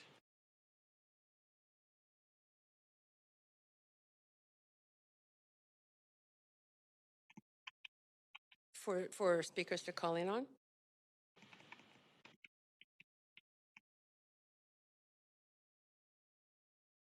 Yes, it was emailed to everybody. We sent an email twice to the speakers. Okay. If you can give me a moment, we can announce it over the line here. Okay, we'll just take that moment. So again, after the 10-minute break, I will go over the list. I have to read through once. Anyone who wasn't here when their name was called, then we can close it and turn to debate and decision. The number? Yes, I have the number. It's toll free, 1-833-353-8610. And then it is 77546 pound. 77546 pound. Okay. And that has been emailed to all the speakers. So they should as well have it in their emails. Great. That's wonderful. So we are on a 10-minute break. It is now 2:48. Why don't we return at 3 o'clock?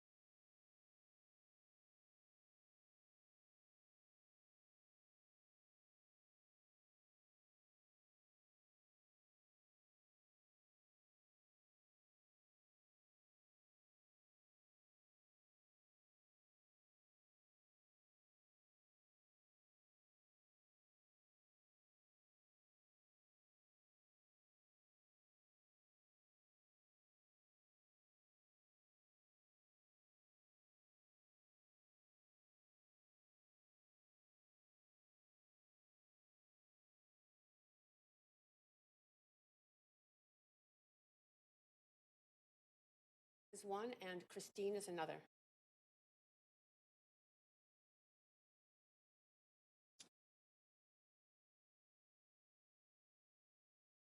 Thank you. Welcome back. Thank you all for taking that little break and giving us a chance to let those speakers call in.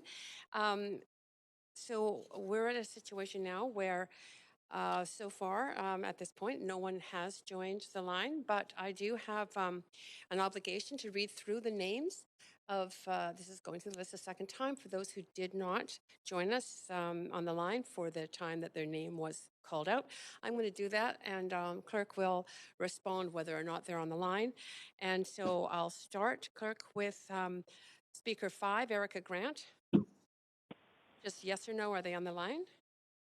Oh. Erica's not on the line. Erica's sick. No, Chair Carr. Speaker 5 is not on the line. Okay, Speaker 8, Kevin Nanakwetigang? No. Okay. Speaker 19, Fiona York? No. Okay. Speaker 22, Margot Leigh Butler? No. Speaker 26, Christopher Wall? Yes. Okay. Chris Wall. Okay, and, go ahead. You have up to 5. My name's Christopher. Perfect. My name's Christopher Wall, and I'm speaking in opposition to this proposal before council. I believe it'll lead to the deterioration of both buildings and rooms on the downtown east side. I'd like to thank the city clerk, the manager, and you, Chair Carr, as well as mayor and council for hearing this call. Today, I'd like to not talk about any particular city councilor or any owner. I'd like to talk about the person on the street. The person on the street who's waiting outside the Carnegie Outreach for a room. And that person deserves a good room. They deserve a room that's been painted, that's been cleaned, that's got a functioning smoke detector, that's got a functioning lock on their door, that's got a new stick-down floor. They also deserve free common areas that are free of debris, fire escapes that are well maintained and don't have garbage stored on them or bikes. That's what they deserve. And I believe this policy will make it really difficult for private owners to maintain the current services that we currently have in place.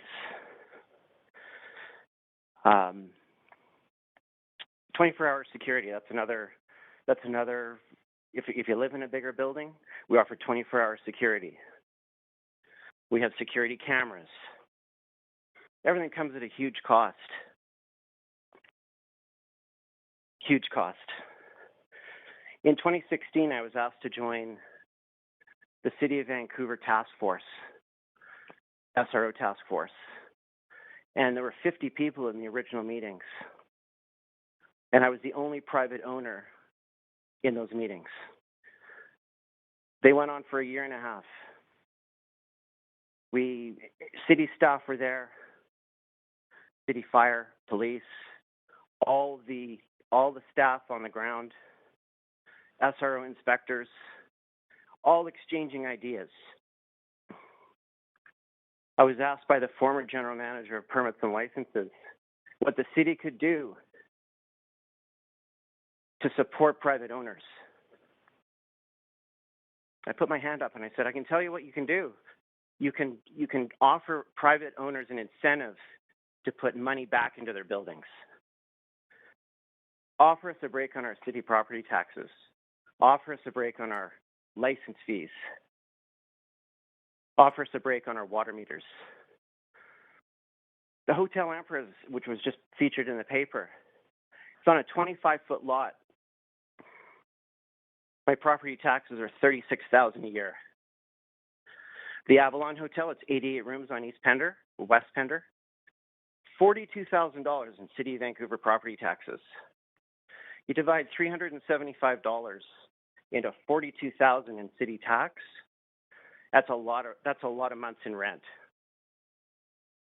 Huge. I have one building, it's on Jackson, that I don't own but we manage. It had eight tenants in it when we took the building over. There are now 54 tenants in that building.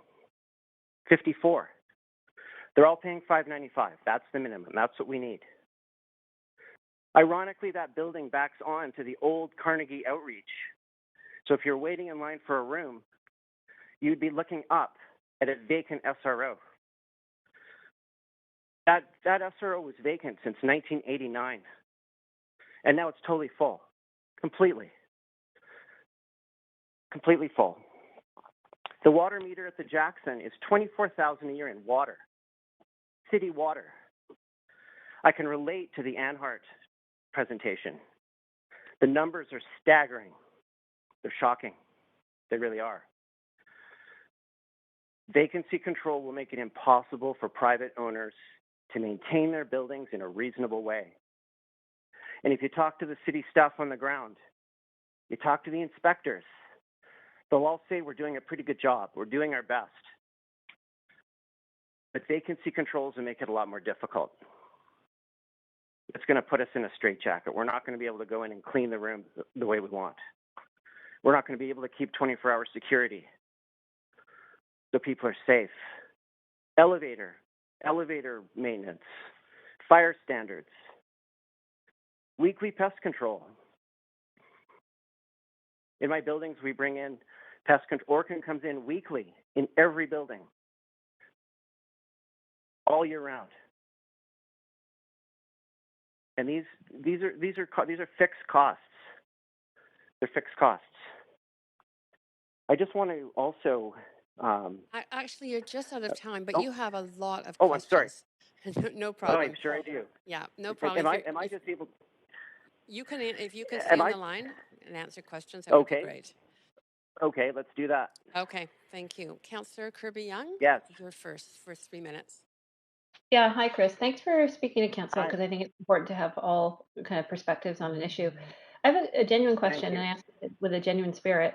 It's a really difficult type of property investment to be in. So my question, if you don't mind me asking, is why relative to other business investments or property investments that you could be in?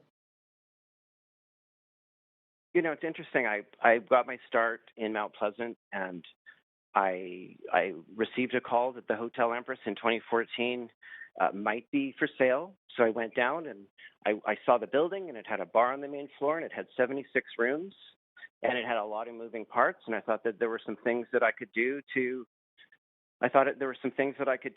Improve the building, and we've done a lot of those things. And it was the improvements that we made in the Empress. That's why I was on the task force. That's the reason why the former general manager asked me to join that task force. So 18 months, and the report actually is still our final results and the final submissions are still on the city website. You can see all of the data. They're still all there from those meetings. Okay. Okay, thanks. I guess a follow-up that I have is, would you do it again, knowing what you know now? Would you get into? Well, you know, it's interesting. I'm going to tie into something else that I wanted to say at the end to my answer. Yeah, that was my other question. If there's something else you didn't get to finish saying, so go for it. Yes, thank you. I appreciate that very much. Thanks for that. I've heard the word speculation used a lot. Speculative investors and people who, you know, owners who want to come into the downtown east side and make money on the poor. There hasn't been an SRO trade in the city of Vancouver for 2 years over 40 rooms. There is one listed SRO in the city of Vancouver. There are not 10 to 20. It's the St. Elmo. I can see it outside my office at Main and Hastings. There's one. One. The other thing that I should say too, if I may, is that there's this idea that there's a high rate of turnover in SROs. It's totally false. That's a false statement. We have 500 rooms. We're at full occupancy. So city staff, when they say that, I believe it's completely incorrect. There's nowhere to go. You go by the Carnegie outreach. So they're lined up 20 deep every day. There are So no how many, rooms. I'm just about to run out of time. What's the turnover in your buildings, your 500 rooms? I'm under 3%. I have Okay. 500 rooms, and I have 6 available right now. 6, and they're just a running 6 because people have unfortunately died or they've moved. Right. And that's it for Thank your you. questions, Councillor Kirby-Young. Thank you so much. You have more questions, though, if you don't mind staying on the line. I'm sure I do. Great. Councillor DeGenova, up to 33 minutes. Thanks so much. I'm going to ask you a couple of questions. I have so many, but I only have 3 minutes. And one of my Sure. Well, questions you is can ask them later. You can ask me Okay, later. thank you. I'm wondering with this bylaw, the fact is that you had talked about, how people who line up deserve, painted walls and clean rooms. Are you talking about dignified housing? Do they deserve dignified housing? Not just housing that checks the boxes, but that is dignified? Of course. I mean, we at the West Hotel, I've got tenants in their 80s, 70s, and 80s living on the 6th floor and the 7th floor. And by the way, the West Hotel is the preeminent example of how a terrible building could be turned around, and we're very proud of what we've done there. And you can ask city staff. And so, yes, I expect to be able to live in the room. Thank you. And I wonder if you'd like to see an example, Councillor, if you'd like to see an example of what we do, you can go to hotelempress.ca, and there are pictures of before and after on the website. I've already done that, Instagram and I appreciate that. And this is my point, but I am only allowed to ask questions right now. So I'm going to ask you. I don't know if you were listening earlier, but I was talking about some of the bylaws that we already have before we make some new ones and new enforcement measures for owners who don't take as much pride in their rooms as you. Do you think that it's important that we start to enforce bylaw 5462, which really talks to those clean, painted, fresh rooms that, instead of everyone having a bad name and just implementing more bylaws, maybe we need to look at the ones we have that we're not enforcing and hope that everyone comes into compliance like you?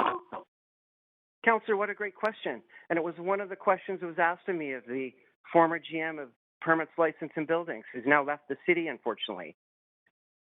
Of course. Okay. Why? This is in the middle of all the Sahota chaos. The city tried to deal with everything organically, and it didn't work. I'm in total support of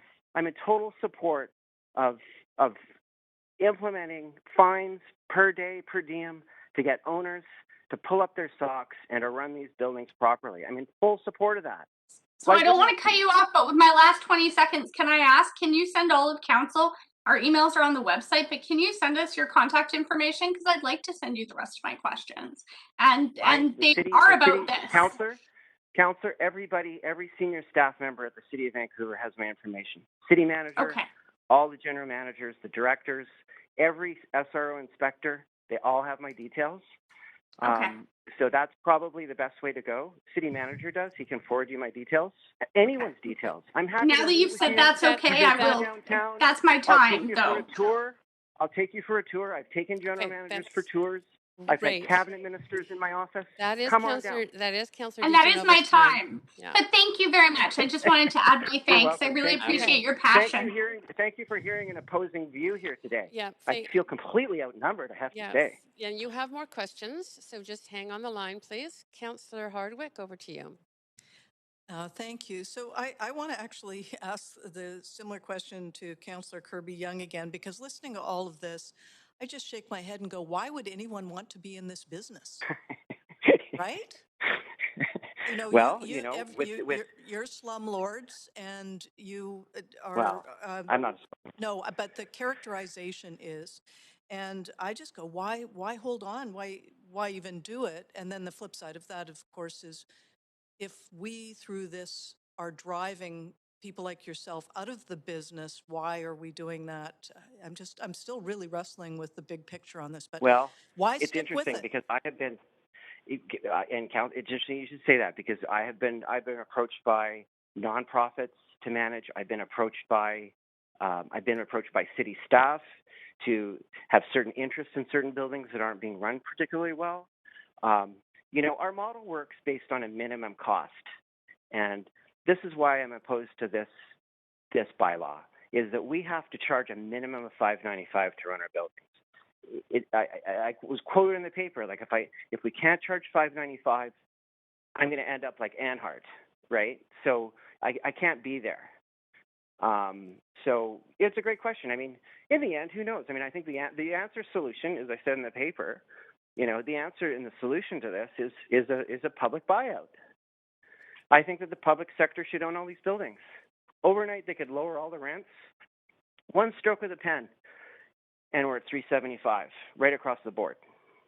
Well, maybe if my crystal Minister ball Eby, was that's all he working. has to do.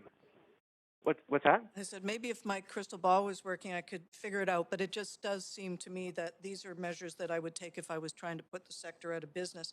Did you hear the fellow from Anhart talk about increasing their mortgage by half a million dollars? I listened to every presentation today, and his presentation was it really rang true with me. And I've been in the Dodson. I looked at the Dodson 4 or 5 years ago when there was a potential purchase. It's a great building, and it's I feel for him. This is the problem, is that all the downtown nonprofits, everybody, they all want services. They all want the tenants to have everything, but they want rents to be at shelter. And the two collide. You can't do it. It's impossible. So you can't have it both ways. You can't have great rooms and 24-hour security and really, I mean, when we do our city inspections, the city blasts through our buildings in under an hour. We had 5 violations at the West Hotel last month out of 98 rooms. 5. I'm out of time, but I still, maybe if you can come up with an explanation of why you stick with it, that would be interesting. Thank you. I'm done. It'll have to be for someone else. Thank you. Councillor Hardwick is out of time, so I have to, I have to advance questions to Councillor Dominato. Thank you, Councillor Dominato. Go ahead. Thank you. Thanks, Chair, and thanks, Christopher, for calling in. I wanted to Thank you. Circle back. I asked Anhart this as well, is that our staff undertook consultation. Were you invited to be consulted on this work? The work being this proposal? Yes, like there was engagement with and private SRO owners. I left my campsite in Tofino, BC, and I cracked open my laptop to listen to there were 5, I believe there were 5 private owners on the call, or 4, and it was a 1-hour WebEx call, half an hour of which was taken by city staff in their presentation, and then we had 30 minutes to discuss the proposal. And I rejected everything. I just said, you know what, this isn't going to work. Send it back. Stamp it rejected. Like, try something else. Make it so it works for us. Did you in that, obviously in 2016 you had put forward suggestions around incentives. Were they brought up in the most recent engagement and consultation? No. I forwarded the former general manager of permits and licenses and buildings a list of expenses that I believe that the city could provide private owners against which we could have tax deductions based on money based on the money we'd put back into our buildings. Big capital costs, new roof, new exterior paint, new security system, property taxes, water meters, City of Vancouver permits and licenses, Safety BC. Like, it just goes on and on with the expenses. Like, it's crazy. So I gave them a list of eight items per building that we spend big money on that I thought the city could give us a deduction on. The $500,000, I did the math. I added up all my property taxes across 8 SROs. It's going to cover your $500,000. So I'm going to pay that. And I'm going to run out of time, but I have one more question. Just, you made a point earlier, and I want to just clarify. Were you suggesting that with this policy framework, there's a risk that SRO rooms will be left untenanted and that we'll see more people pushed out on the street? No, I don't think that's the case. No, I think it's the person waiting in the line on Powell Street. They deserve a good room, and they're not going to get a good room. They'll get a room. I can't afford not to have a room that's full. So you I can't afford to have a half vacant room or a half vacant building. But no, the person at the Carnegie, Bob Moss is going to send them to me, and they'll end up with a crummy room if someone does. If with vacancy control, they're just going to get a terrible room. It's going to remain terrible. Nothing's going to happen to the room. It's about the room. It's about the 160 square feet that the residents are living in. And that is it That's for what this Councillor is Dahlman about. out This of isn't- time. Sorry, I'm sorry that I have to keep to the timing, but it's That's okay. yeah, it's, That's okay. I know there are other I people have to be waiting. fair to everyone. That's fair. That's fine. Right, but you still do have more questions. Councillor Okay, Swanson, let's over go. to you. Hey, so just starting off, I recognize that you're probably the least bad of the investor landlords. How many buildings do you own? I have 8 buildings, and I manage 2. Okay. So Do I'm you know how responsible many for of your 10. Do you know how many of your tenants get rent subsidies from Bob Moss or somebody else? You know, that's a great question. Surprisingly, a lot.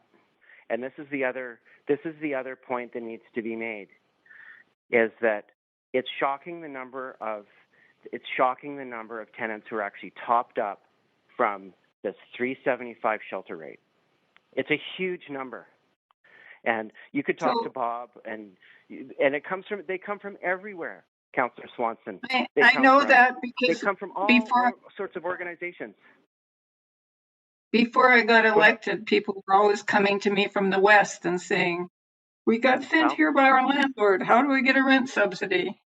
So would you be willing to work with a RAP type program?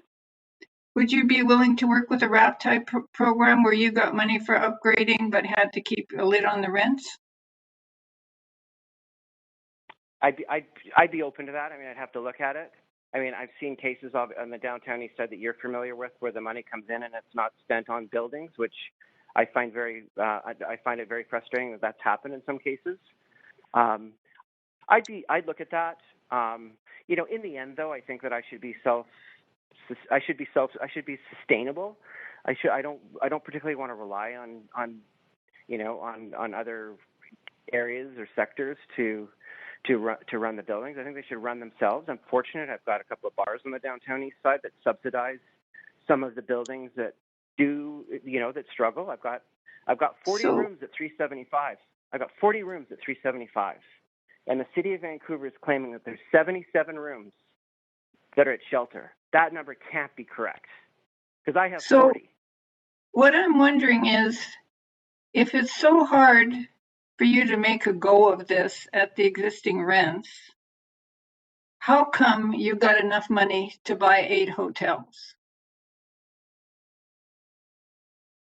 How do I have enough money to buy 8 hotels? Yeah. Well, it's borrowed money, Councillor. But you must have equity. It's all borrowed money. They didn't require you to have any equity? You have 2 seconds to respond.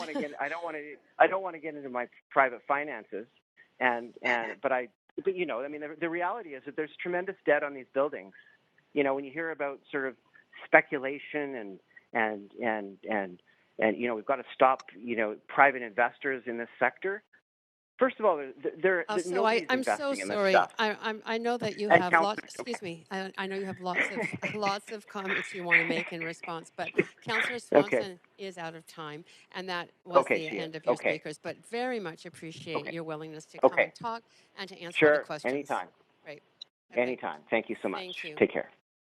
Okay, Council, I'm just going to move through to the speakers who are on the line right now. The next speaker on the line is number 37, Nadia Chumi. Nadia Chumi? Yes, I'm here. Great. Can you Just hear me? Yep, we can just state your name and go ahead. Awesome. So my name is Nadia Chumi, and I'm the Media Relations and Communications Manager for Union Gospel Mission. I'm joining you today to speak on behalf of the organization in support of the motion on vacancy control in all SROs that all of you will soon be voting on. UGM is committed to transforming communities one life at a time. For over 80 years, journeying with the Downtown Eastside community, we have observed the positive impact stable housing has in a person's journey out of poverty, homelessness, or addiction. It restores a sense of dignity in their lives, empowers them as they move forward in their recovery journey, and it alleviates the overwhelming burden of simply not knowing whether they'll have a roof over their heads for the night. Housing is the first step and a very important step in someone's recovery journey. This is why we, along with many other organizations in the Downtown Eastside, advocate so passionately in support of it, to protect it, and to improve it. That's why I'm joining you today. There are close to 4,000 people currently living in 100 privately owned single-room occupancy hotels, SROs, which are a last resort before homelessness for many residents in the Downtown Eastside and Downtown Core. According to data from the SRO Collaborative, about 1/3 of the tenants in these hotels are Indigenous. Furthermore, race-based data collected for the first time during last year's homeless count showed that Black, Indigenous, and Latinx people are disproportionately affected by homelessness, meaning that racialized communities will continue to be disproportionately impacted by growing scarcity of SROs. That's what makes your decision today so crucial. Vacancy control within private SROs, often a person's first step out of homelessness or last resort, is critical in ensuring individuals pursuing recovery have access to affordable housing. The current structure, tying rent increases to tenancy instead of vacancy, is placing these vital pieces of the housing continuum out of reach for many low-income individuals. In the last 4 years, average SRO rents have increased by 16%, from $483 to $561 per month. For an individual on income assistance receiving only $375 per month in rental supplements, these rent increases have pushed already precariously housed individuals into even more unstable situations. We know that there is no quick fix for homelessness, but there are measures that can be taken to keep people from ending up on the streets, and this is one such measure. Maintaining the status quo risks driving increasingly more people into homelessness. While long-term housing solutions are necessary, vacancy control in Vancouver's SRO hotels is a tangible first step in maintaining housing affordability and preventing homelessness for low-income individuals in the Downtown Eastside. We strongly encourage all of you to accept the recommendation of city staff for vacancy control within Vancouver's SRO hotels. Thanks so much for your time today. Great, and thank you so much for the time. I very much appreciate you speaking to council. That was super clear. And there are no questions. So the next speaker we have on the line is 38, Hope Hart. Yes. Okay. Hi, my name is Hope Hart, and I'm the coordinator of the CCRN, the Coordinated Community Response Network in the Downtown Eastside. And I first just want to acknowledge that I'm phoning in on the unceded and stolen lands of the Musqueam, Squamish, and Tsleil-Waututh Nations, and that I think this motion is really important in the city advancing reconciliation, as we know so many that our residents in SROs are Indigenous, and that this is a huge part of the conversation around decolonizing housing. So I want to thank you all on council for taking the time to listen to our concerns as Vancouver citizens, and I hope that out of hearing the many voices today and through the countless letters and emails written, you can support the vacancy control bylaw. So for quick background, the CCRN, which I coordinate, is a network of Downtown Eastside organizations, including some social enterprises, businesses, and nonprofits. We came together quickly during COVID to start to collaborate and support the Downtown Eastside neighborhood through the pandemic and respond to crises that are happening, and look at the short-term solutions and long-term advocacy work. And so we know that COVID has illuminated the multiple crises in the community, and that the work needed to address these is complex and requires collaboration and coordination. So when we look at the vacancy control bylaw, we can see that it's not just about this one specific thing, but that it also involves the multiple crises of homelessness during a pandemic, the opioid crisis, and climate emergency, which can be a death sentence to many in our community. So this is why so many grassroots groups exist, like the SRO Collaborative and its community partners and tenants, who've worked tirelessly on the ground to make motions and solutions like this a possibility. and to really be a community-led. And so I want to speak to support this bylaw and the impact it will have immediately to prevent homelessness in the community, and also to share how the Downtown Eastside is coming together more to support advocacy and change and work more collaboratively on long-term solutions to these ongoing crises, to kind of see the big picture of how these motions for these types of bylaws help encourage the continued work on the ground. So we know that this bylaw is only a short-term stopgap solution to the continued housing crisis in the city, and that that we still need to address some unsafe living conditions and sanitation and safety. But we also know that more organizations, networks, and community members are collaborating to find these long-term solutions in the neighborhood. So thinking about that in the CCRN, we're also working with other networks and other community partners like Exchange Intercity and Urban Core to promote more open dialogue and change. And we see between our networks and our experiences the impact of the SRO and housing crisis has across different avenues. So whether looking through Urban Core and their frontline organizations and the need to spend more time and resources providing specific housing supports and services, to Exchange Intercity and the impacts of increased rents have on an individual's ability to maintain stable housing, or the responding to the multiple crises that occur when safe housing is unavailable and residents are forced onto the streets or into other precarious, unsafe housing. So we're asking you to please act appropriately to protect low-income tenants and SROs from homelessness and prevent the crisis from worsening. There is a need to work now to put in a stopgap solution to severe housing crisis, as we cannot afford to lose any more housing options. Approving this motion allows the community and the city and provincial government more time to continue to work on these long-term solutions to the vital crisis that's facing the community.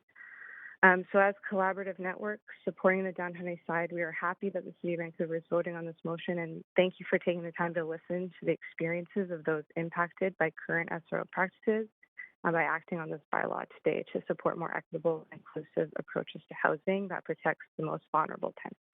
Thank you. And thank you. That was very clear. No questions to you, but really appreciate you calling in. Council, we're moving on to speaker 40 on the line, which is who is Nick Young. Hi, can you hear me? Yes, just state your name and go ahead. Up to 5 minutes. Go ahead.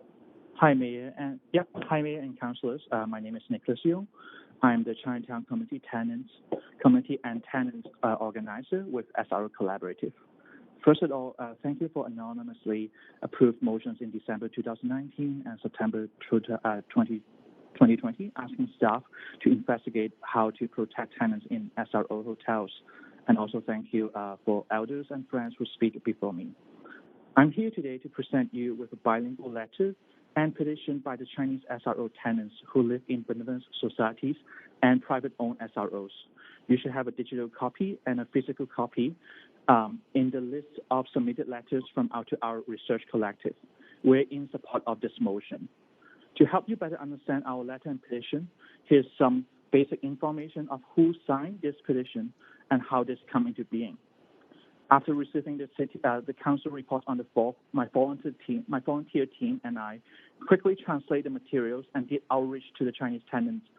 And within 1 day, 60 Chinatown tenants from all 7 remaining society-owned SROs signed the petition. 43 out of the 60 live in Chinese society-owned buildings, including 30 of whom are SRO tenants. And the remaining 17 live in other private SROs. All of these seniors and tenants are 55 years old, of age or older. Most of them understand Cantonese or Mandarin and speak dialects. Most of the tenants speak little to no English speaking abilities and only have little Chinese writing skills. Many are not qualified of old age pension. Even those who qualify for social housing don't want to apply because it will take up more of their limited income. Some are even supporting their families in rural China with their already little income. For the tenant perspective, this is the first time of these 60 elders engaged the council as a group of non-English speaking tenants. Now, please allow me to recap some of the key points in our collective letter. Over 170 Chinese seniors live in SROs. The total 60 signatories of this petition represent a significant portion of them. My team and I speak to all the tenants, and no one disagree with this proposed policy, and they all support this approach. We respect the benevolent societies and them keeping the rent low for our tenants. Rent are trending up in private-owned Chinese SRO, some as high as 600. They understand rent are going up to over 1,000 in other parts of the stock, and they don't want that to happen. Chinese and other BIPOC tenants have experienced different forms of oppression, and they want all SRO tenants to have good living conditions. In order to improve living conditions in all SROs, resources must be put towards strengthening SRO tenants' mutual support network in Chinatown and in downtown East Side. Vacancy control is the most cost-effective strategy. And in conclusion, thank you for accepting this petition and consider the voice of non-English-speaking tenants living in SROs. Thank you. Thank you. And if you don't mind staying on the line, you do have some questions from councillors. First from Councillor Swanson. Go ahead, Councillor Swanson. Yeah, thanks so much for phoning in to speak, Nick. There's an amendment flying around to this that says single room SRA rooms renting below $375, the current shelter component of income assistance, can increase the base rent after a period of vacancy up to $375. So this is like to deal with the issue of the benevolent association rooms. It wouldn't apply to anyone who's currently a tenant, just to potential new tenants. So what do you think of this amendment, if it's made?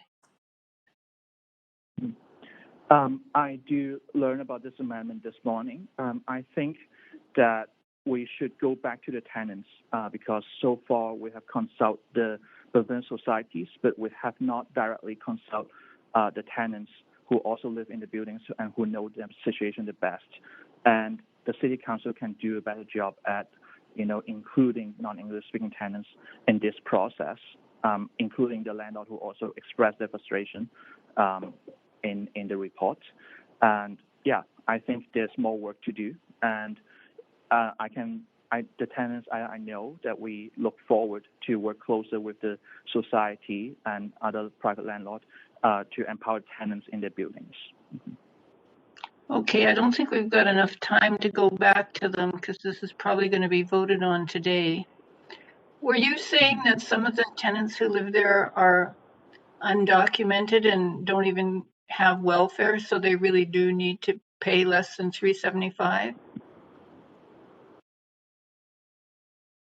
I would say so, but also, I don't want to talk about them in abstract, and I think that with more support and more resources go back to the grassroots organizing, we could figure out case by case, and I'm sure there's a lot of solutions to help these tenants. Okay, thanks so much, Nick. Great, thank you. And you do have other questions. Councillor DiGenova, up to 3 minutes. Hi there. Thanks very much for making the time to speak with us. I'm just wondering, because you had opened your presentation by talking about making lives better, or making the lives better of the tenants and the conditions better for the tenants living in SRA, or as some know it to be SRO accommodation. I'm wondering, how do you feel about the City of Vancouver's enforcement of the current maintenance bylaw that literally says right now that we could be enforcing, some of the issues with pests and rodents, making sure that, there is freshly painted and clean accommodation. Do you think that that's important to be weighed with this as well, instead of just kind of moving forward with one new policy? We need to consider how we're going to help these tenants to have dignified accommodation instead of just to secure accommodation that some might not even want to stay in because they chose an encampment instead.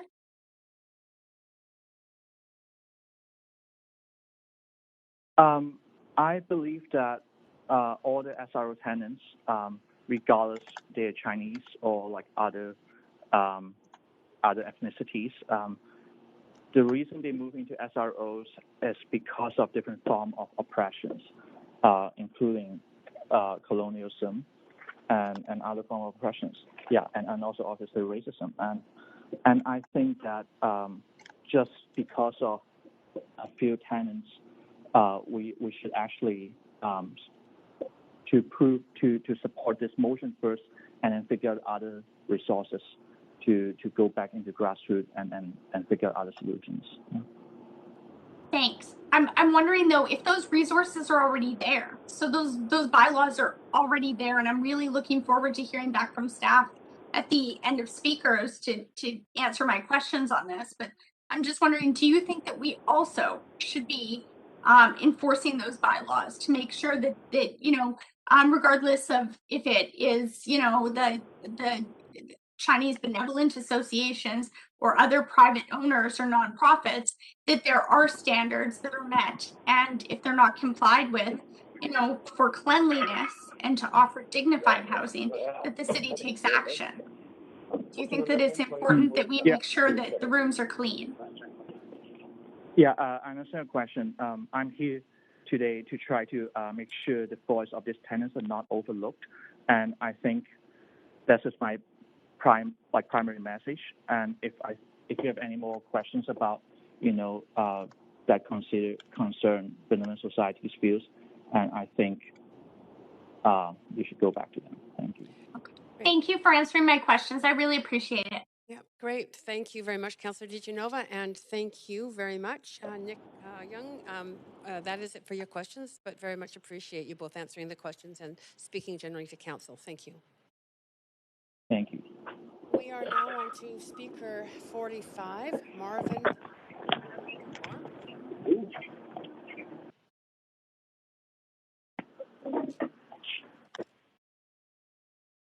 Marvin? Hello? Yes, hi. Is this Yeah, Marvin Delorme? Yes, it's speaking. Great. If you want My to name just is state your name and go ahead. My name is Thorne, in the downtown east side, and I am for vacancy control. And my story is not as long as a lot of people. I've been at the same building for a period of 5 years. It's a private SRO. And what's been happening is they do a little bit of renovations, paint the walls, and the rent goes up. And some of the long-term residents have been asked to leave because of alcoholism or drug addiction or mental health. And then they do a quick job of renovating it and continue to jack up the rents. And that's the procedure for the last 3 years, and it's not slowing down.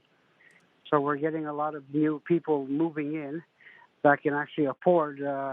We're at $550 for average, and as high as to $750 per month with these little tiny rooms. So that's where we're at. I think probably within a couple of years, all of us will be out of there. So hopefully this does something to the owners, and it stops the process of the rent going too high, so some of us can stick around and enjoy the home that we live in. And that is all.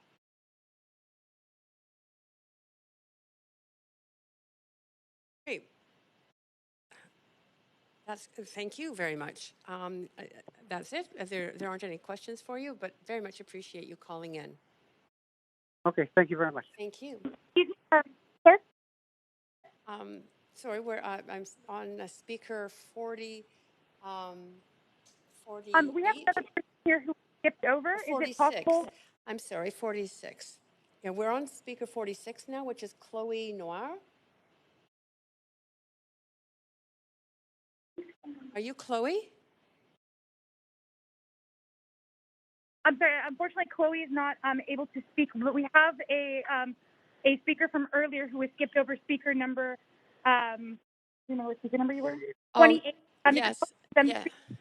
So the protocol here is I will continue going in the numbered order to the end of the list. Those who are on the line will be able to speak. And then at the end of the list, I will go back starting at the very beginning of the list and read out the numbers and names of anybody who was not on the line at the time I called it out the first time. So I will go through those numbers starting at the beginning. I will go through the list again once, calling out the names of those who weren't on the line in the first round, and then we will close the speakers list. So I will get to that number, don't worry. Okay, so is speaker 46? No, they sent out speaker 46 on the line? Clerk, I thought you said that speaker 46 was. Yes, Chloe Noir. And there is a presentation we have received. It's Chloe Noir on the line.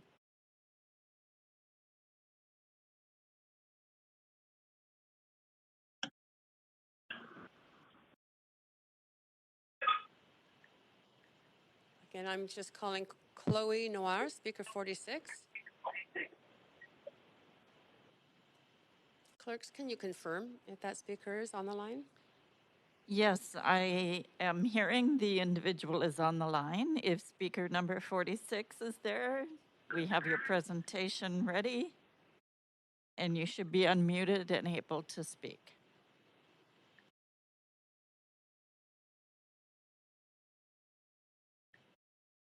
I just got a message, Chair Carr, that they've been disconnected. It might have been a technology thing. Sure, I will, hopefully that person can be messaged, and I will call that number out and name out again when I go through the list for my second time.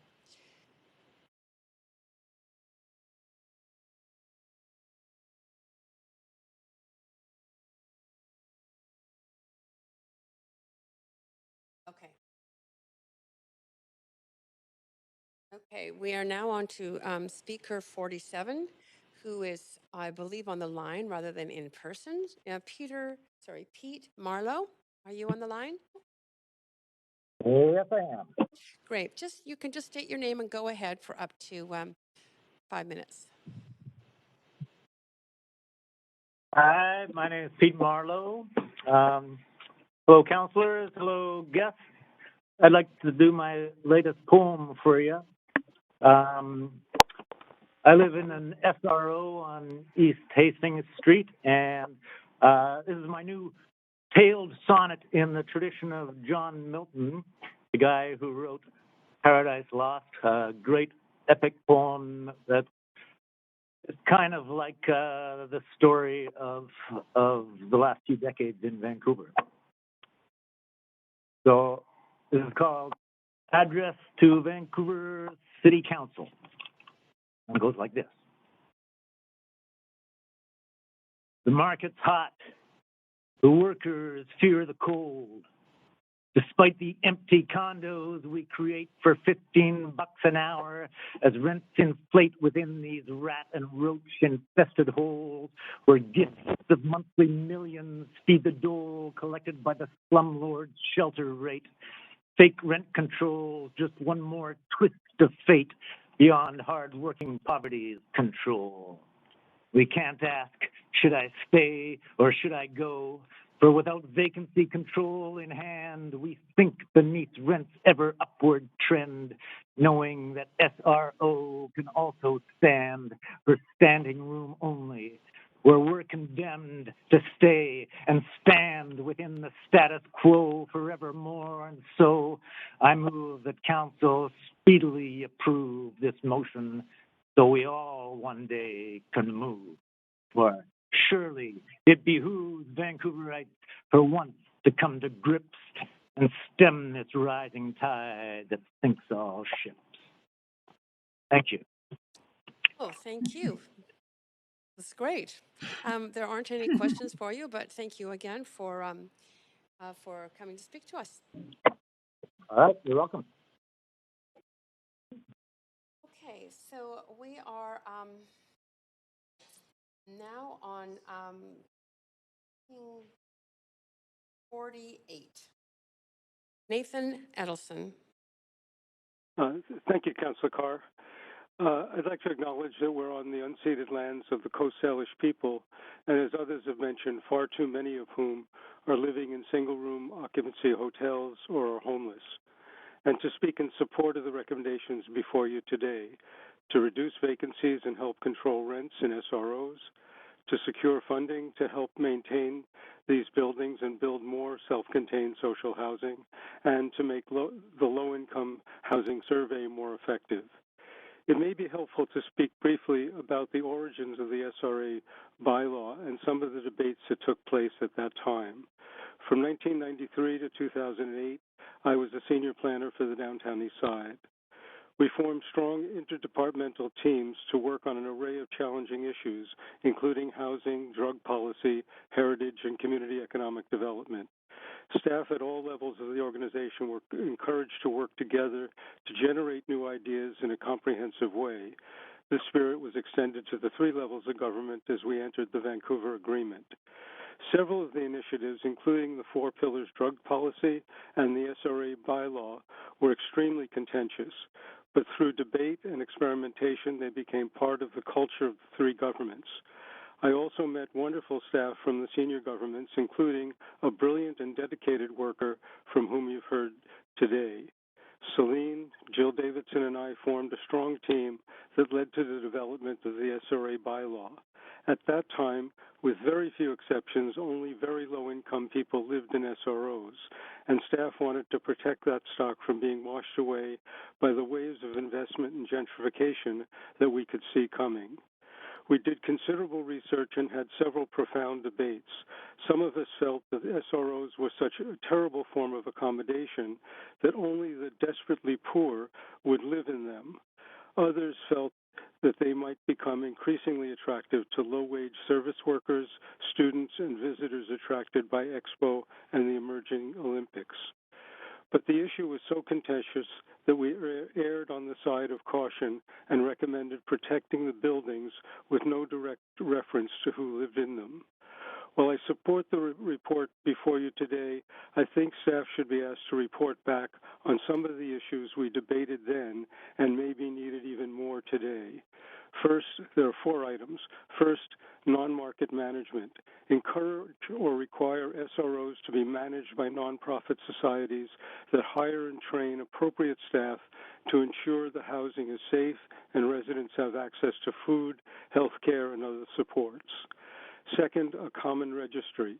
Require the use of a common registry for all or as many SROs as possible so that priority is given to housing low-income residents who are a step away from homelessness, and carry out ongoing evaluations of the mix of residents, support services, and management styles that maximize the chances of SROs being safe and healthy homes where residents have opportunities to leave poverty behind. Third, work with other municipalities. As part of the low-income housing survey, determine the number of SRA or SRO residents that are coming from other municipalities, and work with community organizations, the media, and senior governments to help encourage or require as many municipalities as possible to expand housing, health care, and other services for their residents. Fourth, streamline the processes and create new models. Finally, continue work on the streamlining of the processes for permit approval and for making city land available for interested and pre-qualified nonprofits and co-ops to develop new non-market housing, especially those dwellings that are designed to accommodate people who would otherwise live in SROs. As you may recall, I'm the project manager for the False Creek South Replan Committee. I would recommend that a pilot for these initiatives could be False Creek South, where the Neighborhood Association provided strong support for more than 50 units of temporary modular housing that has been successfully operated by PHS Community Services. Here, the community-based community plan is proposing that number be more than doubled with permanent housing as part of a campus of care. an interdepartmental staff team could work with the community and senior governments to initiate this urgently needed development as quickly as possible. Thank you for your attention, and I wish you well in your decisions today. That was perfectly timed, Nathan. There aren't any questions for you, but very well stated. Appreciate the time you've taken to speak to us. Great. Council, I'm just going to check with the clerk, but in terms of the remaining people from numbers 49 to 51, none of those are on the line, right? Correct. None are on the line. Then I'm going to go now back to the beginning of the list, Council, to call out the names, the number and the names of the people who were not on the line when I first called their name. And I only will do this once. It's not public hearing, which is 3 times, but this is once. And then we will move on from there in the meeting. So starting with Speaker 5, Erica Grant. And the clerk will inform me if any of these are on the line.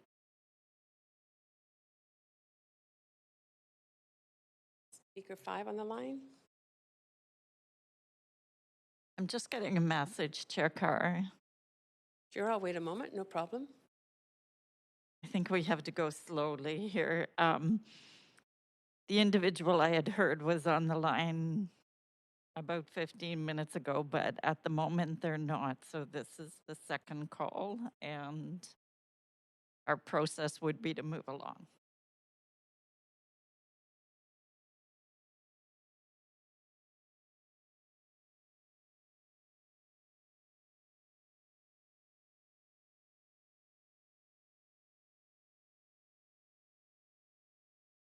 Well, we're going to go through the list.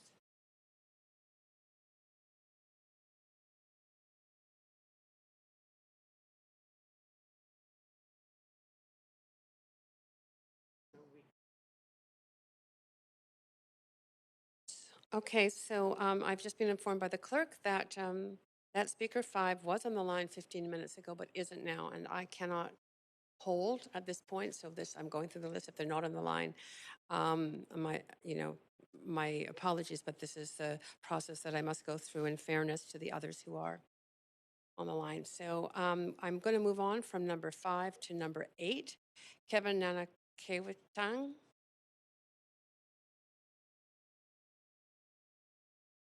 Is Kevin on the line?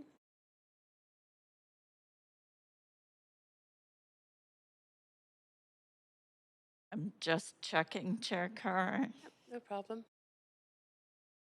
And number 8 is not currently on the line. Okay. Speaker 19, Fiona York. No. Okay. Speaker 22. And if I miss somebody, I've kept a record, but clerk, please make sure that I haven't forgotten anyone. Speaker 22, Margot Leigh Butler.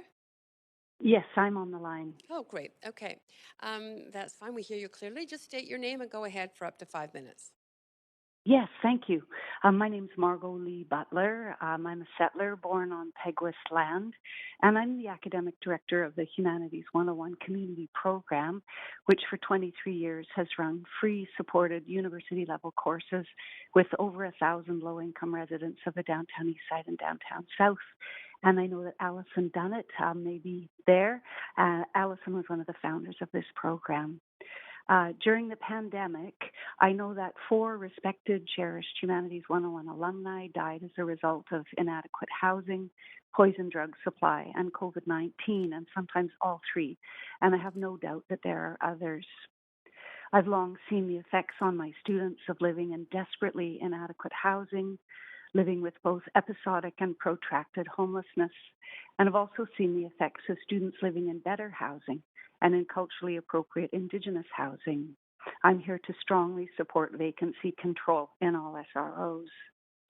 I want to focus here on the powerful positive effects I've seen in students who move from homelessness to housing, and conversely, those who move from barely adequate, let's call it bad-adequate housing, to living on the streets. One student describes it in this way: it's being tossed into the sea of the downtown east side, where stress is the utmost element that consumes everything in your physical and mental health, and with time leads to the opposite end of wasting away. Getting stable housing reduces that stress, opening up possibilities like going back to school or going to university for the first time. Another student spoke of the new calm and focus he experienced after getting an apartment in Indigenous housing, and his family spoke of how this made it possible for him to move past his residential school experiences.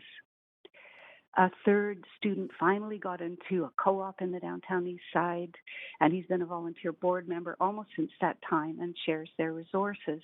What turned out to be our very last in-person class was held in the co-op's activity room.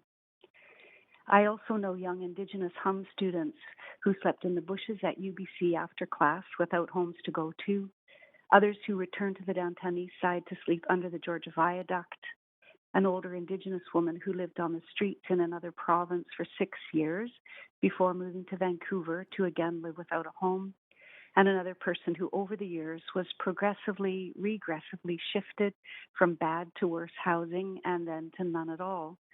He carried his bags containing all his worldly goods with him to school each day. These people are all very valued, respected members of the community, and I know that the City of Vancouver can do much better by them.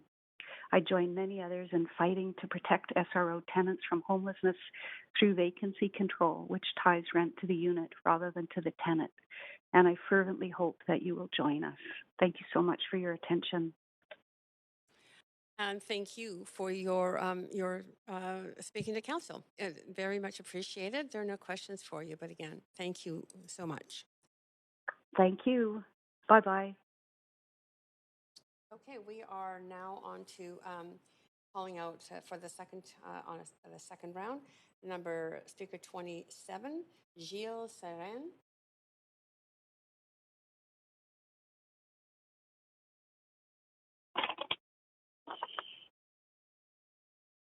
I'm just checking, Chair Carr, and I'm getting a no that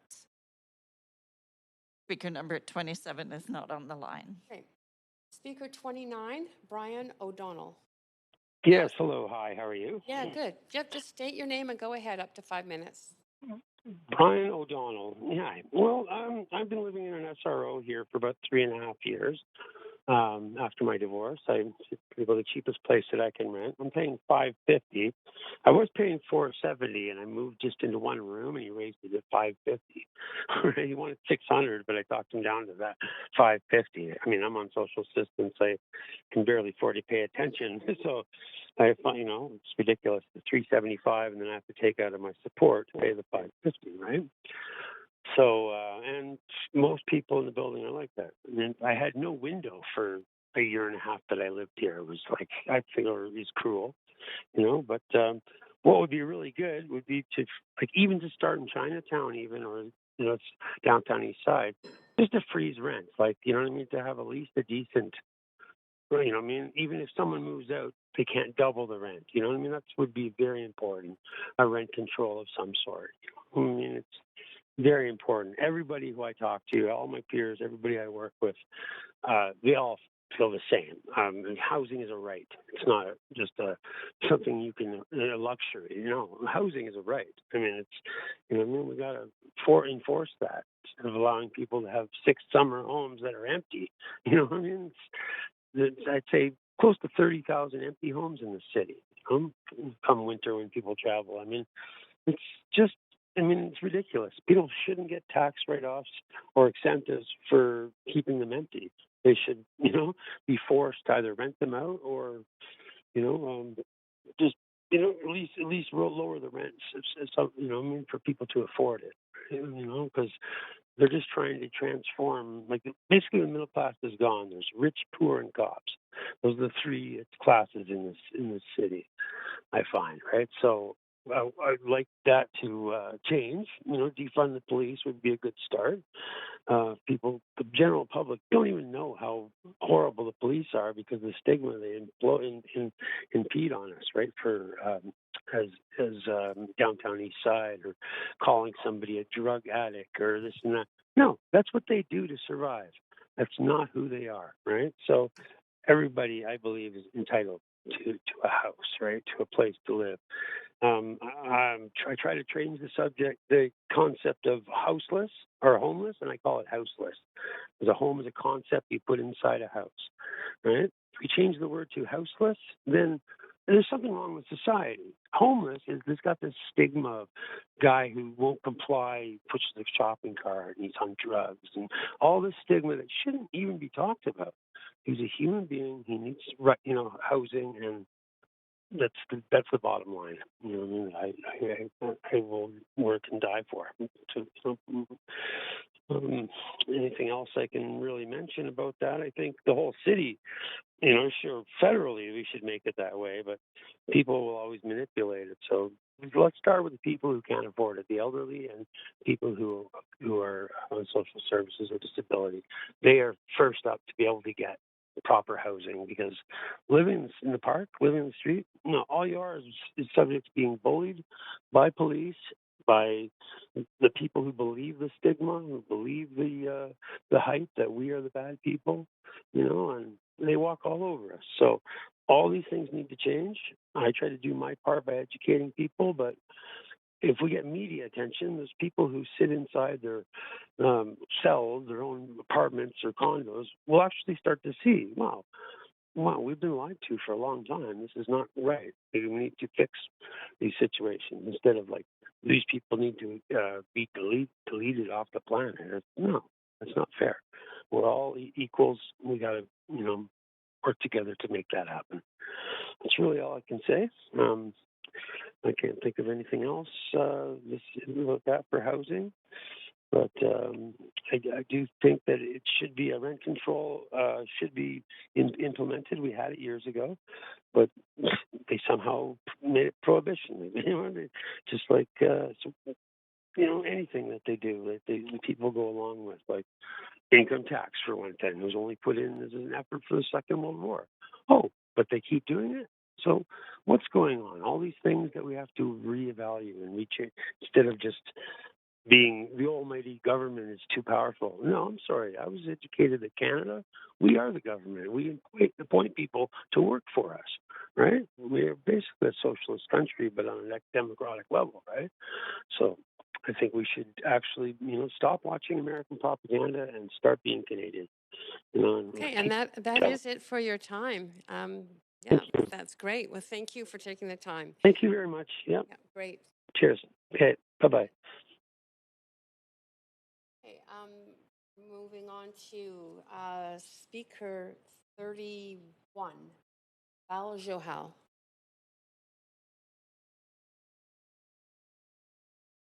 Not on the line. Okay. Speaker 33, Edward Wilson. Not on the line. Speaker 34, council has withdrawn. So they weren't on the line originally, but they have officially withdrawn. Speaker 35, Zoe Luba.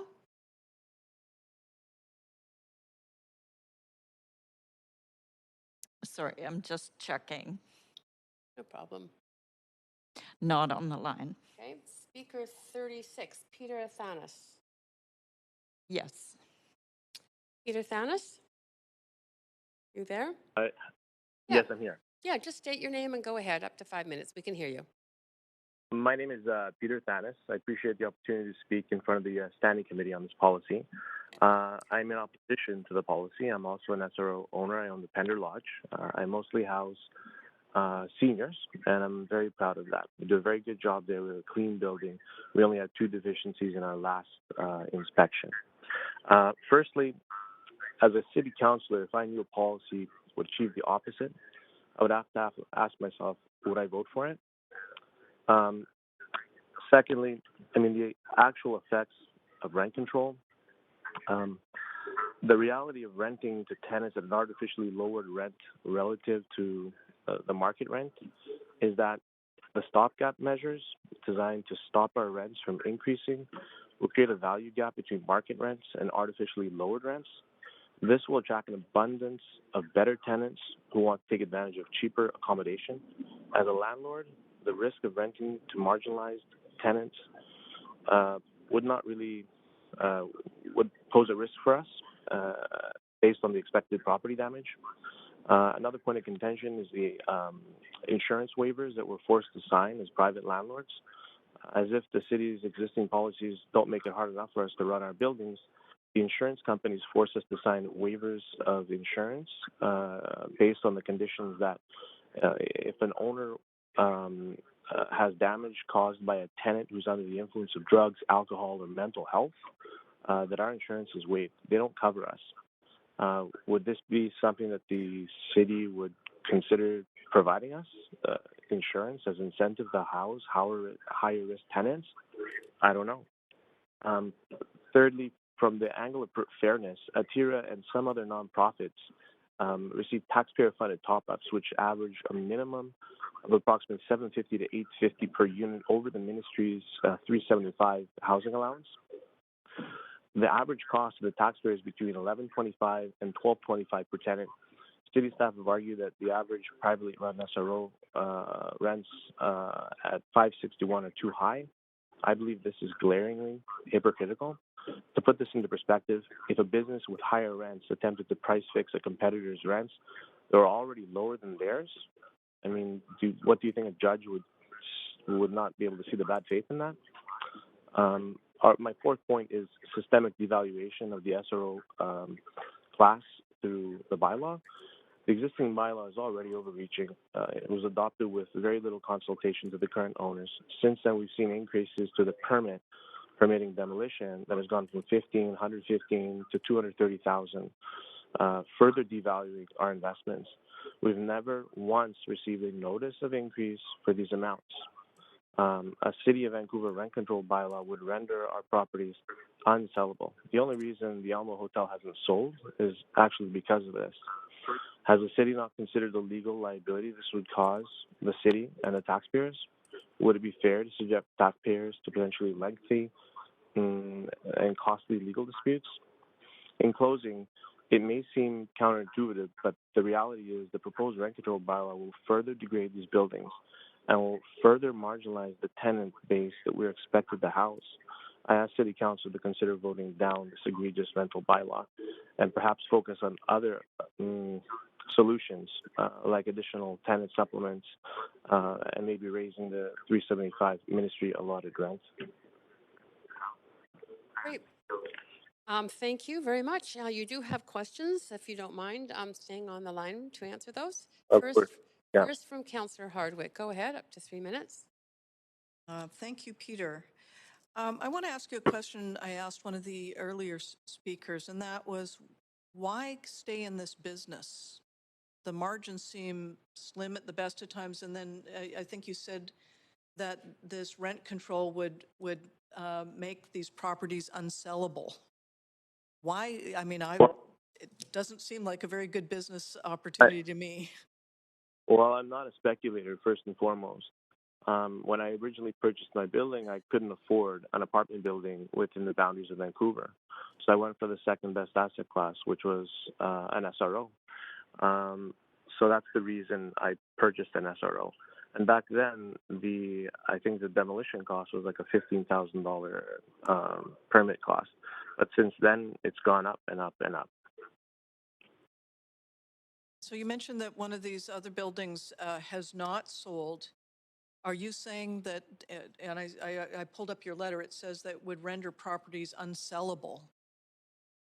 Well, of course, rent control in markets have resulted in that effect on buildings. The economic science is very clear on that. Rent controls achieve the opposite. Do you acknowledge that there are some bad actors? You know, one of the things that we hear repeated is that we need to protect people. When I think we're protecting people, they're protecting them from predators or, you know, bad actors, I say. How do you address that as someone that's working in this industry? Well, I think Councillor DiGenova brings up she's brought it up the entire time today about strengthening the existing bylaw to make sure these buildings are in good working order. I think that's very important. I would support that. My last inspection resulted in 2 deficiencies. I fixed them right away. I have a very good reputation with the police, fire department, ministry, and many of the social workers that work in the downtown east side, especially with the Salvation Army Harbor Light and Christina Petrina and many others. Since there are obviously bad actors, is there any way to be policing within the SRO ownership community to try and deal with the bad guys? Well, it's not like we have like a WhatsApp group that we chit chat. I mean, that's what other people are doing, right? I think that the existing bylaw needs to do what it was designed to do. And the notion of rent controls, creating or protecting the existing housing stock is preposterous. It's going to achieve the opposite. And I think that, if we're not able to spend the amount of money we want to spend on our buildings, if we don't have that economic freedom to spend that money to conduct repairs and all that other stuff, then we're going to be subject to the SRO bylaw, which heavily emphasizes repairs and maintenance. So really, this bylaw is contradictory to the existing SRO bylaw. It makes no sense whatsoever. I think that's my time. Yes. You indeed. Thank you.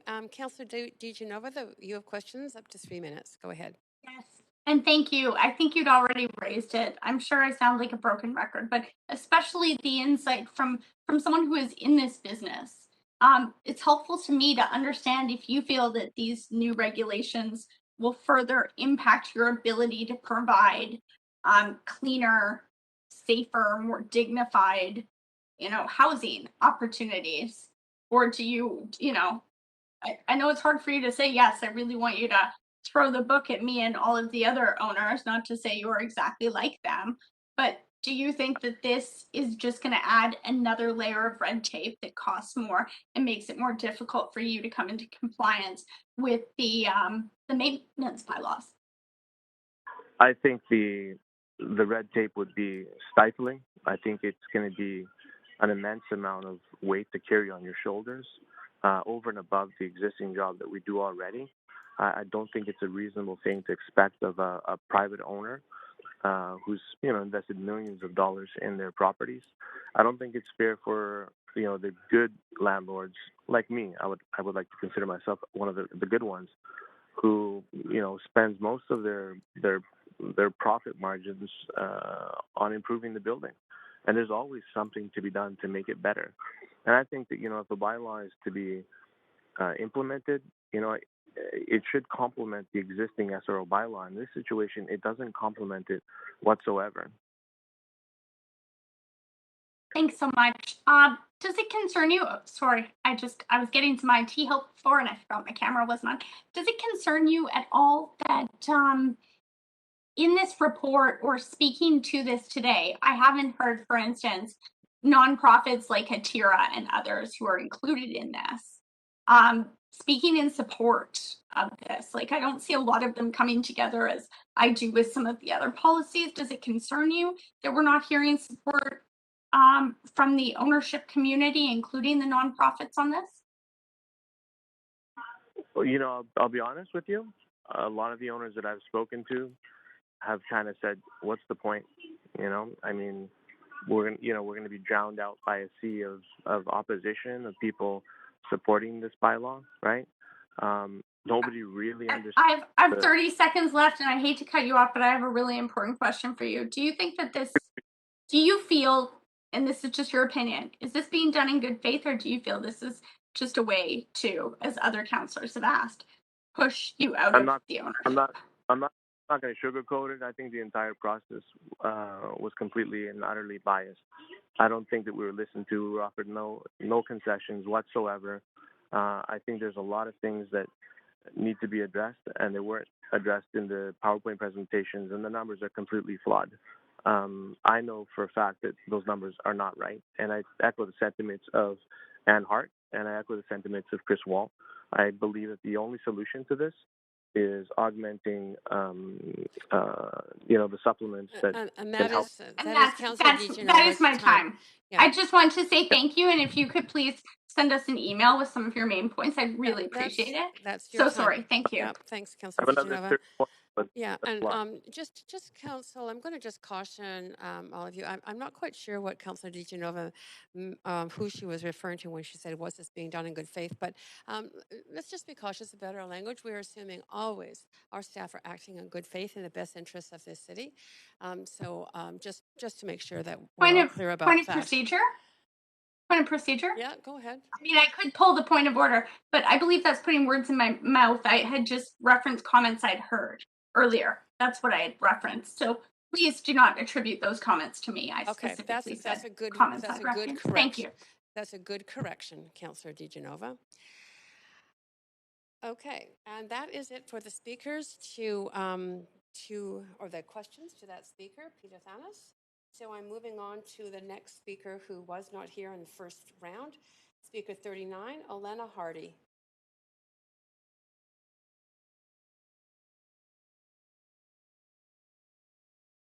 I'm just checking.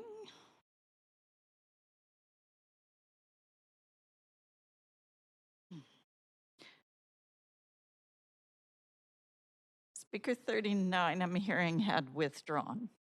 Withdrawn. Okay. We are on to Speaker 40, again, one that wasn't here, 42, Alexandra Flynn. And I'm hearing that Speaker 42 is not on the line. Okay. Speaker 44, Linda Lai. Yep. Hi. Great. Yep. Just state Hello. your name and go ahead. We can hear you clearly. Hi, my name is. Okay. Hi, my name is Linda. Today I'm here to speak for myself and on behalf of the owner, which is my mom. We've owned and operated an SRO since 2006.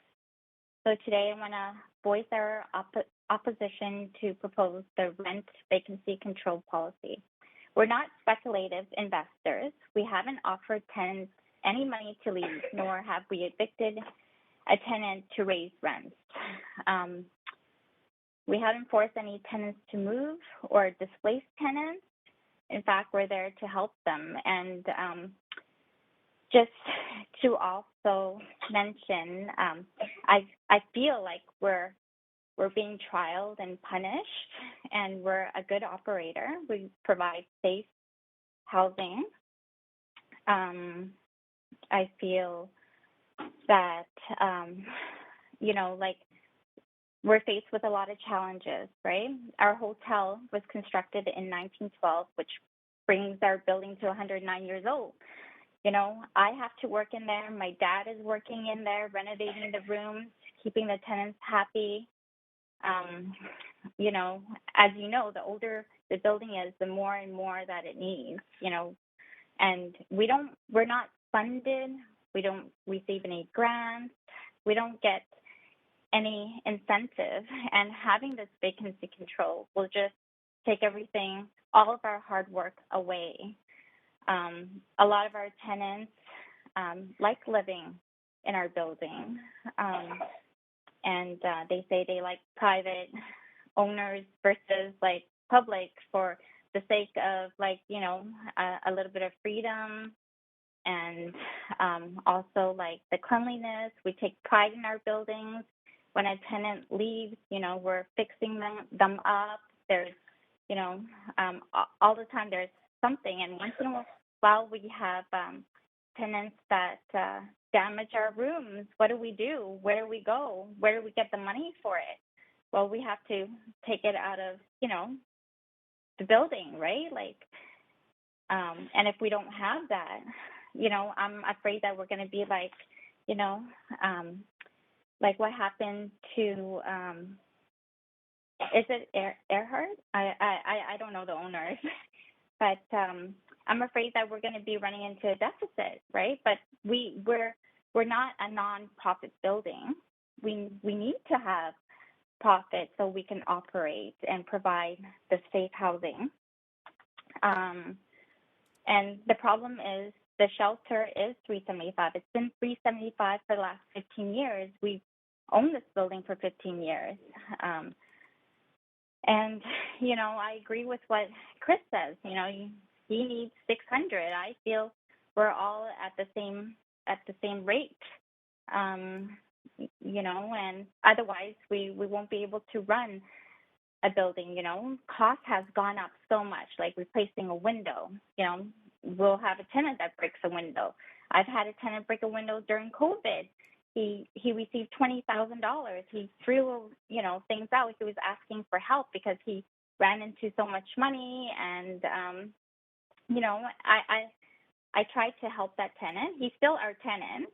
I called Carnegie. I called UGM. I called Strathcona Mental Health. I called CAR 87. I called everybody. Nobody came. I called the police. The police would come, and the police would tell me, it's like, well, he hasn't caused any harm to himself or anybody. I'm like, he threw a mirror onto the street. Someone could have walked by. What do you mean? How can you not do that? And when I talk to the police, they say, I'm so sorry. It's out of, we don't do this anymore. Like maybe before, but not anymore. And then finally, he lit the mattress on fire. I called the fire department. And, the police would come, and I would beg and plead in the middle of the night, every single night. And they would take him to the hospital, but then he can't get through. Like they would just send him back to the Woodbine.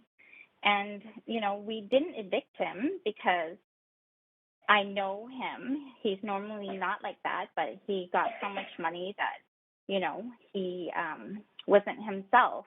But I'm also not getting that support, and these are damages that we have to take out of, profit, right? So how are we supposed to do that? And by regulating us and adding vacancy control, I'm just going to give you another thing that happened to me recently with the empty I home wish tax. we could hear it, but you are out of time. You've run over time.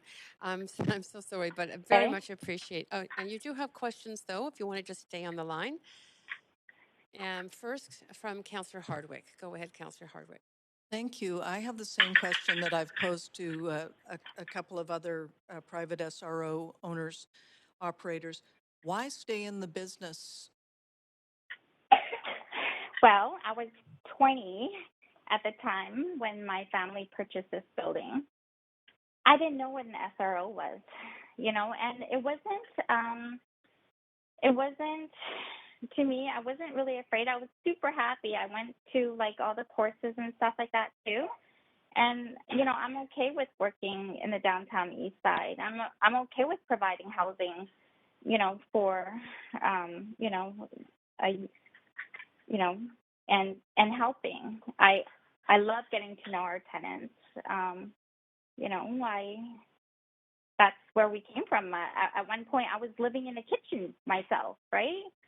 But there's a cost to running these buildings, and $375 doesn't cut it. And putting vacancy control is just adding more red tape, more work for us. Like there's, over 40 rooms.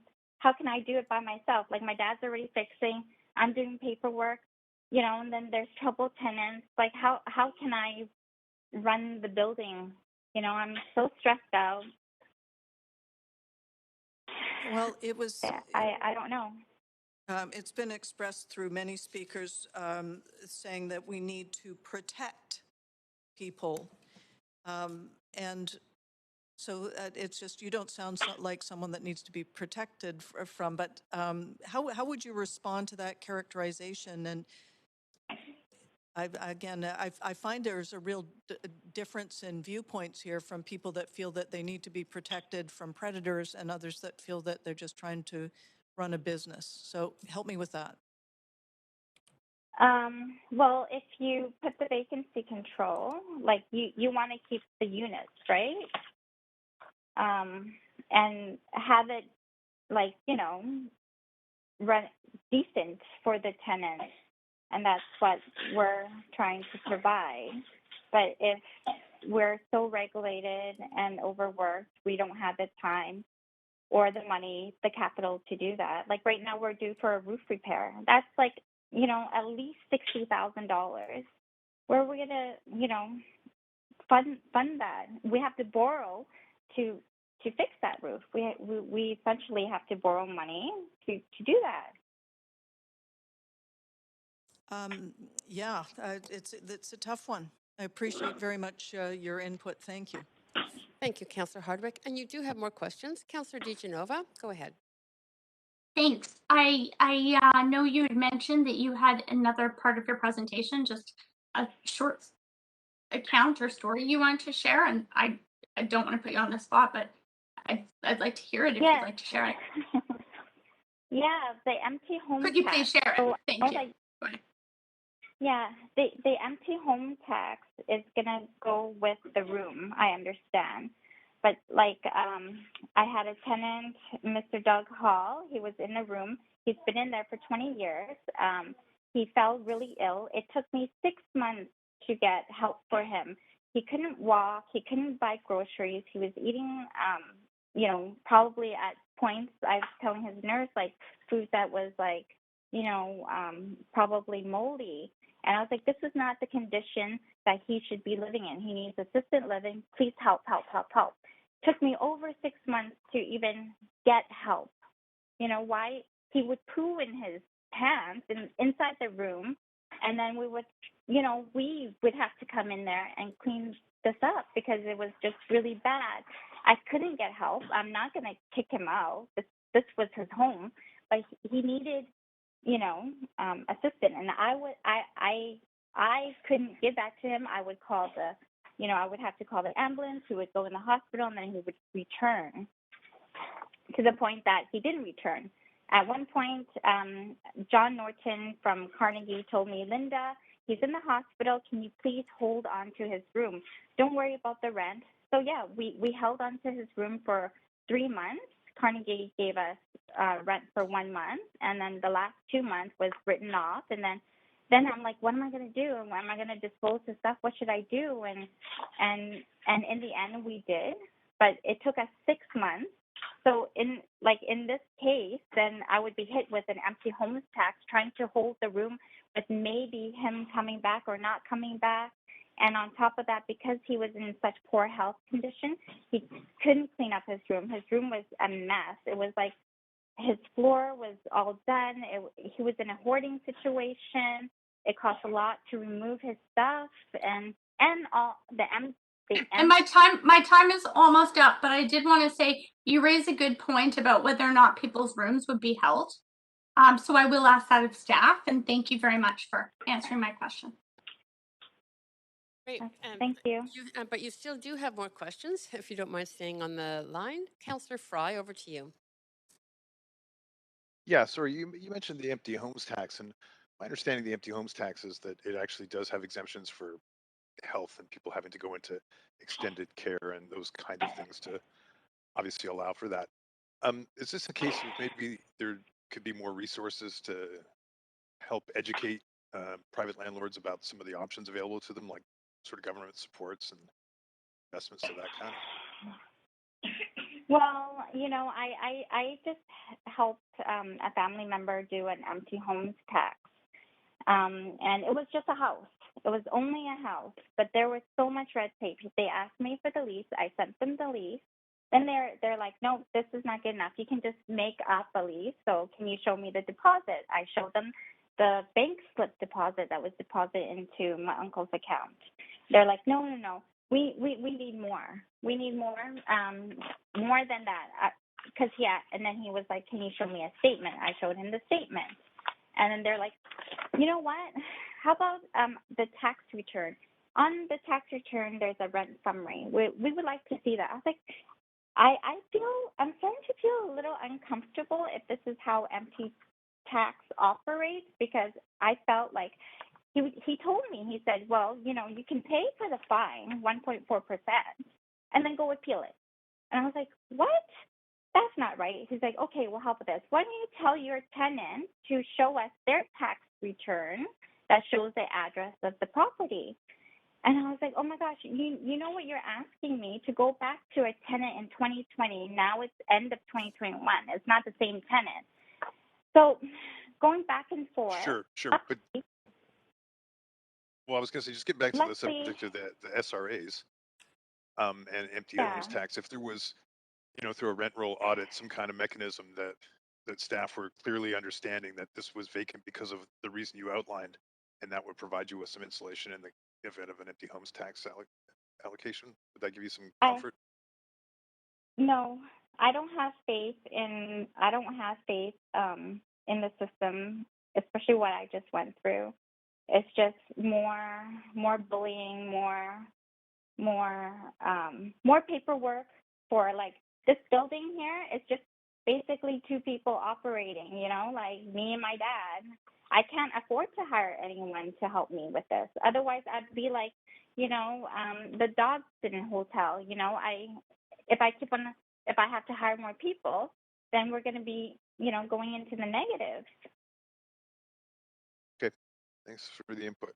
That's great. Yeah, that was very close to your time, but thank you, Councillor Fry, and thank you, Linda Lai. Those are your questions. Very much appreciate you taking the time to actually answer those questions and to speak to council. Okay, thank you. Thank you. We're now moving on to speaker number 49 on the list, Roger Blenman. Is Roger Blenman on the line? Yes, I am. Great. Okay, Thank just you. state your name and speak to council. Thank you very much. It's my first time speaking to council, and I'm very glad for the privilege. My name is Roger Blenman. I'm a longtime resident of Vancouver and currently a homeowner in Vancouver, well, with a mortgage. I've been in the city since 1994. Upon my arrival in the city, my arrival in the city provides some of the background from which I'm speaking, having been in the city for close to 30 years. I've been constantly shocked and saddened by our inability, and I take responsibility for this as well as a Vancouverite, to provide adequate housing for all our residents. We need diverse housing options. We need diversity in our city. It makes a better city for everyone. I've had my own rental experiences, some positive and some not so positive. I would like to remark that anecdotes of poor landlords and good landlords do not make necessarily a strong basis for policy. I think we ought to show compassion for renters, empathy for each other. I think co-op housing is an excellent option, but it's not available for everyone. I think I have responsibility for my neighborhood, and I have responsibility to my neighbors. I think that we also have a collective responsibility to protect some of the most vulnerable, and in particular, this proposal speaks to those who are on the lower end of the rental market. I recognize that I speak from a position of privilege since I am housed, but that does not absolve any of us from the responsibility for those who are inadequately housed. I have a social safety net, but there are many who do not have access to the same privileges. Some of the things that strike me as being very positive about this proposal is that there is a clear enforcement procedure. There are a set of steps that can be followed by a renter who feels that they have been treated not in accordance with the policy, and there's also an enforcement procedure outlined in the policy. It's been effectively budgeted. As earlier speaker talked about insurance for high-risk clients and ministry-allocated funding, which of course are beyond the scope of this policy and beyond the scope perhaps of this organization. Yeah, sorry, I'm just going to have to interrupt you there. I'm sorry, I was dealing with the clerk on another issue, and you're well over time in terms of answering. I had 5 minutes. Is that not the case? Oh, it's 5. You're at 5. Sorry. Just 1 second. I'll just check.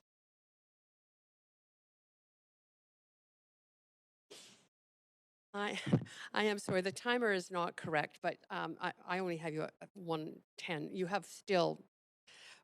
Actually, yes. Clerk, could you just tell me how many 3 minutes left? Go ahead. I'm so sorry. Thank you. I did prepare my remarks carefully. Thank you very much. As I was saying, I do feel that the enforcement the proposed policy has a clear enforcement procedure. It is well costed, and it is part of a comprehensive plan that includes, of course, replacement of units, updating of the housing structure. Therefore, I'm urging the adoption of this policy. I find it also, I'm pleased to see that it has a review process that within a number of years, up to 4 years, the effect of the policy on the housing market and on the low-end rentals will be evaluated.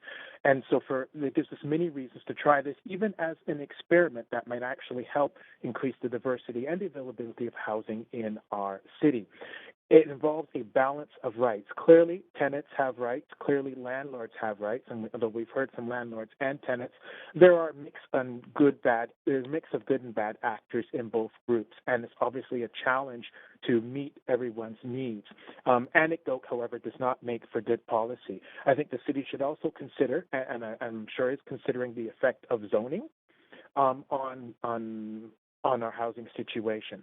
So I guess in summary then, I am encouraging the adaptation of this policy. I've looked at it as much as I've been able and see that it seems to be a responsible response to an ongoing problem. We know that SRAs are the next step away from homelessness for many of our citizens. And as a result, we need to try this to see if it actually allows more people to remain with adequate shelter. Thank you very much for your time. Oh, and thank you very much, and apologies for that interruption. You were very clear, and there aren't any questions for you, but again, very much appreciate you taking the time to talk to us. Thank you. Great. So, Council, I was just conferring with the clerk, several people on the line that we somehow missed over. So I'm going to go through calling for speakers 46, and then 51, and then 27. So speaker 46, Chloe Noir. I'm just checking, and no, number 46 is not on the line, Chair Carr. No longer? Okay. Chair, Yes? Pardon me? just as we're approaching 5 p.m., I just wanted to, on a point of privilege, note that I wouldn't be able to stay if we were going to extend through the dinner break, but I wasn't sure if there were how many speakers there were and if we should extend. I mean, I'm happy to listen while I'm picking my child up from childcare, but I just wanted to state I won't be able to stay past 5. Right now, there's no motion to extend beyond 5, but thank you for that information, Councillor DiGenova. Thanks. Happy to accommodate however I can, and I'll listen if I need to come back for decision after dinner. Thank you. So, Council, right now it is 4:45. We have 2 speakers on the line. I think I'll proceed with those. Speaker 51, Russell Maynard. Hi there, I'm here. Great. Go ahead. Yep. Just state your name and go ahead. Hi, Council. It's Russ Maynard. I work with PHS Community Services Society, and we have submitted a letter of support, and I just wanted to verbally support this bylaw amendment. And it is a really tough decision. I feel for you all. We have a lot of respect for private property in our culture, and I would just add that we are at this cliff because of the intensity of the homelessness situation, both in Canada and in Vancouver. And these are the housing units, as has been mentioned many times so far tonight, that are the last housing before homelessness. And the folks that end up not being able to afford any kind of rent increases, and we've heard the people who own the buildings saying that they can't run the buildings at the current housing allowances that are provided by government. It would be great to see those allowances go up and to have this problem have more degrees of freedom, but that's not happening anytime soon. I think that the report that the city created is very well balanced and very detailed.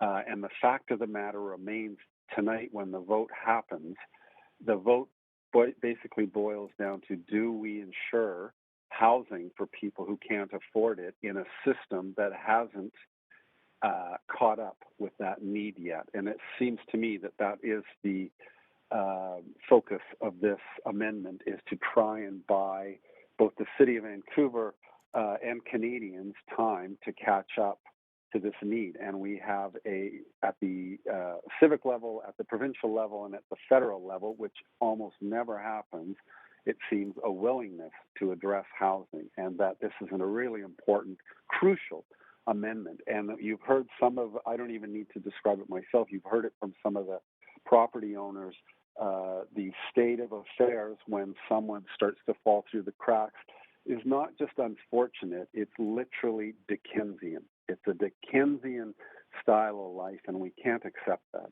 in our city or in our country. And I think that ultimately there's very little choice here, and we need to secure this housing stock at all costs, and we need to remunerate the private owners should it come to that. And certainly anybody who has owned a building for more than a year or two is going to be able to capture that value of holding a building. We heard one person say they've had that building for 15 years. One need only imagine what that property has grown in value. And so those are the kinds of things that will come back to placate and reward people for their patience and what they've been doing for the last 5, 10, 15 years. But I really do believe that there's little choice here, and we need to secure this housing stock, and the amendment is very well balanced and thought out. And thank you for your time.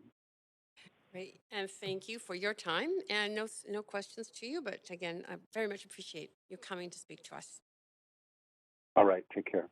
Thank you. You too. And that takes us to the other person remaining on the line, which is Speaker 27. That's Hello. Gilles Durand, yes? Yeah, hello. I'm here. Can you hear me this Yes, time? yep, yeah, we can. Oh, It's good. Oh, great. Yeah, this is the second time trying to get on. Anyway, my name is Gilles Durand. I'm president of the Carnegie Community Center Association, which before COVID had as many as 4,000 to 5,000 members of downtown Eastside residents. So this year we have fewer members, but we still have close to 1,000 members. And I'm also a member of Carnegie Community Action Project, which works to help secure housing people, to raise the welfare rates, and to keep rents down. I personally live in an SRO, 1190 East Hastings. I'm 76 years old, and my SRO is actually on the main floor below the SRO. And so I'm a retired carpenter, have done a lot of my own repair work, and the landlady could probably get twice the rent that I'm paying. And she always tries to raise my rent an illegal amount. And when I fight it and win, her and her husband come and they scream at me and yell at me to move out and threaten to evict me. But I know my rights, and so they haven't been able to bully me. And I'm a big guy, and they don't intimidate me. But I'm also quite well educated, which is not necessarily the case for a lot of tenants. I can look after myself, but a lot of tenants have a really hard time with this kind of intimidation. And I hear that this is not an unusual situation.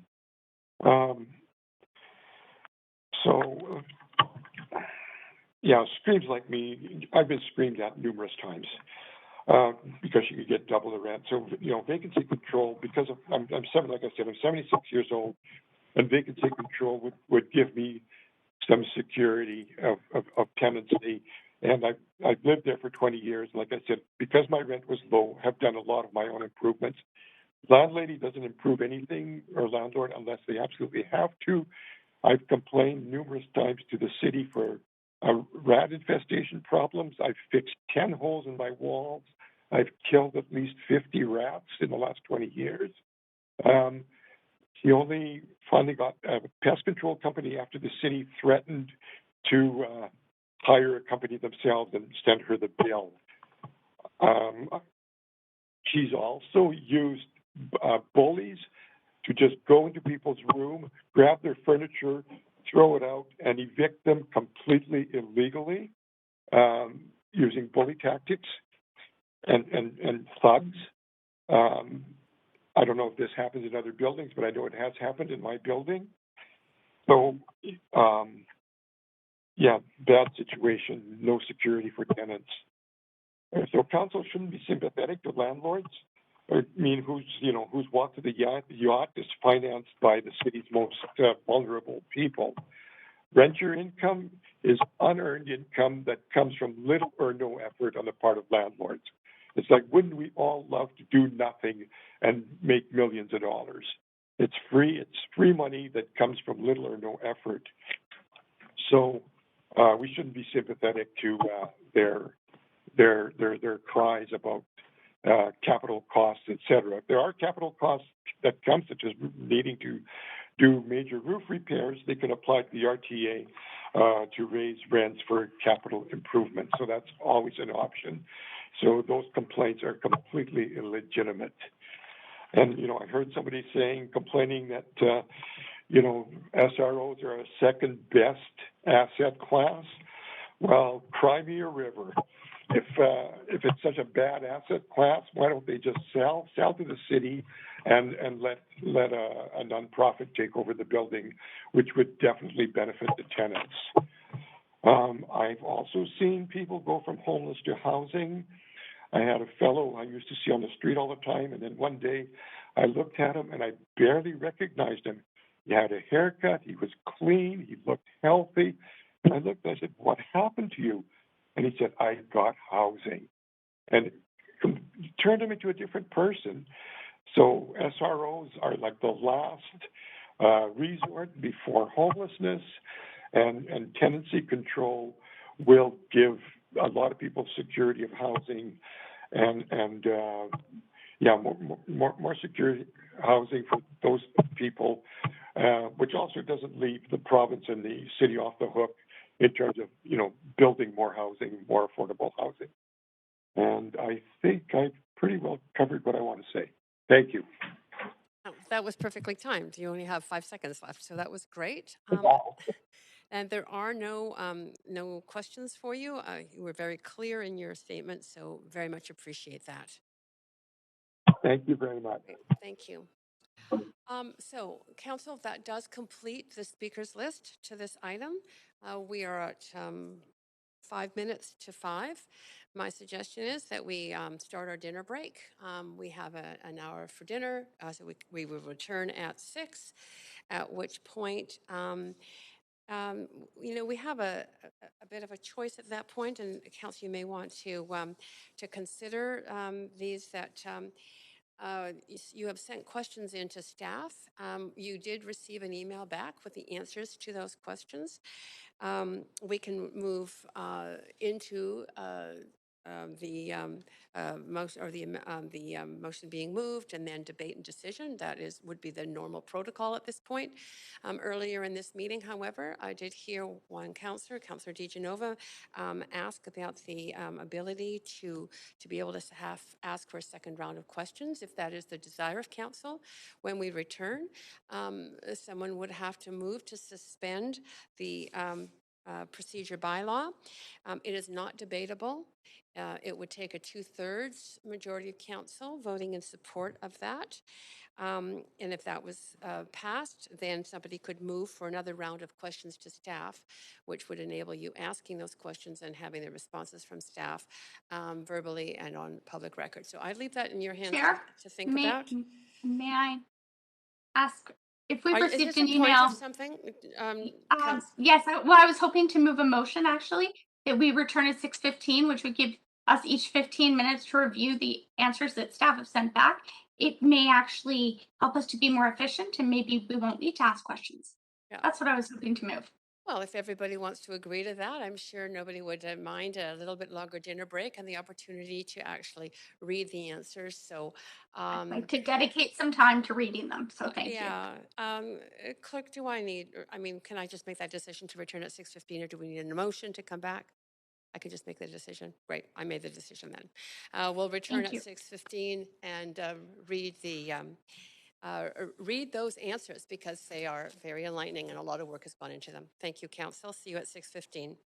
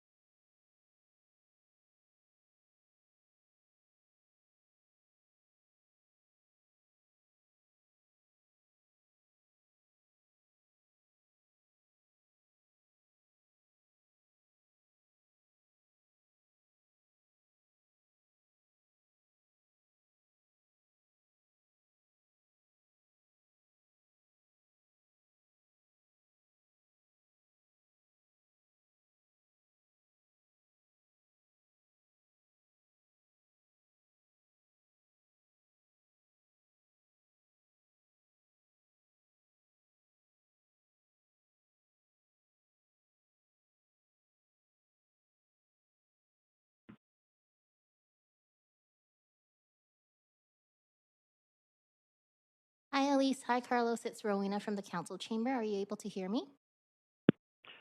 Hi, Rowena. we can hear Carlos. you. Perfect. Yeah, Thank you same. so much. That's great. Thank you for your Okay. help. Sorry.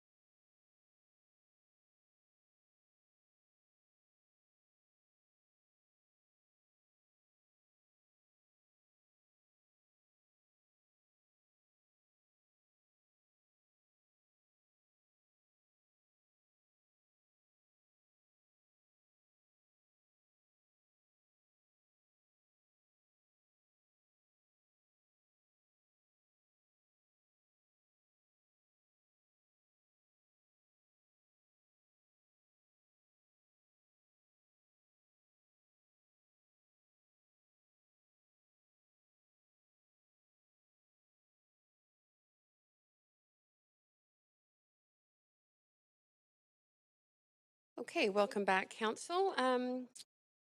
So we are now at the point where it's possible to move the recommendations and enter into debate and discussion. I see Councillor Kirby-Yung on the queue. Councillor Kirby-Yung. I'm on to move an amendment, but I actually wanted to potentially let Councillor Swanson. I thought she might like to move the recommendations. That's sweet of you. Okay, I'm going to put you behind Councillor Swanson. Councillor Swanson, go first, and then Kirby-Yung. Go ahead, Councillor Swanson. Yeah, thank you, Councillor Kirby-Yung. I would like to move it. So I move the recommendations. That's great. They are now on the floor. I'm moving us. We are in the main queue, which is great. That's it. You're going to hold your comments to the end, Councillor Swanson, or are you? Yeah, I'll hold them All to right. the end. Okay, thank you. Councillor Kirby-Yung, over to you. Yeah, thank you, Chair. I'd like to move an amendment which was circulated earlier to Council and the clerk should have. I'm going to move us to an amendment queue. Sure. And I'll get you on that. Great, go ahead. And the spirit of this amendment really speaks to what we heard today from a number of, it was referenced in the report. I think some of us have heard from a number of stakeholders in the Chinese community, and we heard through some of the comments today with respect to the uniqueness of the Chinese Benevolent Association buildings, which carry specific historical and cultural importance in the city, and in fact, often provided the only refuge due to racialized policies in the city. And they are unique buildings. They are buildings that have been long held with an intent that they continue to be held. In many cases, the plant associations have managed to keep rents really low with the implementation of this policy in an effort to have it be consistent across the SRO stock, but recognize the fact that we don't want to put the CVAs at a disadvantage when it comes to the need to upgrade their buildings. Essentially, the spirit of the amendment is that upon vacancy, it will enable them to revise the rates to the designated shelter base rent that is currently mandated provincially to $375, so that they would have sort of that level playing field, if you will, with the across the sector. And so that's essentially, in a nutshell, the spirit of the amendment. It's been discussed, and as you heard me earlier ask a question of one of our speakers, for example, with Return, who's been very active and sort of advocating on and working on this effort, whether they would be supportive of it, and we heard a yes. So I do think that it's a fair compromise versus the other option that was discussed, which was potentially exempting them from the bylaw altogether. So that's sort of the outcome that's been arrived at, and that's the spirit of the amendment, which I see is now on screen. Great. Thank you, Councillor Kirby-Yung. Councillor DiGenova to the amendment. Thanks. I have a point of information for Councillor Kirby-Yung, who's moving the amendment. Yeah, okay, go ahead. I can ask her. Go ahead. Okay, I can ask through the chair. So I'm wondering, Councillor Kirby-Yung, you had just stated that it was to current shelter rates, $375 a month. But if those shelter rates were to increase, then this would increase too. I just want to make sure that's the intention. So it would be the shelter rate, not just current shelter rates. It would be whatever the province determined shelter rates in the future to be as well. Yeah, very good question, and that is absolutely the intention. The original language amendment had actually specified just shelter rate as opposed to the dollar amount. This was included for specificity on the advice of staff, but staff also conveyed that their full intent would be, in the event of any change to these standards, that they would bring forth an accompanying change to the city bylaw. Okay. So what I will say is I will support this amendment. I'm still feeling very uneasy about the overall report and the recommendations as to how they're going to make a difference in providing dignified housing, clean housing, and also what we already have on our plate with a significant and robust set of maintenance bylaws that I understand that we enforce sometimes and through legal orders that we're not enforcing as often as we could be. So for that reason, I will support this amendment, but I'm not sure how I will vote on the overall recommendation. Great, thank you, Councillor DiGenova. Look, I'm not seeing anyone else on the list, so perhaps we can you can move us to a vote on the amendment. Everybody should know this is Councillor Kirby-Young's amendment.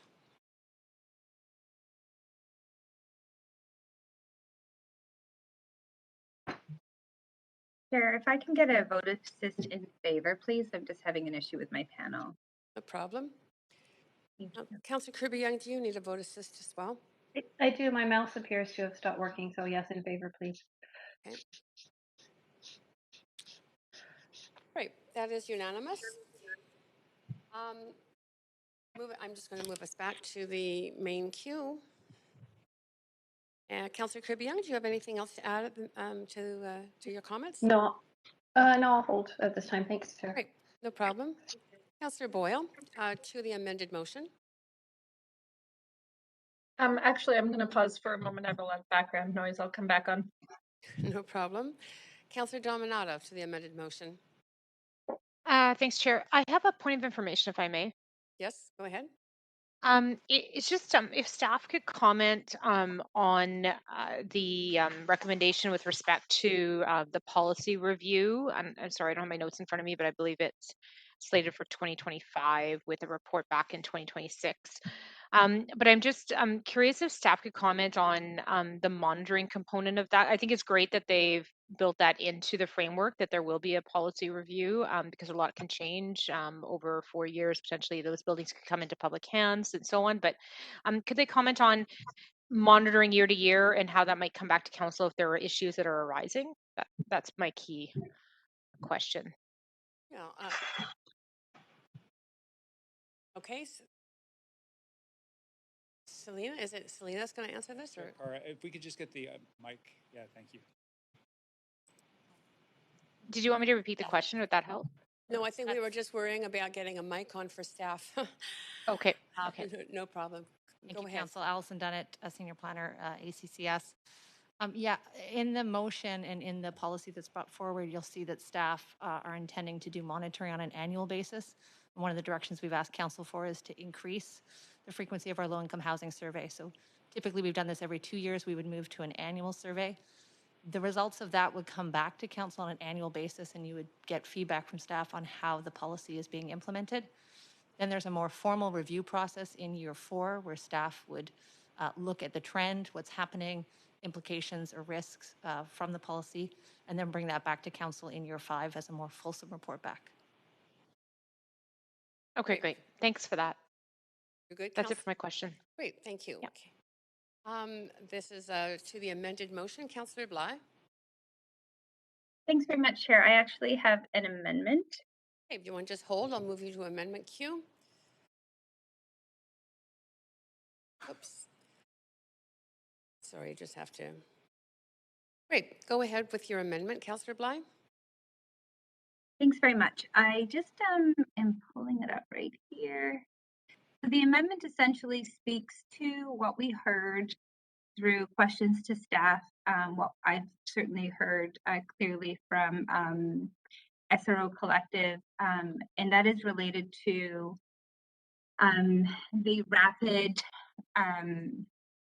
residential rehabilitation assistance program and its renewal in terms of a return to the expanded program. So the amendment essentially is asking the mayor to write a letter to the Federation of Canadian Municipalities to advocate to the federal government for the return and expanded RAP program with the desired outcome of stabilizing rents and improving living conditions in single room accommodation. And then further to that, that staff also work with the FCN policy team to advocate the same. So I won't repeat the language.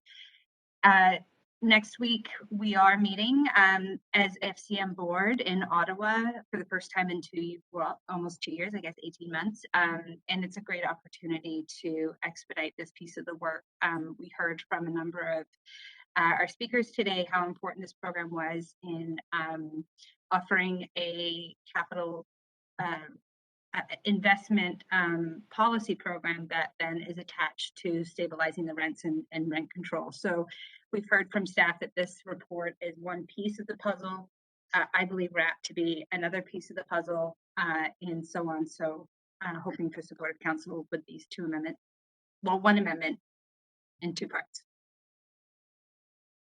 Okay, that's great. We're in the amendment queue, and we've got speakers to that amendment, so you've introduced it. Councillor DiGenova, to the amendment, please, on the floor.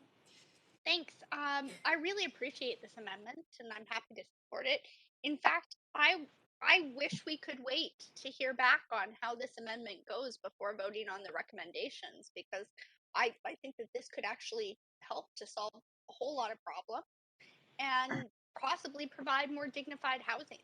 And for me, that's what it's all about. It's about providing more dignified housing for some of the speakers that we heard from, including the speaker who, shared a poem with us about the living conditions that they experience in SROs and SRAs. So I appreciate this, and I think that this is looking to our partners at the federal government who are responsible for housing, and asking them to play their role in this as well. And I'll be supporting this amendment as well. I'm not sure how I'll be voting on the whole report at this moment, but I will support this amendment. And I will also ask in the main motion for a severing, Chair, for this amendment and the previous amendment. Oh, okay. There are, yes, we'll make sure that During those my time, I paragraphs. thought I'd mention that. Thank you. Okay. Great. I'll have the clerks think through what the severing process would be for those, because some of them affect more than one of the clauses. Okay. Thank you, Councillor DiGenova. To the amendment on the floor, Councillor Wiebe. Yeah, I'll also be supportive. We heard loud and clear that rent control is not going to be the answer of the issue, and that we need to holistically look at it, but we need rent control now for us to start to look at different options. So I think this is critical and one of the elements to support the well-being of these buildings as well as to support the tenants. So I will be supporting this amendment. Great. And I do not see any other councillors on the list to speak to this amendment by Councillor Blythe. So clerk, if you can move us to a vote on this, please.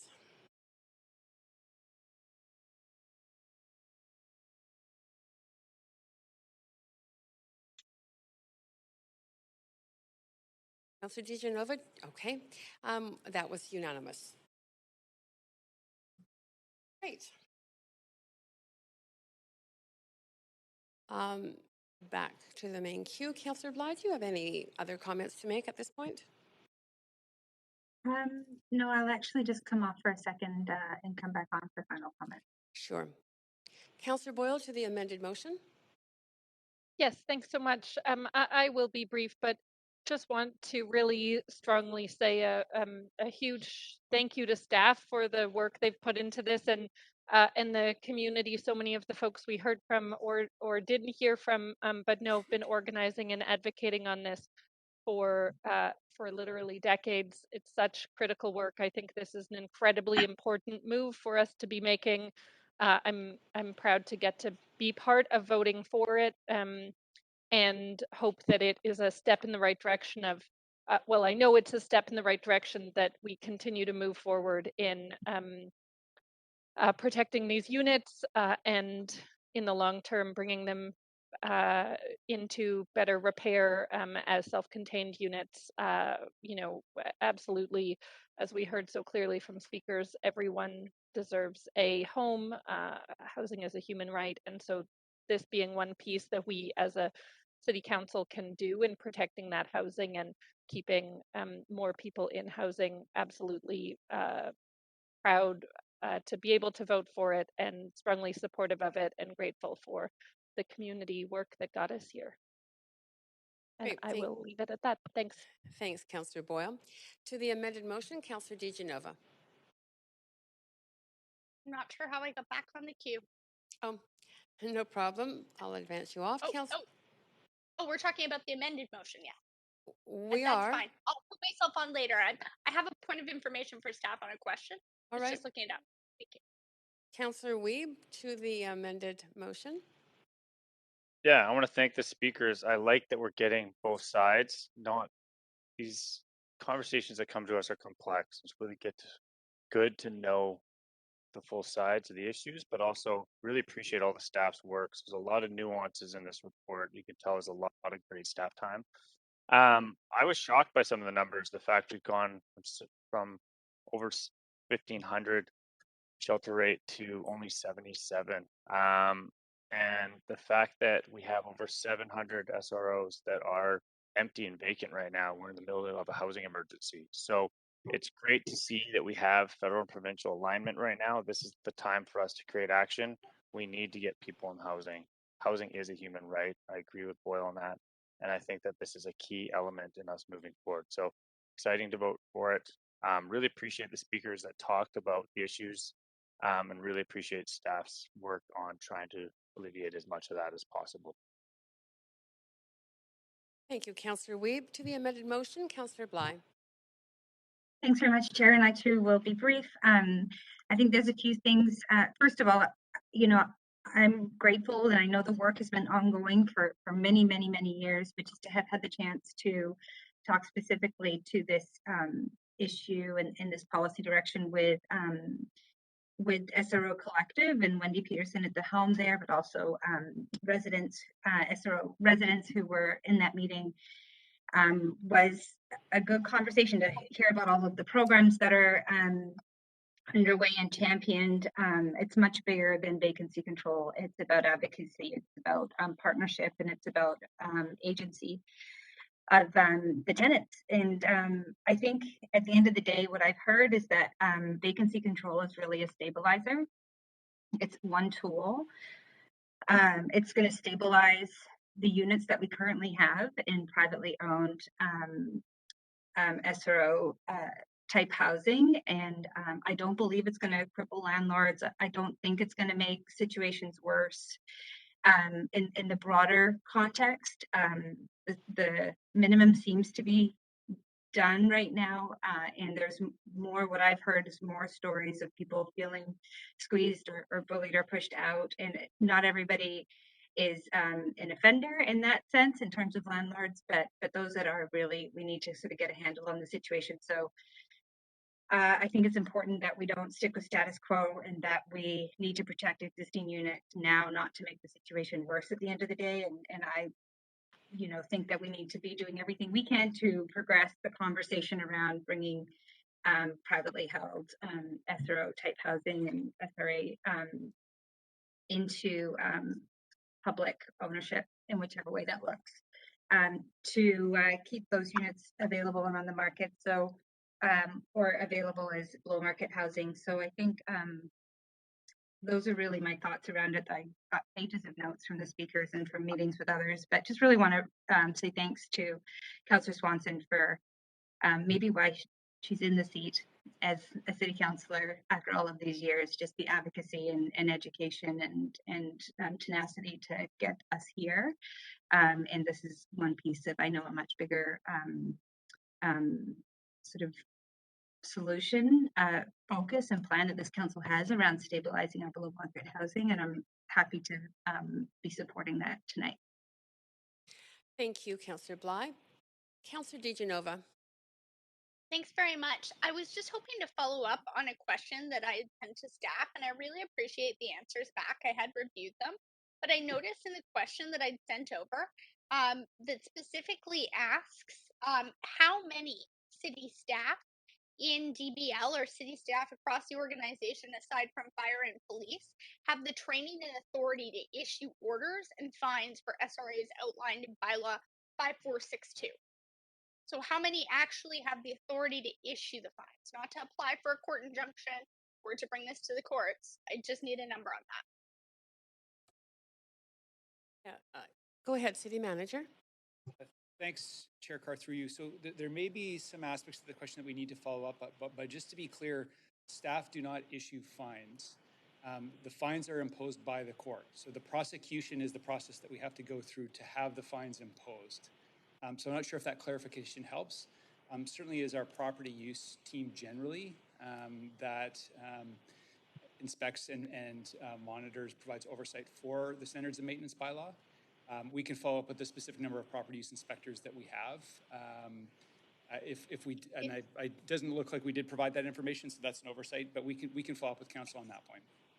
For example, at one point in time, I know that it was 20 to enforce cannabis prior to it becoming legal, but when we just mended the zoning bylaw, and you may remember that, city manager, that I did ask that question. So I'm looking for similar information, but it does state clearly in the bylaw that the city may issue these fines.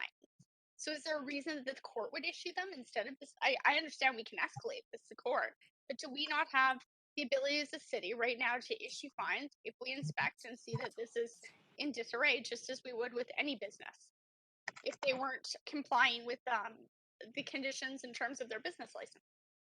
Yeah, my understanding, Chair Carr, through you, and it'll be subject to any correction from other staff that are following the meeting here, is the bylaw sets out the fines, the maximum fines that the court can impose. They're not fines that staff impose. Okay, it says the city of Vancouver, so I will send that over with subsequent questions then. And I appreciate that, and I appreciate the questions being answered, and that we've been trying for education, but we've tried for education for a long time. And I appreciate the fact that there are some, you know, I don't know them. Some of them I've heard from today. You know, looking at my notes here, fellow Christopher Wall, who called and takes pride in, you know, and wants everyone to get a room that isn't a good room, as he said, and to have dignified housing. I'm also noting, and I realize I only have 5 minutes, so I'm just going to note my most important points here, that the nonprofit community, I haven't seen a lot of them except for Anhart sign up, and Anhart's against that. So without knowing where they stand on this, it's good to know that it's $500,000 for us, council, and 2 extra staff. How many staff and resources does that take away from them and their teams that are actually running their operations on a shoestring budget? And I know, because my background is in housing. It's in non-market housing. It's providing housing at $375 a month for people who not only may need shelter rate housing and have concurrent and other complex care issues, but also many of them are disabled and couldn't access an SRO if they wanted to because of their disability. And I have to say that I'd be concerned that we don't have a plan B here. So right now, if this moves forward and these owners can't comply with this, first of all, we don't even enforce our other bylaws. So why this one? That's a concern that I have. I do appreciate that. I appreciate the sentiment and the way that staff have gone into this and what they're looking to achieve. I really, really do. And I support you in that. But I'm concerned with the unintended consequences that this may have. And for that reason, I will ask for severing, and I will support Councillor Bly's amendment to advocate through FCM to the federal government, and I'll support Councillor Kirby-Young's amendment that looks at you know, the Chinese benevolent associations and exempting them. I'd like to see all nonprofits exempt, actually. But moving forward, I think that it is about dignified housing. It's not about let's look at these owners or this owner, these owners, or what policies we can implement. It's how do we find a road for people to get to dignified housing, to get to the things in our bylaw: pest-free housing, clean housing with running hot water. That should be a human right. And we have to work with our partners to get there. And with BC Housing, I appreciate that our staff are always in communication with BC Housing, but I also want to make sure that in working together here, because of what they can do, power they have, especially the spending power, that we work together on that. So I realize that I've hit my time here, but I won't be able to support the rest of the recommendations. Really want to thank staff. I will follow up with questions, and I will support those 2 amendments. So if we could please sever, and if I could also have the entire full final motion emailed to council if possible. Chair Carr, thank you. Yes, I anticipated that, and I have asked for that. I think I'll just check with the clerk. Is that possible to get it emailed? Great, we've got enough speakers in the time now. I'm just going to be, I'm going to ask for clarification, Councillor DiGenova, that you want to have the severing of the amendment by Councillor Bly, which is going to be the final letter, but also the amendment by Councillor Kirby-Young, which occurs within C. And do you want the subsections? I want it severed. I would like it severed out of C, technically, so that I can vote for it. And it's great if it passes, but I want to make sure that my vote is lent to that. So if this full report passes, that will pass too. That's my intention. I was hoping that it would be added as an addition so I could support it and then it complies if the recommendations pass, Chair. I think what we can do is sever C, subsection I, subsection C, which is where I'm seeing I'm just going to seek confirmation, but just when you get the email sent to you, just check to make sure that that's it. So big C, subsection C,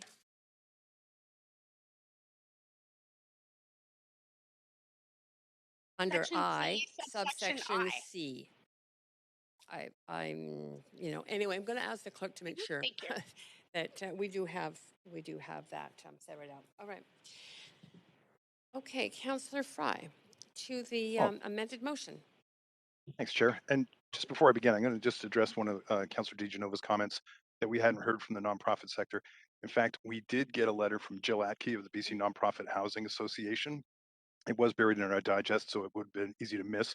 And I know that Jill's been busy with the convention this week, but they're in full support of this recommendation from staff. So just thought I'd highlight that off the top.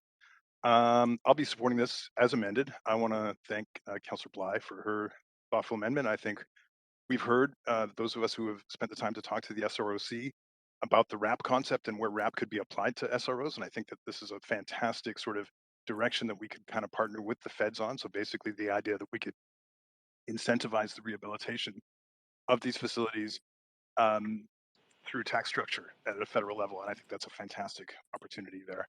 I also want to thank Councillor Kirby Young for the thoughtful amendment that addressed some of the concerns that we heard from the Chinatown Benevolent Associations and recognizing this longstanding and traditional housing vernacular that doesn't really fit within the SRO package.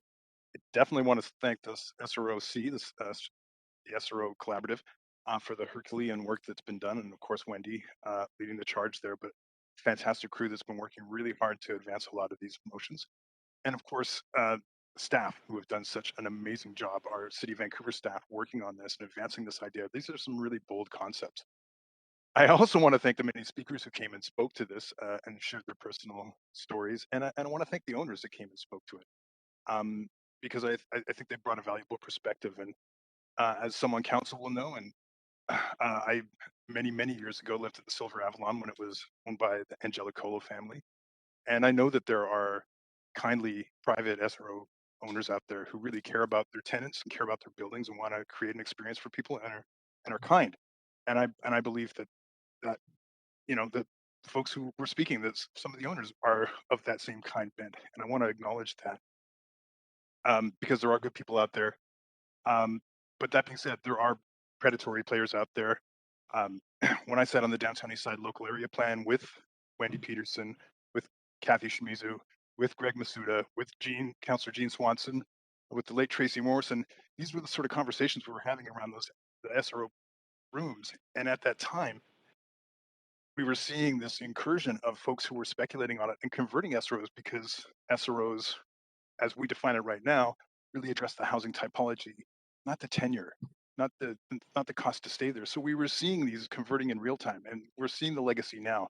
So this is a critical intervention that we really, I'm so happy that we're doing this now. I probably should have done it back when we approved the LAP in 2014, but here we are now. I think it's really important, but I think what's also going to be equally important is that we commit to the clause in here that addresses a budgetary consideration. We need to follow up with some money to make this happen because this needs some follow through. And we heard that. And this needs to be operationalized in a smart manner that will connect these private landowners and especially connecting the Chinese benevolent associations with the funding opportunities. And I really want to highlight that piece around connecting with the Chinese benevolent associations because we know, I think Councillor Kirby Young really nailed it when she said that there was a systemic sort of racist classist construct that has alienated that whole housing vernacular for the last 120 odd years. This is our chance to also fix that and really help because the capacity in a lot of these older benevolent associations, they are older. The elders are older. The residents are older. They need help. And this is really something that we can't just sort of go half measure on. We need to have that fulsome follow up. So the budget component of this is going to be a critical aspect, and I expect that there will be more asks moving on, and there will be more asks of senior governments, and we'll have to get out there and hustle to make this happen. But I think this is really a bold move, and we're very grateful to see it coming forward and be able to support it today. So that's it for me.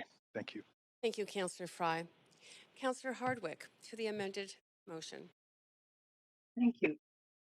I'd like to unpack this a bit. What is our objective? Our stated objective here is to stabilize rents in private SROs because marginalized people aren't making more money and they can't afford higher rents.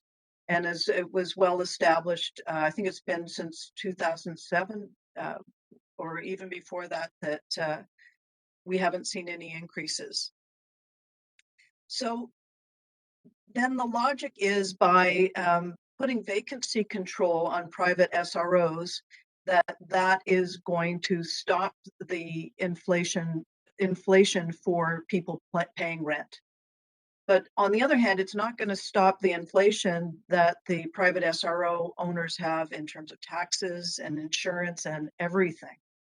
So on the one hand, we're trying to hold this here, and yet everything else is going up here or down here, as the case may be. And we heard from one of our speakers, find it here, from Anhart, that they had actually continued to go out and get more remortgaging and adding another $500,000 in mortgage costs and are continuously running as a deficit. Well, I just know if I try and run a business at a deficit, I'm going to go out of business. So that brings me back to, maybe what our objective here is, knowing that these pressures will, either the private SRO owners are going to hunker down, they're not going to have the money to be doing improvements and repairs because they're getting squeezed. Then do we have a plan then to buy them out? Is that our intention here? Because in any business, if you can't make if you're running at a deficit, you're going to go out of business. So if that's really our objective, then we should be upfront about it. And I don't have the answer to it, but I just find contradictions in the logic here. Yes, everybody wants to make sure that people are properly housed. No one wants to live in a pit with rats and cockroaches and all the nasty business and the chaos and the crime that we've heard described. It's clear that there's a spectrum of different operators in these places. I'm sure we didn't hear from any of the bad ones today. We know there are bad SROs. That's not the question at all. But are we really in one fell swoop trying to say that we want to put the private SROs out of business? And if that's the case, then we should just say that's our intention and take over, come be upfront about it. I don't know why, anybody would want to be in that business. It's although we heard from people today that have been doing this intergenerationally and seem to take pride in what they're doing. And it's hard to reconcile when you hear all the horror stories of people getting their doors kicked in. And, I don't need to trot out all of the other things that we've heard described. But at the end of the day, what happens if we put rent control, vacancy control on these places? It puts the private SROs out of the business. Is there a gap of time before they can be taken over by government, whether it's at the provincial level or at our civic level? We've seen quite a bit of headcount already added in this area over the last 5 years, and we're looking to do more.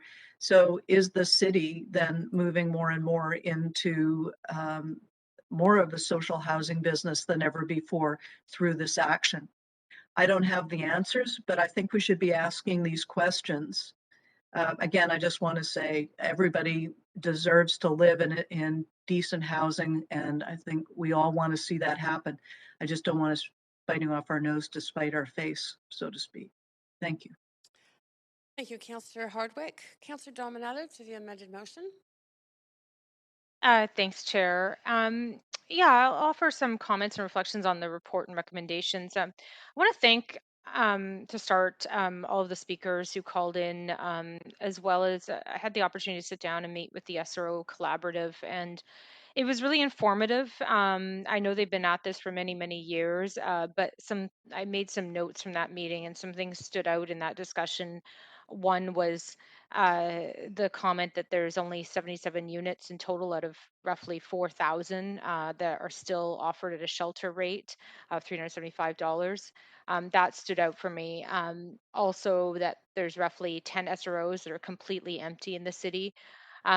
We talked at length about the increasingly that in some instances, and I don't think we can say this as a broad brush across the board, there are tenants in certain buildings that are feeling increasingly pressured, and it's feeling pressured to leave or to move out. And as the staff noted in the report, which I think was both the first report that came to us, but the second was, incredibly enlightening in terms of really that visual around, the spectrum that we're seeing of either disinvestment or just a loss of affordability on the other end of the spectrum. Um, and then we talked about the importance, I think, to the point that Councillor Hardwick just referenced in her last comments about the importance of home to people, and habitability and dignity and dignified living. So that was part of the conversation. So reflecting on the recommendations today, we know that the SRAs are largely the most affordable housing in the city, and for some, housing of last resort and options.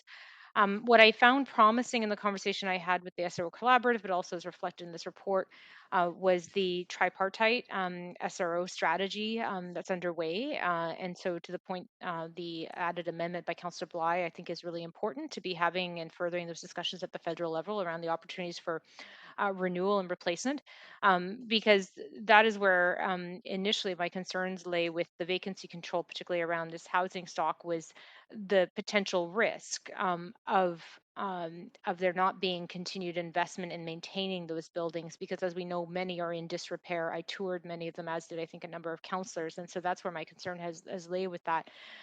That being said, we're seeing obviously in at least more than a third of the stock this exponential rise in rents, and so I think this is one tool in the toolbox. I think it's a band-aid in the broader context, as we're having a conversation around housing affordability and the roles that the provincial and federal governments need to play in this, particularly with the shelter component of income assistance still being at $375. And I think it was noted today by a speaker or staff that it hasn't increased since 2007. I think that needs to be looked at by the province. So this is a tool in the toolbox, but it is certainly not the answer. I also think there needs to be a further look at, and this was done by the province before, is to look at bringing this particular housing stock into public ownership and furthering that. And I think that will be furthered. I understand that the mayor is meeting with the provincial government on a number of housing related issues, and I'm certain he'll be bringing that forward, and it'll be brought forward at FCM next week.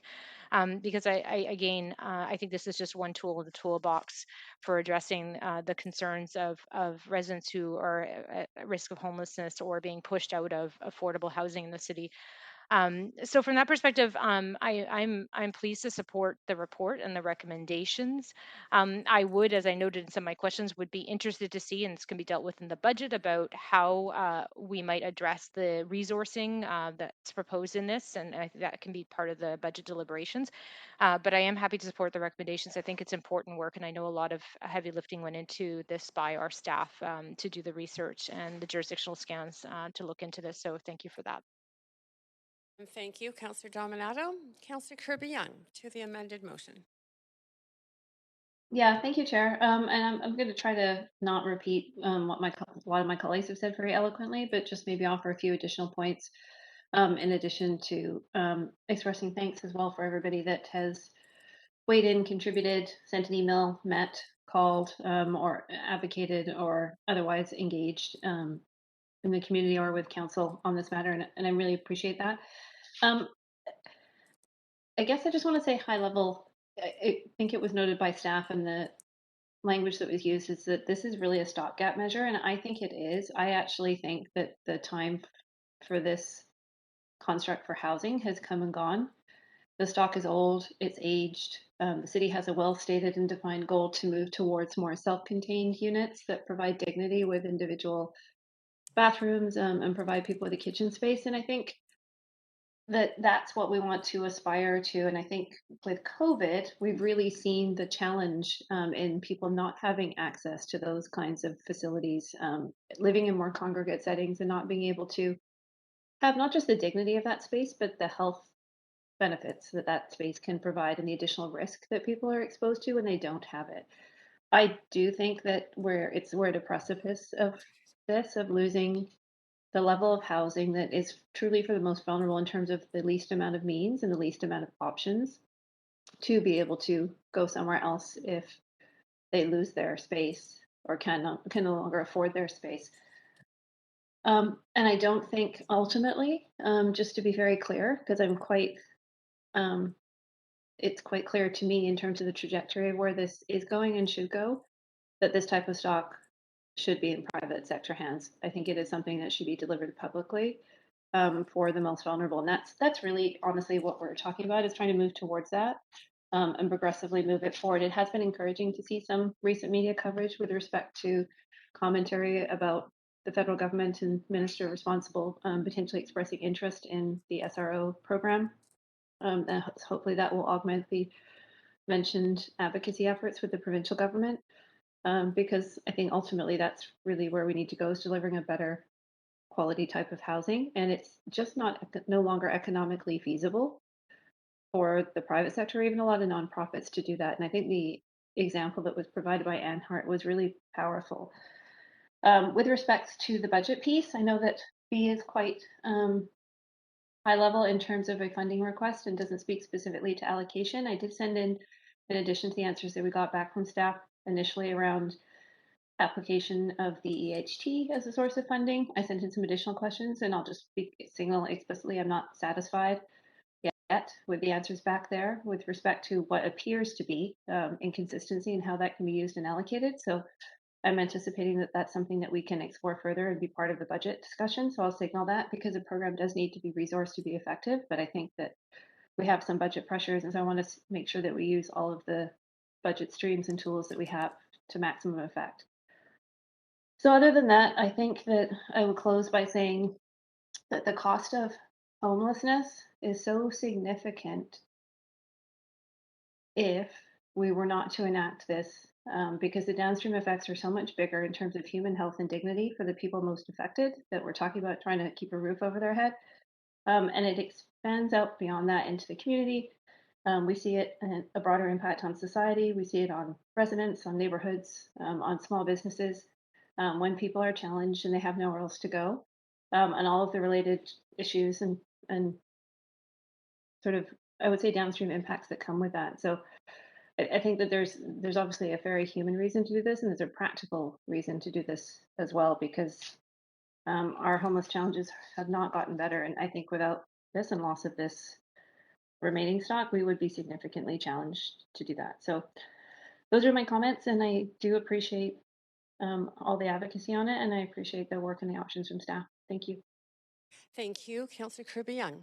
Mayor Stewart, to the amended motion. Thank you, Chair Carr. First, I'd like to thank Councillor Swanson for all her work on this over the years, and I think it's very apt that she's moved this motion and has concluding comments. This is a really important thing we're doing here. It's important that it's fully funded, and it's important that it moves ahead as quickly as possible. Jeanette and I are Fergus. We were walking down Seymour Street, just like to check on Emery Barnes Park and the new OPS and the various housing, buildings that we've put in there, and everything seemed pretty good. And I was going by the penthouse, talking to the management team there, who was loading in some supplies and just seeing how their business was doing through the pandemic, and things are doing better, which is good. And they've also said that the streets seem a little bit better now, which is also good to hear. A young man who was kind of walking by showed some interest in our conversation. he had the all too familiar spasms that we see in the city these days. Stopped by and said, are you talking about me? And I said, well, we're talking about how important it is to get people housing. And he relayed why he was on the street so often through the day was because the SRO that he lives in doesn't even have a sink. There are dead rats that fall out of the ceiling, and it's making it impossible for him to get his life back on track. This is a young man, probably in his mid to late 20s, in serious difficulty, and I think that we have to do extraordinary things to help. Well, I'll call this guy Steve. We have to help Steve, and this will be one way we do it. We're the order of government that has the least amount of power, but the things we do can have huge impact. So I'm very happy to support this. Thanks to staff for all the work. Thanks to the speakers for coming in and saying why this is so important and how we can move forward together. And thanks to council for, I hope, passing this. Thank you. Thanks, Mayor Stewart. And Councillor Swanson to close. Yeah, so this is a really important report. I think staff did an awesome job on it. The city has been asking for vacancy control in SROs for about 4 years. Now the staff says we can do it, so it looks like maybe we're going to if we can get the dough for it. I'm glad that we'll be working with the benevolent associations. They really are benevolent. That's why their rents are so low. And we need to provide more support for them, which I think is part of this plan. Why should we do it? We should do it because we need to stop the loss of housing that's affordable to low-income people to prevent more homelessness. We're not building nearly enough social housing to meet the need. And when that happens, and we keep reducing the number of units that are available for low-income people, it's just a pipeline to homelessness. There's at least one building for sale as we speak. And these buildings are being sold on the pretense that the new owner can get rid of tenants and raise rents a lot. And this vacancy control, as Stephanie Smith said, it's one of the cheapest ways we have to prevent homelessness. We're not building enough social housing, and even though the SROs aren't good housing, they're better than a tent or an umbrella. We need to do it because, as we heard from Chris Kronk, and this was so important to him that he gave his remarks to Krista Butler, so he could tell us that we need to replace fear with hope for downtown Eastside SRO residents, and to do that with vacancy control. So who supports this? We heard lots of residents of the SROs. We have their letters and they spoke. Who supports it? Residents from all over the city with a social conscience. We got their emails. Who supports it? Downtown Eastside businesses, the Ovaltine, Newtown, Gainois, Yum, deep fried hot pepper tofu. These businesses support vacancy control in the SROs. Social service groups like the Carnegie Association, the Downtown Eastside Neighborhood House, Potluck, UGM, Heart of the City, academic researchers, homeowners sent in emails of support. And at the last minute there, I sent you a letter. It was signed actually by the BC Nonprofit Housing Association and the Cooperative Housing Federation of BC supporting this report. So who doesn't like it? It's the new investor owners, but I think their fears are overblown. Since July, the province has said that landlords can apply to raise rents for, get this, not just capital costs, but for operating and for financing costs. And they can raise them for everyone in the building. Do these investor owners buy a hotel and then find the maintenance so onerous that they can't operate? No, they like it so much they buy more hotels. Chris Wall has 8. Littman he did have about 3. I don't know, maybe he sold some now, but they have, they're making money and they're using that money to get more hotels. Why would someone who can afford to buy so many hotels choose a business and a business model that requires evicting low-income people? I don't know. I can't fathom why somebody would do that. I certainly wouldn't do it if I had enough money to buy 8 hotels. As Tanya Webking said, hotel owners are not victims. We also heard Richard Schwab say that his building was fine for maintenance when the rents were low. And the Benevolent Society buildings generally are pretty good for maintenance and their rents are low. And the staff report talks extensively about working with landlords to upgrade buildings and about trying to get senior and even city funds to help. So I do remember back in the 70s when 7 people a year were dying of fires in SROs. And I was working at DERA and we were trying to get sprinklers in the hotels. And the owner said, oh, you can't do that. It'll be too expensive. We'll have to close down. But the city stuck to its guns. We got the sprinklers and people aren't dying in SRO fires. We probably saved about 350 lives by sticking to the city sticking to its guns there. Of course, landlords aren't going to like something that might reduce their profits. But I actually think it takes quite a bit of gall for a person who owns 8 buildings with 2 pubs to ask the city to forgive its property taxes. We have to remember the pie charts that the staff gave us. How are we going to keep the hotels that are in the yellow and the green wedges from becoming the orange wedges that evict people? And the way we can do that is with vacancy controls so that people aren't selling these hotels on the basis that they're micro suites living in a gentrified area instead of on the basis of them being SROs. Councillor Swanson, you are well over time. If you can just wrap in a sentence, please. Okay, I just want to really thank all the folks from the SRO Collaborative who worked tirelessly, the Downtown East Side folks and their allies, the staff, Councillor Bly for putting in the RAP amendment. And yeah, thanks everybody. And I hope this can pass. I was hoping it would be unanimous, but I don't think it will, but I think it's going to pass anyway. Now all we have to do is get the dough for it. Thanks, Councillor Swanson. Okay, so there are no other speakers on the list.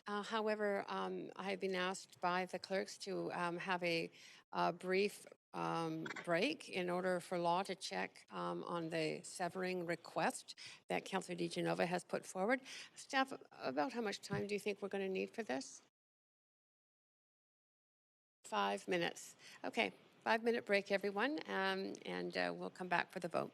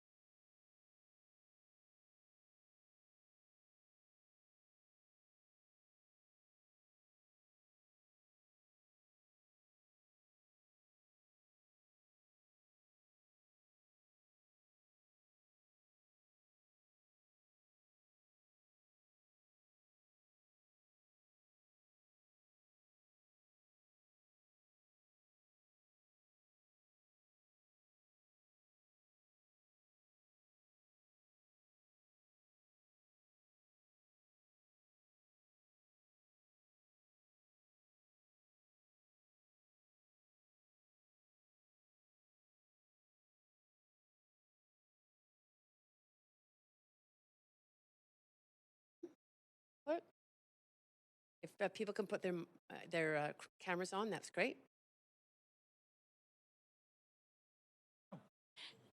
Yes, thank you, Chair Carr. So we have consulted with legal and as well as staff, and we have determined that Section CIC or Section C, subsection I, subsection C, cannot be severed because it is linked to other parts of the main motion. However, having said that, we do agree that Section E can be severed. Thank you, Chair Carr. Thank you. Just a point of procedure, Chair. Yes, go ahead.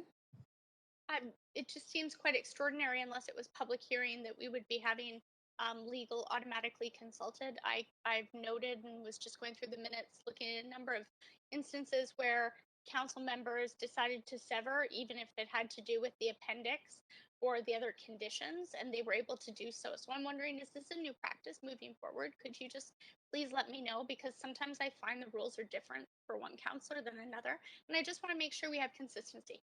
I think that this was Councillor DiGenova, in fact, it was the clerk who alerted me to the fact that there was a concern about the severing of that one of the requests that you made. Staff did their due diligence on that and have reported back to you.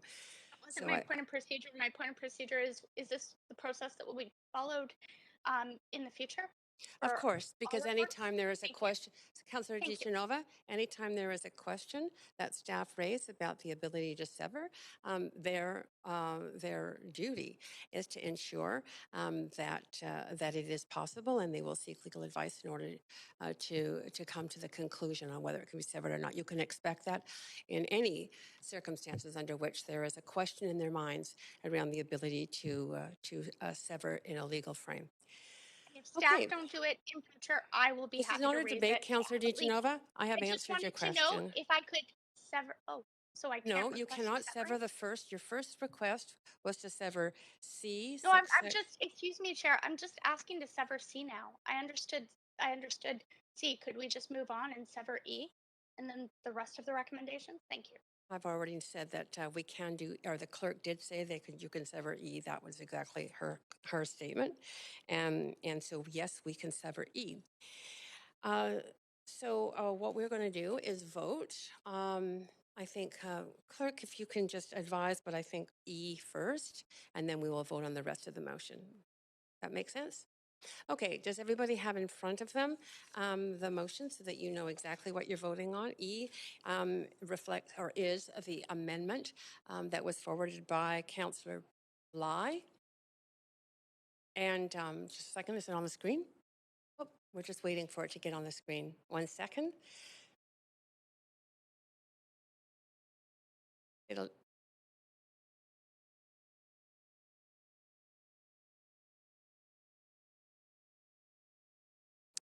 Yeah, we have there. Okay. So as I say, we're going to vote first on E, and it is on the public screen now. That is, as I said, the amendment that was moved by Councillor Bly and voted on by you unanimously. So, clerk, if you can take us to a vote on E.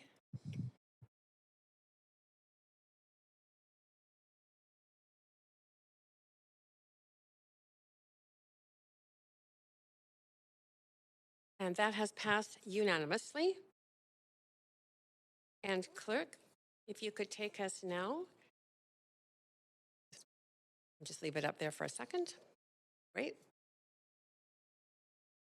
And now we need a vote on the remainder of the motion.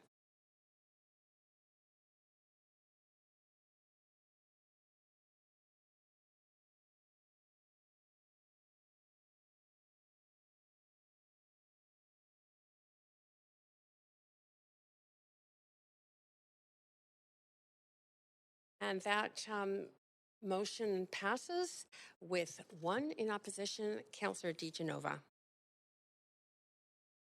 Okay, great. Thank you again, staff, for your good work on this. And and we can move on with our agenda. Okay. Our last item on the agenda is a referred item that was referred from yesterday's council meeting in order to hear from speakers. I will just remind speakers you have 5 minutes to make your comments. Should state whether you are in support or in opposition to the recommendation and may only speak once. Committee members, you are in committee, so you have up to 3 minutes to ask questions to speakers. However, speakers, as you know, are under no obligation to respond. I will also ask as speakers are residents of Vancouver if it is not noted on the speakers list. All speakers for this item have opted to participate by phone and will be patched through by a moderator when their turn comes up. Finally, per section 7.4A of the amended procedure bylaw, following the end of speakers list for each item, I will go through the list of speakers that have missed their turn. The referred motion is item 6, which was previously motion B3, saving lives with community defibrillators and first aid, which was moved and introduced by Councillor Fry and seconded by Councillor Dominato. We will now hear from speakers on this motion. And our first speaker is Percy Williams. Clerk, if you Chair can. Carr, the clerk here. I'm just speaker number 1 is not on the line. Okay. We will move forward to the second speaker on the list, Susan McPherson. And speaker number 2 is not on the line. I would indicate that we did send out a notification to the speakers. Oh, that's good. Okay. Speaker 3 is Grace Toppingham. Again, not on the line. Okay. Speaker number 4 is Leanne Strachan. Not on the line. Speaker 5 is Ken Leggett. Speaker 5 is on the line. Okay, Ken Leggett, can you hear me? Hi, yes, I can hear you. Thank you for having me tonight. Great. Yep, just state your name and then go ahead up to 5 minutes. Great. Well, my name's Ken Leggett. I am the Chief Financial Officer at St. John Ambulance BC Yukon. And I'm probably not noted, or maybe it is. I'm resident of White Rock, but I work in the Cambie Street location, and we're thankful to Councillor Fry bringing this motion forward about the support of the community defibrillators in our Start Me Up BC campaign. Most of what we're presenting in this members motion that's been brought forward, pretty self-explanatory, but our program is to provide publicly accessible AEDs across British Columbia, and obviously looking to do a number of them in the city of Vancouver and parks and recreational areas and beaches and other areas where there would be significant populations of people at all, hopefully at all hours of the day, but typically looking at things in recreational spots, commuter areas, and then high traffic spots, areas where people are living, residing, or entertaining. The programs really do address the large number of sudden cardiac arrests that happen each year. There's about 6,000 annually in British Columbia. And so people suffering from sudden cardiac arrest, pretty significant health issue. And equipping the population with AEDs and life-saving tools is very important to St. John Ambulance. It's part of our mission is helping people save a life at home, work, and play. One of the other things that we're addressing with this campaign, and obviously we would like to have the support of the City of Vancouver, is wherever we have one of these stands placed, we're including a naloxone kit. The incidence of overdose through opioid use and other narcotic drugs has been significant. As everybody's well aware, there's been thousands of British Columbians die in the last couple of years, and about 7,700 in the last, since 2016.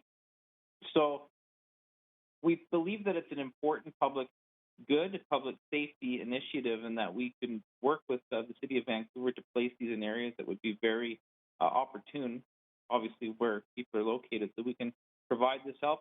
And then also we'd like to, as part of the program, make available, obviously through our training centers, community centers with the City of Vancouver, courses where people could register, sign up, and learn how to perform CPR appropriately, identify what sudden cardiac arrest is, an opioid overdose, how to be aware of that, administer naloxone, and then, of course, use an AED. And so that is essentially the whole program. The motion sets it out quite nicely. And yeah, just thank you for the time tonight to be able to speak to support of it. And if there's any questions, I'd be happy to answer them. Yeah, thank you so much. You do have questions, so just hold on the line there. First from Councillor Fry. Go ahead, up to 3 minutes. Yeah, thanks, Chair. Thanks, Ken, for joining us.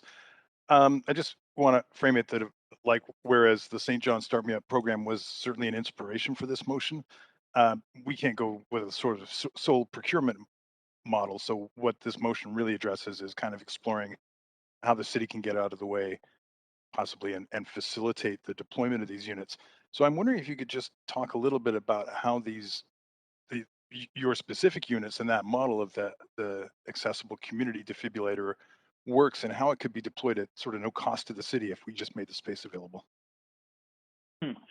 Well, what we've done so far, and I can just give a brief summary and I'll try and be as quick as possible. We've been working with community fundraising groups like Rotaries, Lions Clubs, predominantly the Rotaries, to place these so far along the SkyTrain line between Templeton Station at YVR and the Waterfront Station. I believe we have 5 or 6 in market now. And so if the City of Vancouver was making the space available, we'd be working with community groups, other fundraising organizations to help raise money. And of course, St. John Ambulance is a registered charity, so we'd also be raising funds for these through our own operations. But we've also put forward an application for a grant from the province to help provide funding for the cabinets, the AED cabinets that would be available in public spaces. So depending on the funding awarded and what we'd be able to raise, St. John Ambulance would be working in tandem with partners to put those defibrillators in the appropriate locations that are identified by the city. Right. And so mechanically speaking, this is how sturdy is it for putting it outdoors and in public spaces? Is it weatherproof? The cabinet itself is made out of an ABS type plastic. It's essentially marine grade. So the stand itself is able to withstand the elements quite well. The AED is housed inside a monitored cabinet that's attached to the stand, and that cabinet has a heating element and a fan in it. So it keeps the rain and water out, and it also, in our environment, is quite good at keeping the AED device working in an optimal temperature range. It's as high as 40 degrees Celsius and as low as minus 20 that it'll keep the device kind of in and around the optimal, above freezing and then an optimal temperature range. So it's quite durable. The stand itself is freestanding. It basically uses 2 large lag bolts through the bottom and fender washers and nuts to secure it. And once it's bolted down tight, the device is pretty sturdy. We have our one located in front of our offices on Cambie and 45th. The device is sturdy. We also have additional mounting brackets that would they're basically an L bracket that would bolt into the side if there's an additional support that's needed. In case the mounting location, you're not able to install a lag bolt long enough or get easy access to it. So we can be bolted from the sides as well. Once it's installed, it's quite sturdy. And then it only requires a standard, 120 volt, 15 amp power connection. And there's a power supply inside the cabinet. And then the location for the power cord coming out is really determined by where the power source is that it's plugging into or being wired, hardwired into. And so it's sturdy, it's durable, it's weather resistant, it's UV resistant as well, so it won't fade or crack. It won't get brittle like the turtle pools. So it is quite durable and it's designed for outdoor use. Thanks for that turtle pool reference. Appreciate that. Just with the last minute that I have on my questions, can you just walk me? I mean, we're pretty familiar with the naloxone and how that works for rapid response and keeping people alive. Actually, Councillor Fry, you only have am I out of 3 time? minutes. We're in committee. Oh, well, never mind then. I'm All right. so Thank sorry. You. Yeah, but you have other questions coming to you. Councillor Dominato next. All right, thank you. Thanks, Chair, and thanks, Ken, for calling in this evening. I just wanted to follow up a question with respect to just the ongoing maintenance of the defibrillators. At one stage, quite some time ago, when we were looking in the school setting, there was questions that arose around sort of ongoing care of them, maintenance, batteries, things like that. And just curious if you could comment on that and who's responsible for that when you go down the path of partnering with municipalities or other agencies. Sure. There's a couple different funding mechanisms that we've endeavored to design for it. One would be an outright purchase by the city or for-profit or nonprofit organization that wanted to have it. And there would be a service contract that they could enter into with St. John Ambulance for us to monitor that. The other is looking for a sponsorship program whereby St. John Ambulance retains the ownership of the device and the maintenance and supply of the pads and batteries and so on. So depending on how it was placed and the funding that would go on, that would determine how we handle that. The device is monitored remotely, so each AED that's installed in one of the cabinets has a lead or an attachment that attaches to the device, to the monitoring system, and then we're able to remotely monitor the life of the pad, the battery, and the operating quality essentially of the device. We know yes, it's working well.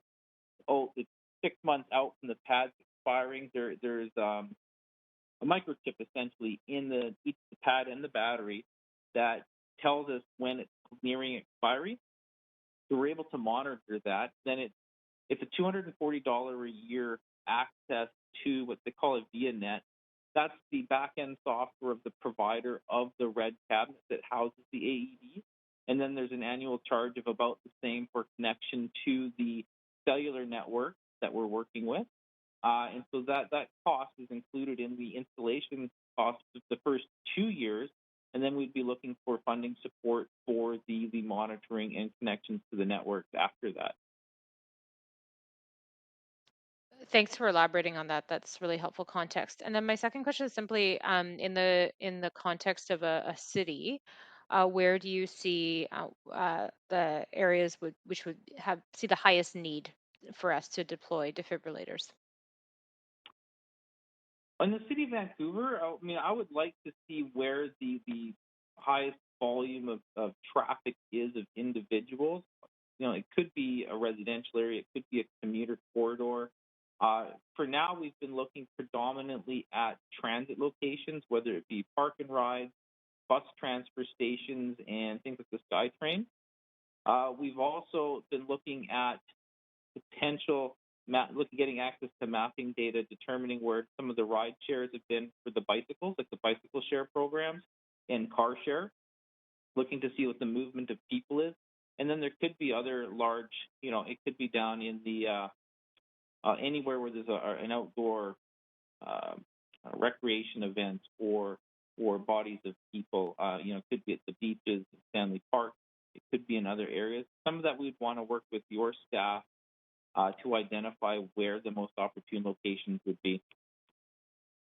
Great, and that's Great. it for your time. Thanks. That's my time. Yes, Thank you. Thank you very much. There are more questions for you, though. Councillor DiGenova, up to 3 minutes. Thanks so much. I'm actually going to take myself off the queue and go back on because I just lost my question that I typed out. Thank you. No problem. Councillor Kirby-Yung, you're next.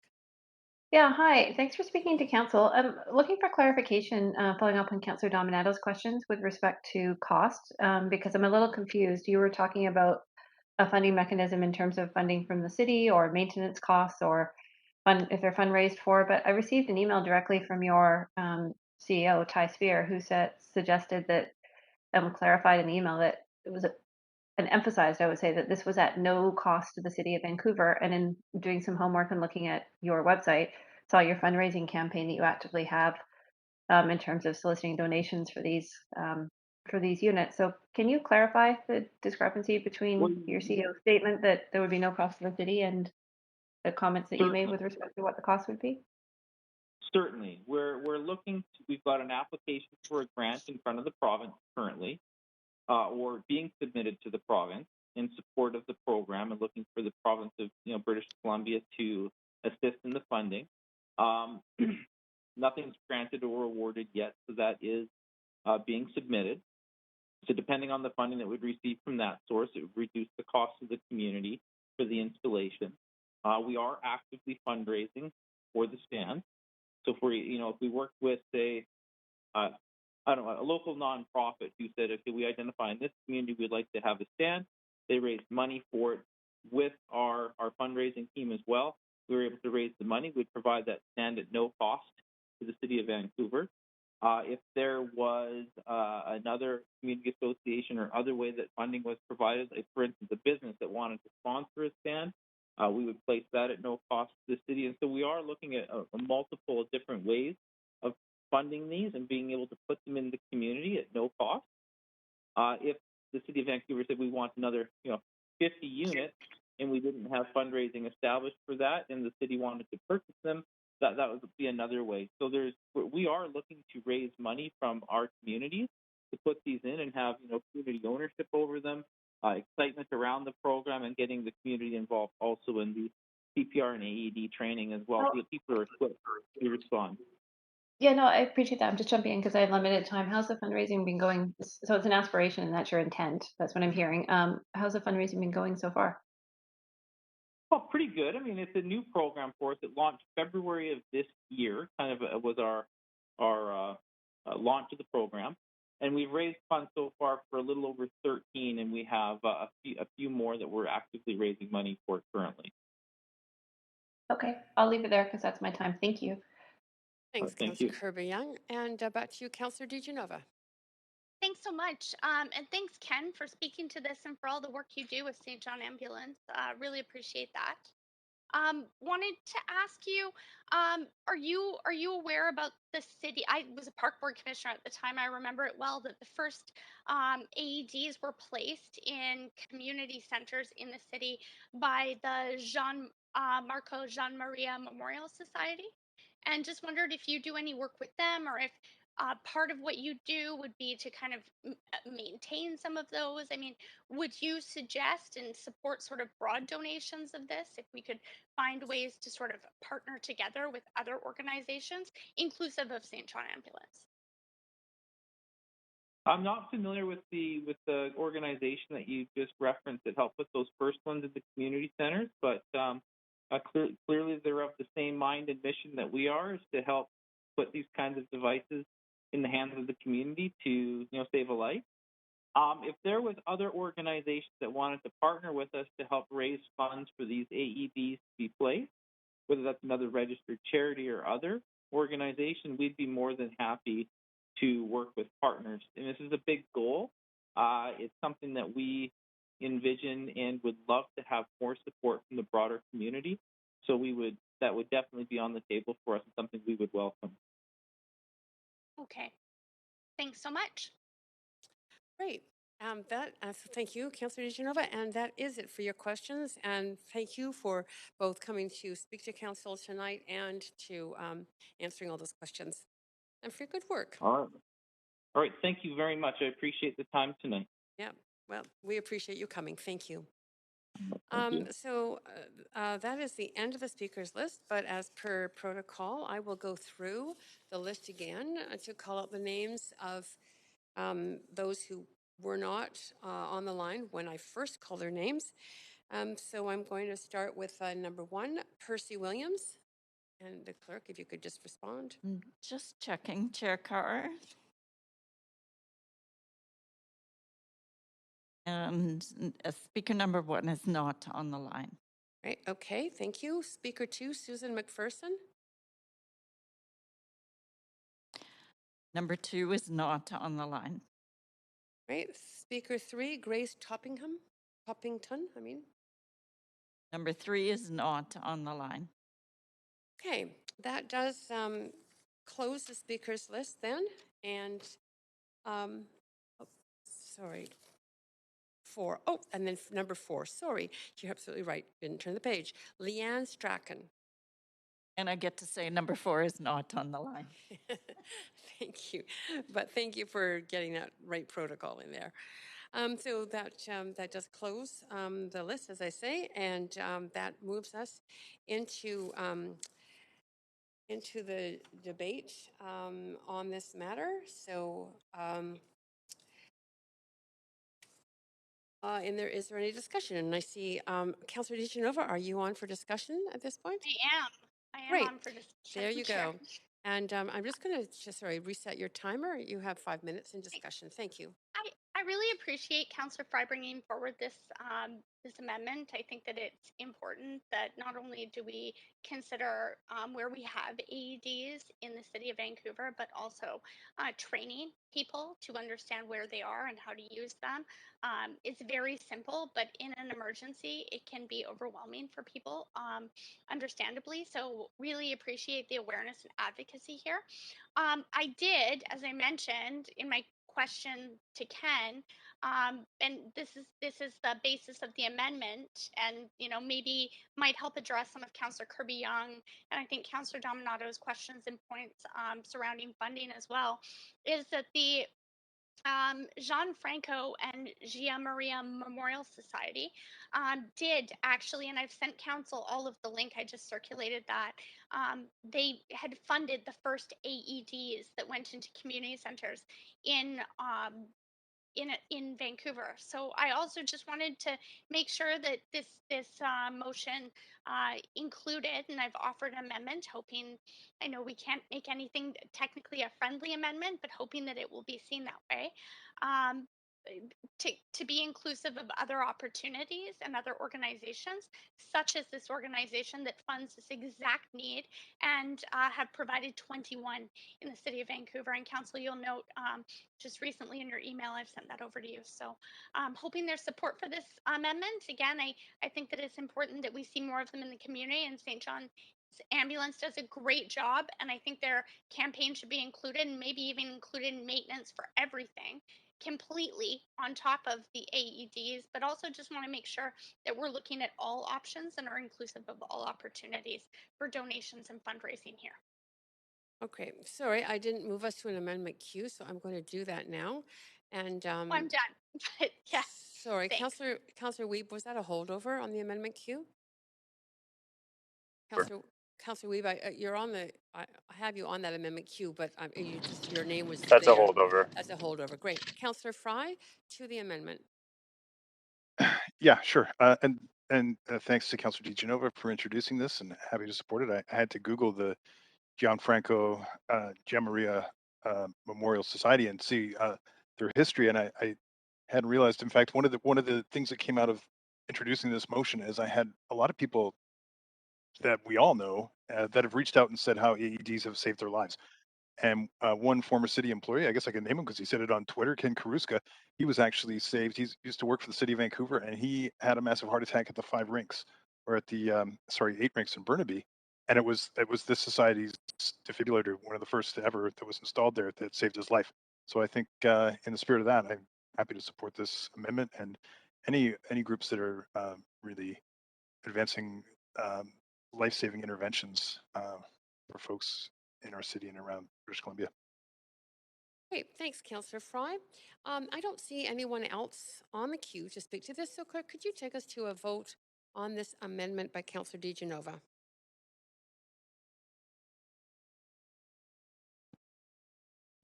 Chair, can I get a vote assist in favor? Okay, that was Councillor Wiebe.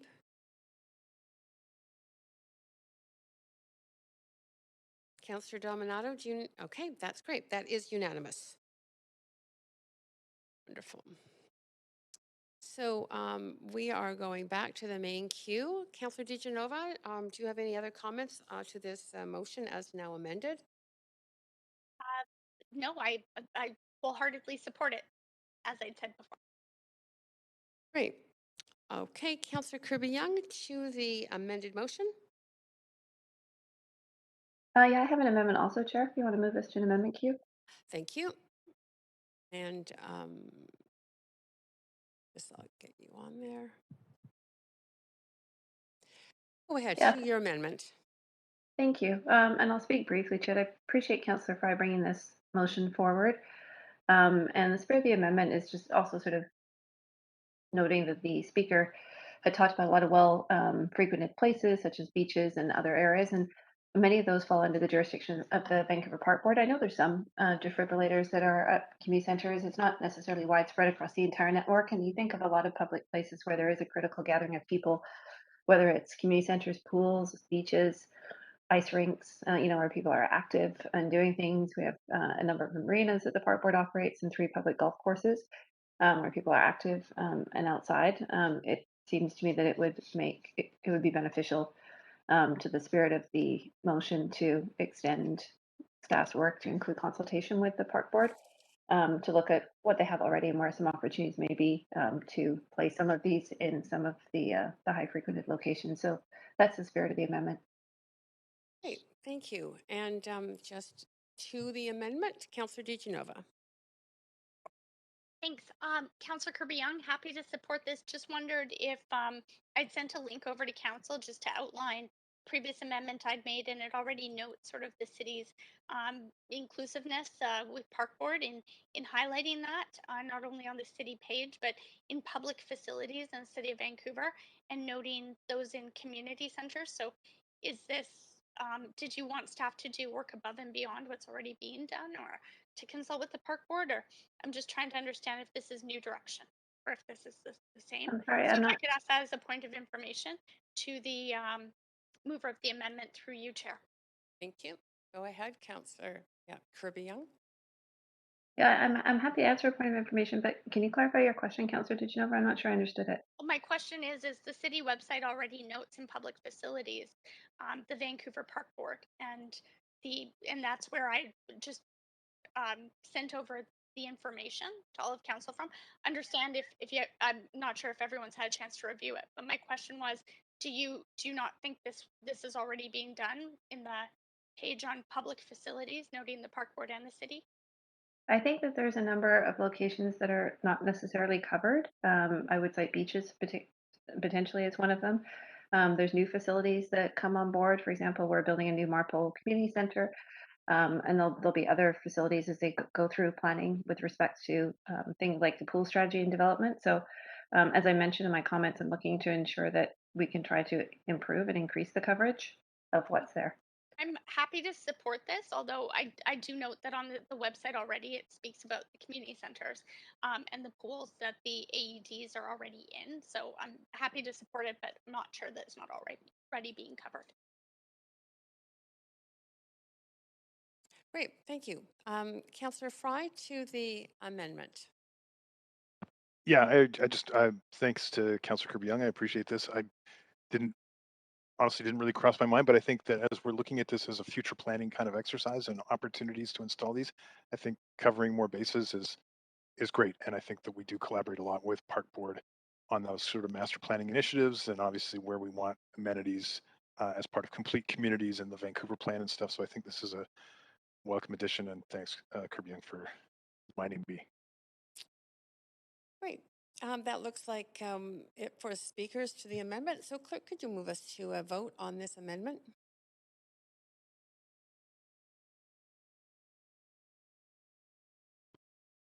Can I get a vote assist in favor, please? Yep, thanks. That's Councillor Wiebe. Clerk.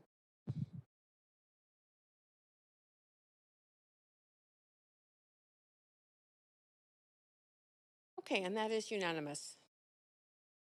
Great. We are back to the main queue. Councillor Kirby-Yung, do you have anything else to add to the speak to in support or not of the main motion as amended? Yeah, thanks, Chair Carl. I'll just offer a couple. I'll just offer a couple of quick comments, and maybe it's a personal observation and perhaps a little different than Councillor Fry mentioned earlier. And that would be that, and then specifically it struck me in terms of point 1 in this motion when it spoke to those that have lost people due to cardiac arrest. And I was really happy to hear Councillor Fry's comment that people had reached out to him and he had spoken with people who had experienced the benefit of having these devices. And I think that when they are not as readily available, there are people that, or people are not educated about them and they're not able to access the devices. or they simply were not there. There are also a lot of people that I think could benefit from having them, that lost somebody because they didn't have the benefit of having one of these devices. And so I would share that from a personal perspective,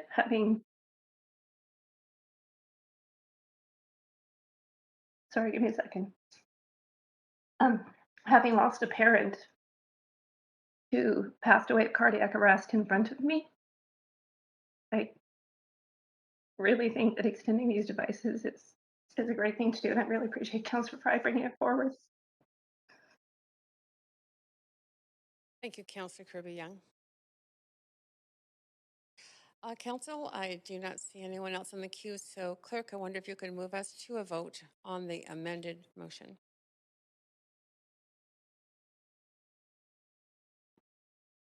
Again, I'd like to vote in favor.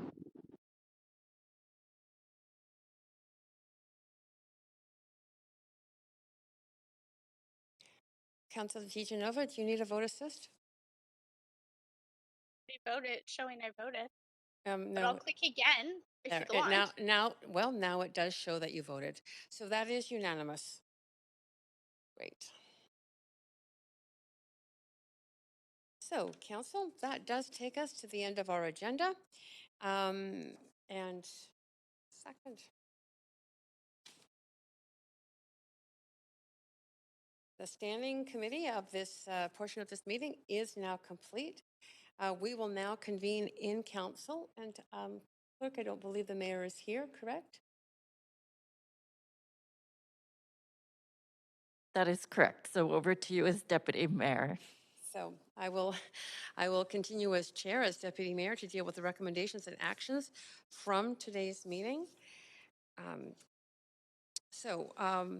Let's just start by convening in council to deal with the recommendations and actions from the Standing Committee on Policy and Strategic Priorities meeting from today. One bylaw for enactment and urgent business. Deputy City Clerk, may we have the roll call, please? Yes, Mayor Stewart is absent.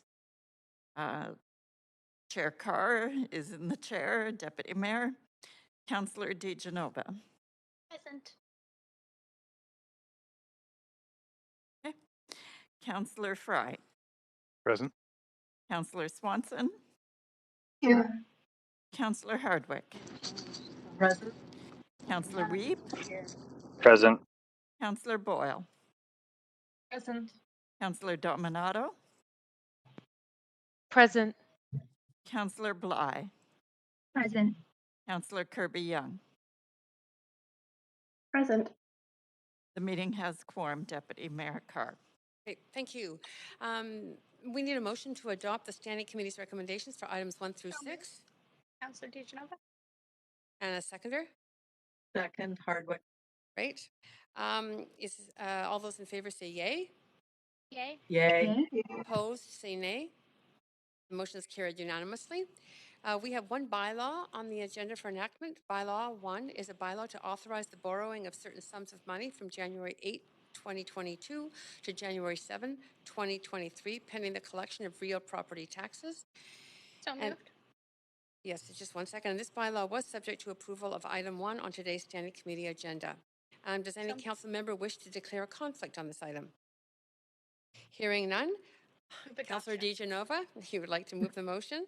Just trying to keep it going, Chair. Yep. Just I have to follow due Second. process. Thank you, Councillor Wiebe. Any discussion? All those in favor say yay. Yay. All those opposed say nay. Motion carries unanimously. We have 7 items of urgent business. The first is a motion to make changes to the business license panel. That myself, Councillor Carr, replaced Councillor Dominato at the business license hearing on November 24th, 2021 from 6 to 10 p.m. And further, that Councillor Dominato replaced myself, Councillor Carr, at the business license hearing on December 14th, 2021 from 9:30 a.m. to 12 p.m. Is there a mover for this? So moved. So moved. Thank you. I heard Councillor Dominato as a seconder. All those in favor say yay. Yay. Yay. Yay. All those opposed say nay. Great, carries unanimously. Next, a request for leave of absence for Councillor Bly for meetings on November 23rd, 2021 from 3 to 10 p.m. for civic business. For Move December adoption. 2nd, 2021 from 9:30 a.m. to noon for personal reasons. And for December 16th, 2021 from 3 to 4 p.m. for personal reasons. Is there a mover? Move adoption. Thank you. Councillor DeGenova, seconder. Second. Thank you, Councillor Hardwick. All those in favor say yay. Yay. Yay. All those opposed say nay. Motion carries unanimously. Next is a request for leave of absence for Councillor Fry from Civic Business from 9 a.m. to 1 p.m. today, November 17th, 2021. Is there a mover? So moved. So moved, Thank you. Councillor Bly. Okay, I heard Councillor DeGenova first, but Councillor Bly, happy to have you second it. All those in favor say yay. Yay. Yay. All Yay. those opposed say nay. All the motion carries unanimously. Next is a request for a leave of absence for Councillor Weeb for civic business from 6 p.m. to 6:30 p.m. on November 18th, 2021. Is there a mover? So moved. Thank you. That's Councillor DeGenova. Is there a seconder? Second, Dominato. Thank you. All those in favor say yay. Yay. Yay. All those opposed say nay. Great, carries unanimously. Next, a request for leaves of absence for Mayor Stewart for meetings on November 23rd, 2021 from 6 to 10 p.m. for civic business, and on November 25th, 2021 from 3 to 10 p.m. also for civic business. Is there a mover? Move adoption. Thank you. Councillor DeGenova, seconder. Boyle. Second. Thank you. I heard Boyle first. All those in favor say yay. Yay. Yay. All those opposed say nay. Motion carries unanimously. Next is a request for leave of absence for myself for personal reasons from 11:30 a.m. to 2:30 p.m. on December 2nd, 2021. Is there a mover? So moved. Thank you. Second, Dominato. Thank you. All those in favor say yay. Yay. Yay. All those Yay. opposed say nay. Carries unanimously. For the last item of urgent business, I understand that Councillor Bly has an urgent motion for Council's consideration. Councillor Bly, you have 2 minutes to introduce your motion. Thank you very much, Chair, and I will make this introduction as brief as possible and appreciate Council indulging this urgent motion. So the motion itself is raising the transgender flag on November 20th to mark Transgender Day of Remembrance and beyond. And this motion asks that Council direct staff to raise the transgender flag at Vancouver City Hall and light up Burrard Bridge and City Hall in white, blue, and pink on Saturday, November 20th to honor the victims of transphobic violence and the memory of transgender people whose lives have been lost in acts of anti-transgender violence, in accordance with the Council's ongoing commitment to equity, diversity, inclusion, and tackling all forms of exclusion and discrimination for transgender, variant, and two-spirit people. And further that Council direct staff to raise the flag at City Hall, as well as light up Burrard Bridge at City Hall on each subsequent Transgender Day of Remembrance ongoing. Great, thank you. Is there a seconder? Happy to second. Yes, Councillor thank you. DeGenova. Yes, great. Councillors, any discussion? There is. So, Councillor Bly, if you're okay, I'll move you forward. You're good on your statement? Great, Yeah, thank you. Councillor Boyle? I saw Councillor Boyle. Oh, sorry. Councillor Boyle, did you want to be added again, Councillor DeGenova? No, I was just afraid you were going to call the vote, so I wanted you to know Councillor Boyle was on. Councillor Boyle to the. I'm happy for us to get to the vote just to say a big thank you. It's Right. Okay. incredibly important. Great. Thank you, Councillor Boyle. Councillor Kirby-Young. Yeah. Can I just ask one clarifying point of information to the mover through you? Yes, go ahead. Yeah, and just a very simple one, Councillor Bly, you had mentioned City Hall and Burrard Bridge, but the motion says City Hall and BC Place. I just wanted to clarify. There's updated language that I see staff. The clerks may not have the latest version. We don't decide how BC Place is lit up. That's what I was wondering. So there is an amendment. I haven't seen it. That's why I'm asking the question. Yeah, no, fair enough. I'll just ask the clerks to put the correct version up that replaces BC Place with Burrard Bridge. Okay, thank you. Just wanted to make sure those were synced. Thanks very much. No, I appreciate the attention to detail. That's great. And perhaps before we vote on it, we'll just make sure that that correction is made, clerks, so that the public is aware that we're voting on. Did you say, sorry, I did have a question no, Councillor Kirby Young, is that it for? Yes. Great, thank you. So I will add myself.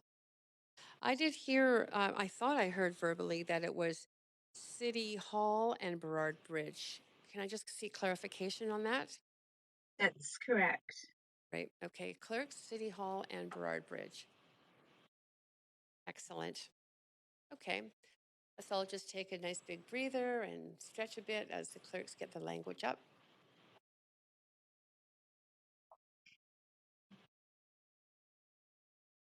Yes, that was very fast. Great. I'm not seeing anybody else on the queue, so I think clerks, you can take us to a vote on this this motion. Assist in favor. Yep, just 1 second. That was Councillor Wiebe in favor. Councillor Swanson, Councillor DiGenova, do you need a? Oh, no, you don't. Everybody's in favor. That was unanimous. That is great. Would someone like to move motion to adjourn the meeting? Adjourn. Oh, I have a point of. I just want to point out that Councillor Fry is on the list there. oh, Yeah. sorry. So go ahead, Councillor Fry. Yeah, thanks, Chair. I just submitted, I didn't realize this would come up today, but I just submitted a request through the clerks to also enter some new urgent business. I did send it to the amendment queue. Yesterday, in our haste to try and extend our deadline, we abruptly ended the conversation around the member motion for supporting crisis centers. It didn't get referred to here speakers. It is a somewhat time critical decision because the province is expected to make a decision as soon as this month. And so if council would indulge, I would be happy to see us skip referring it to here speakers and just proceed directly to debate and decision. Teacher.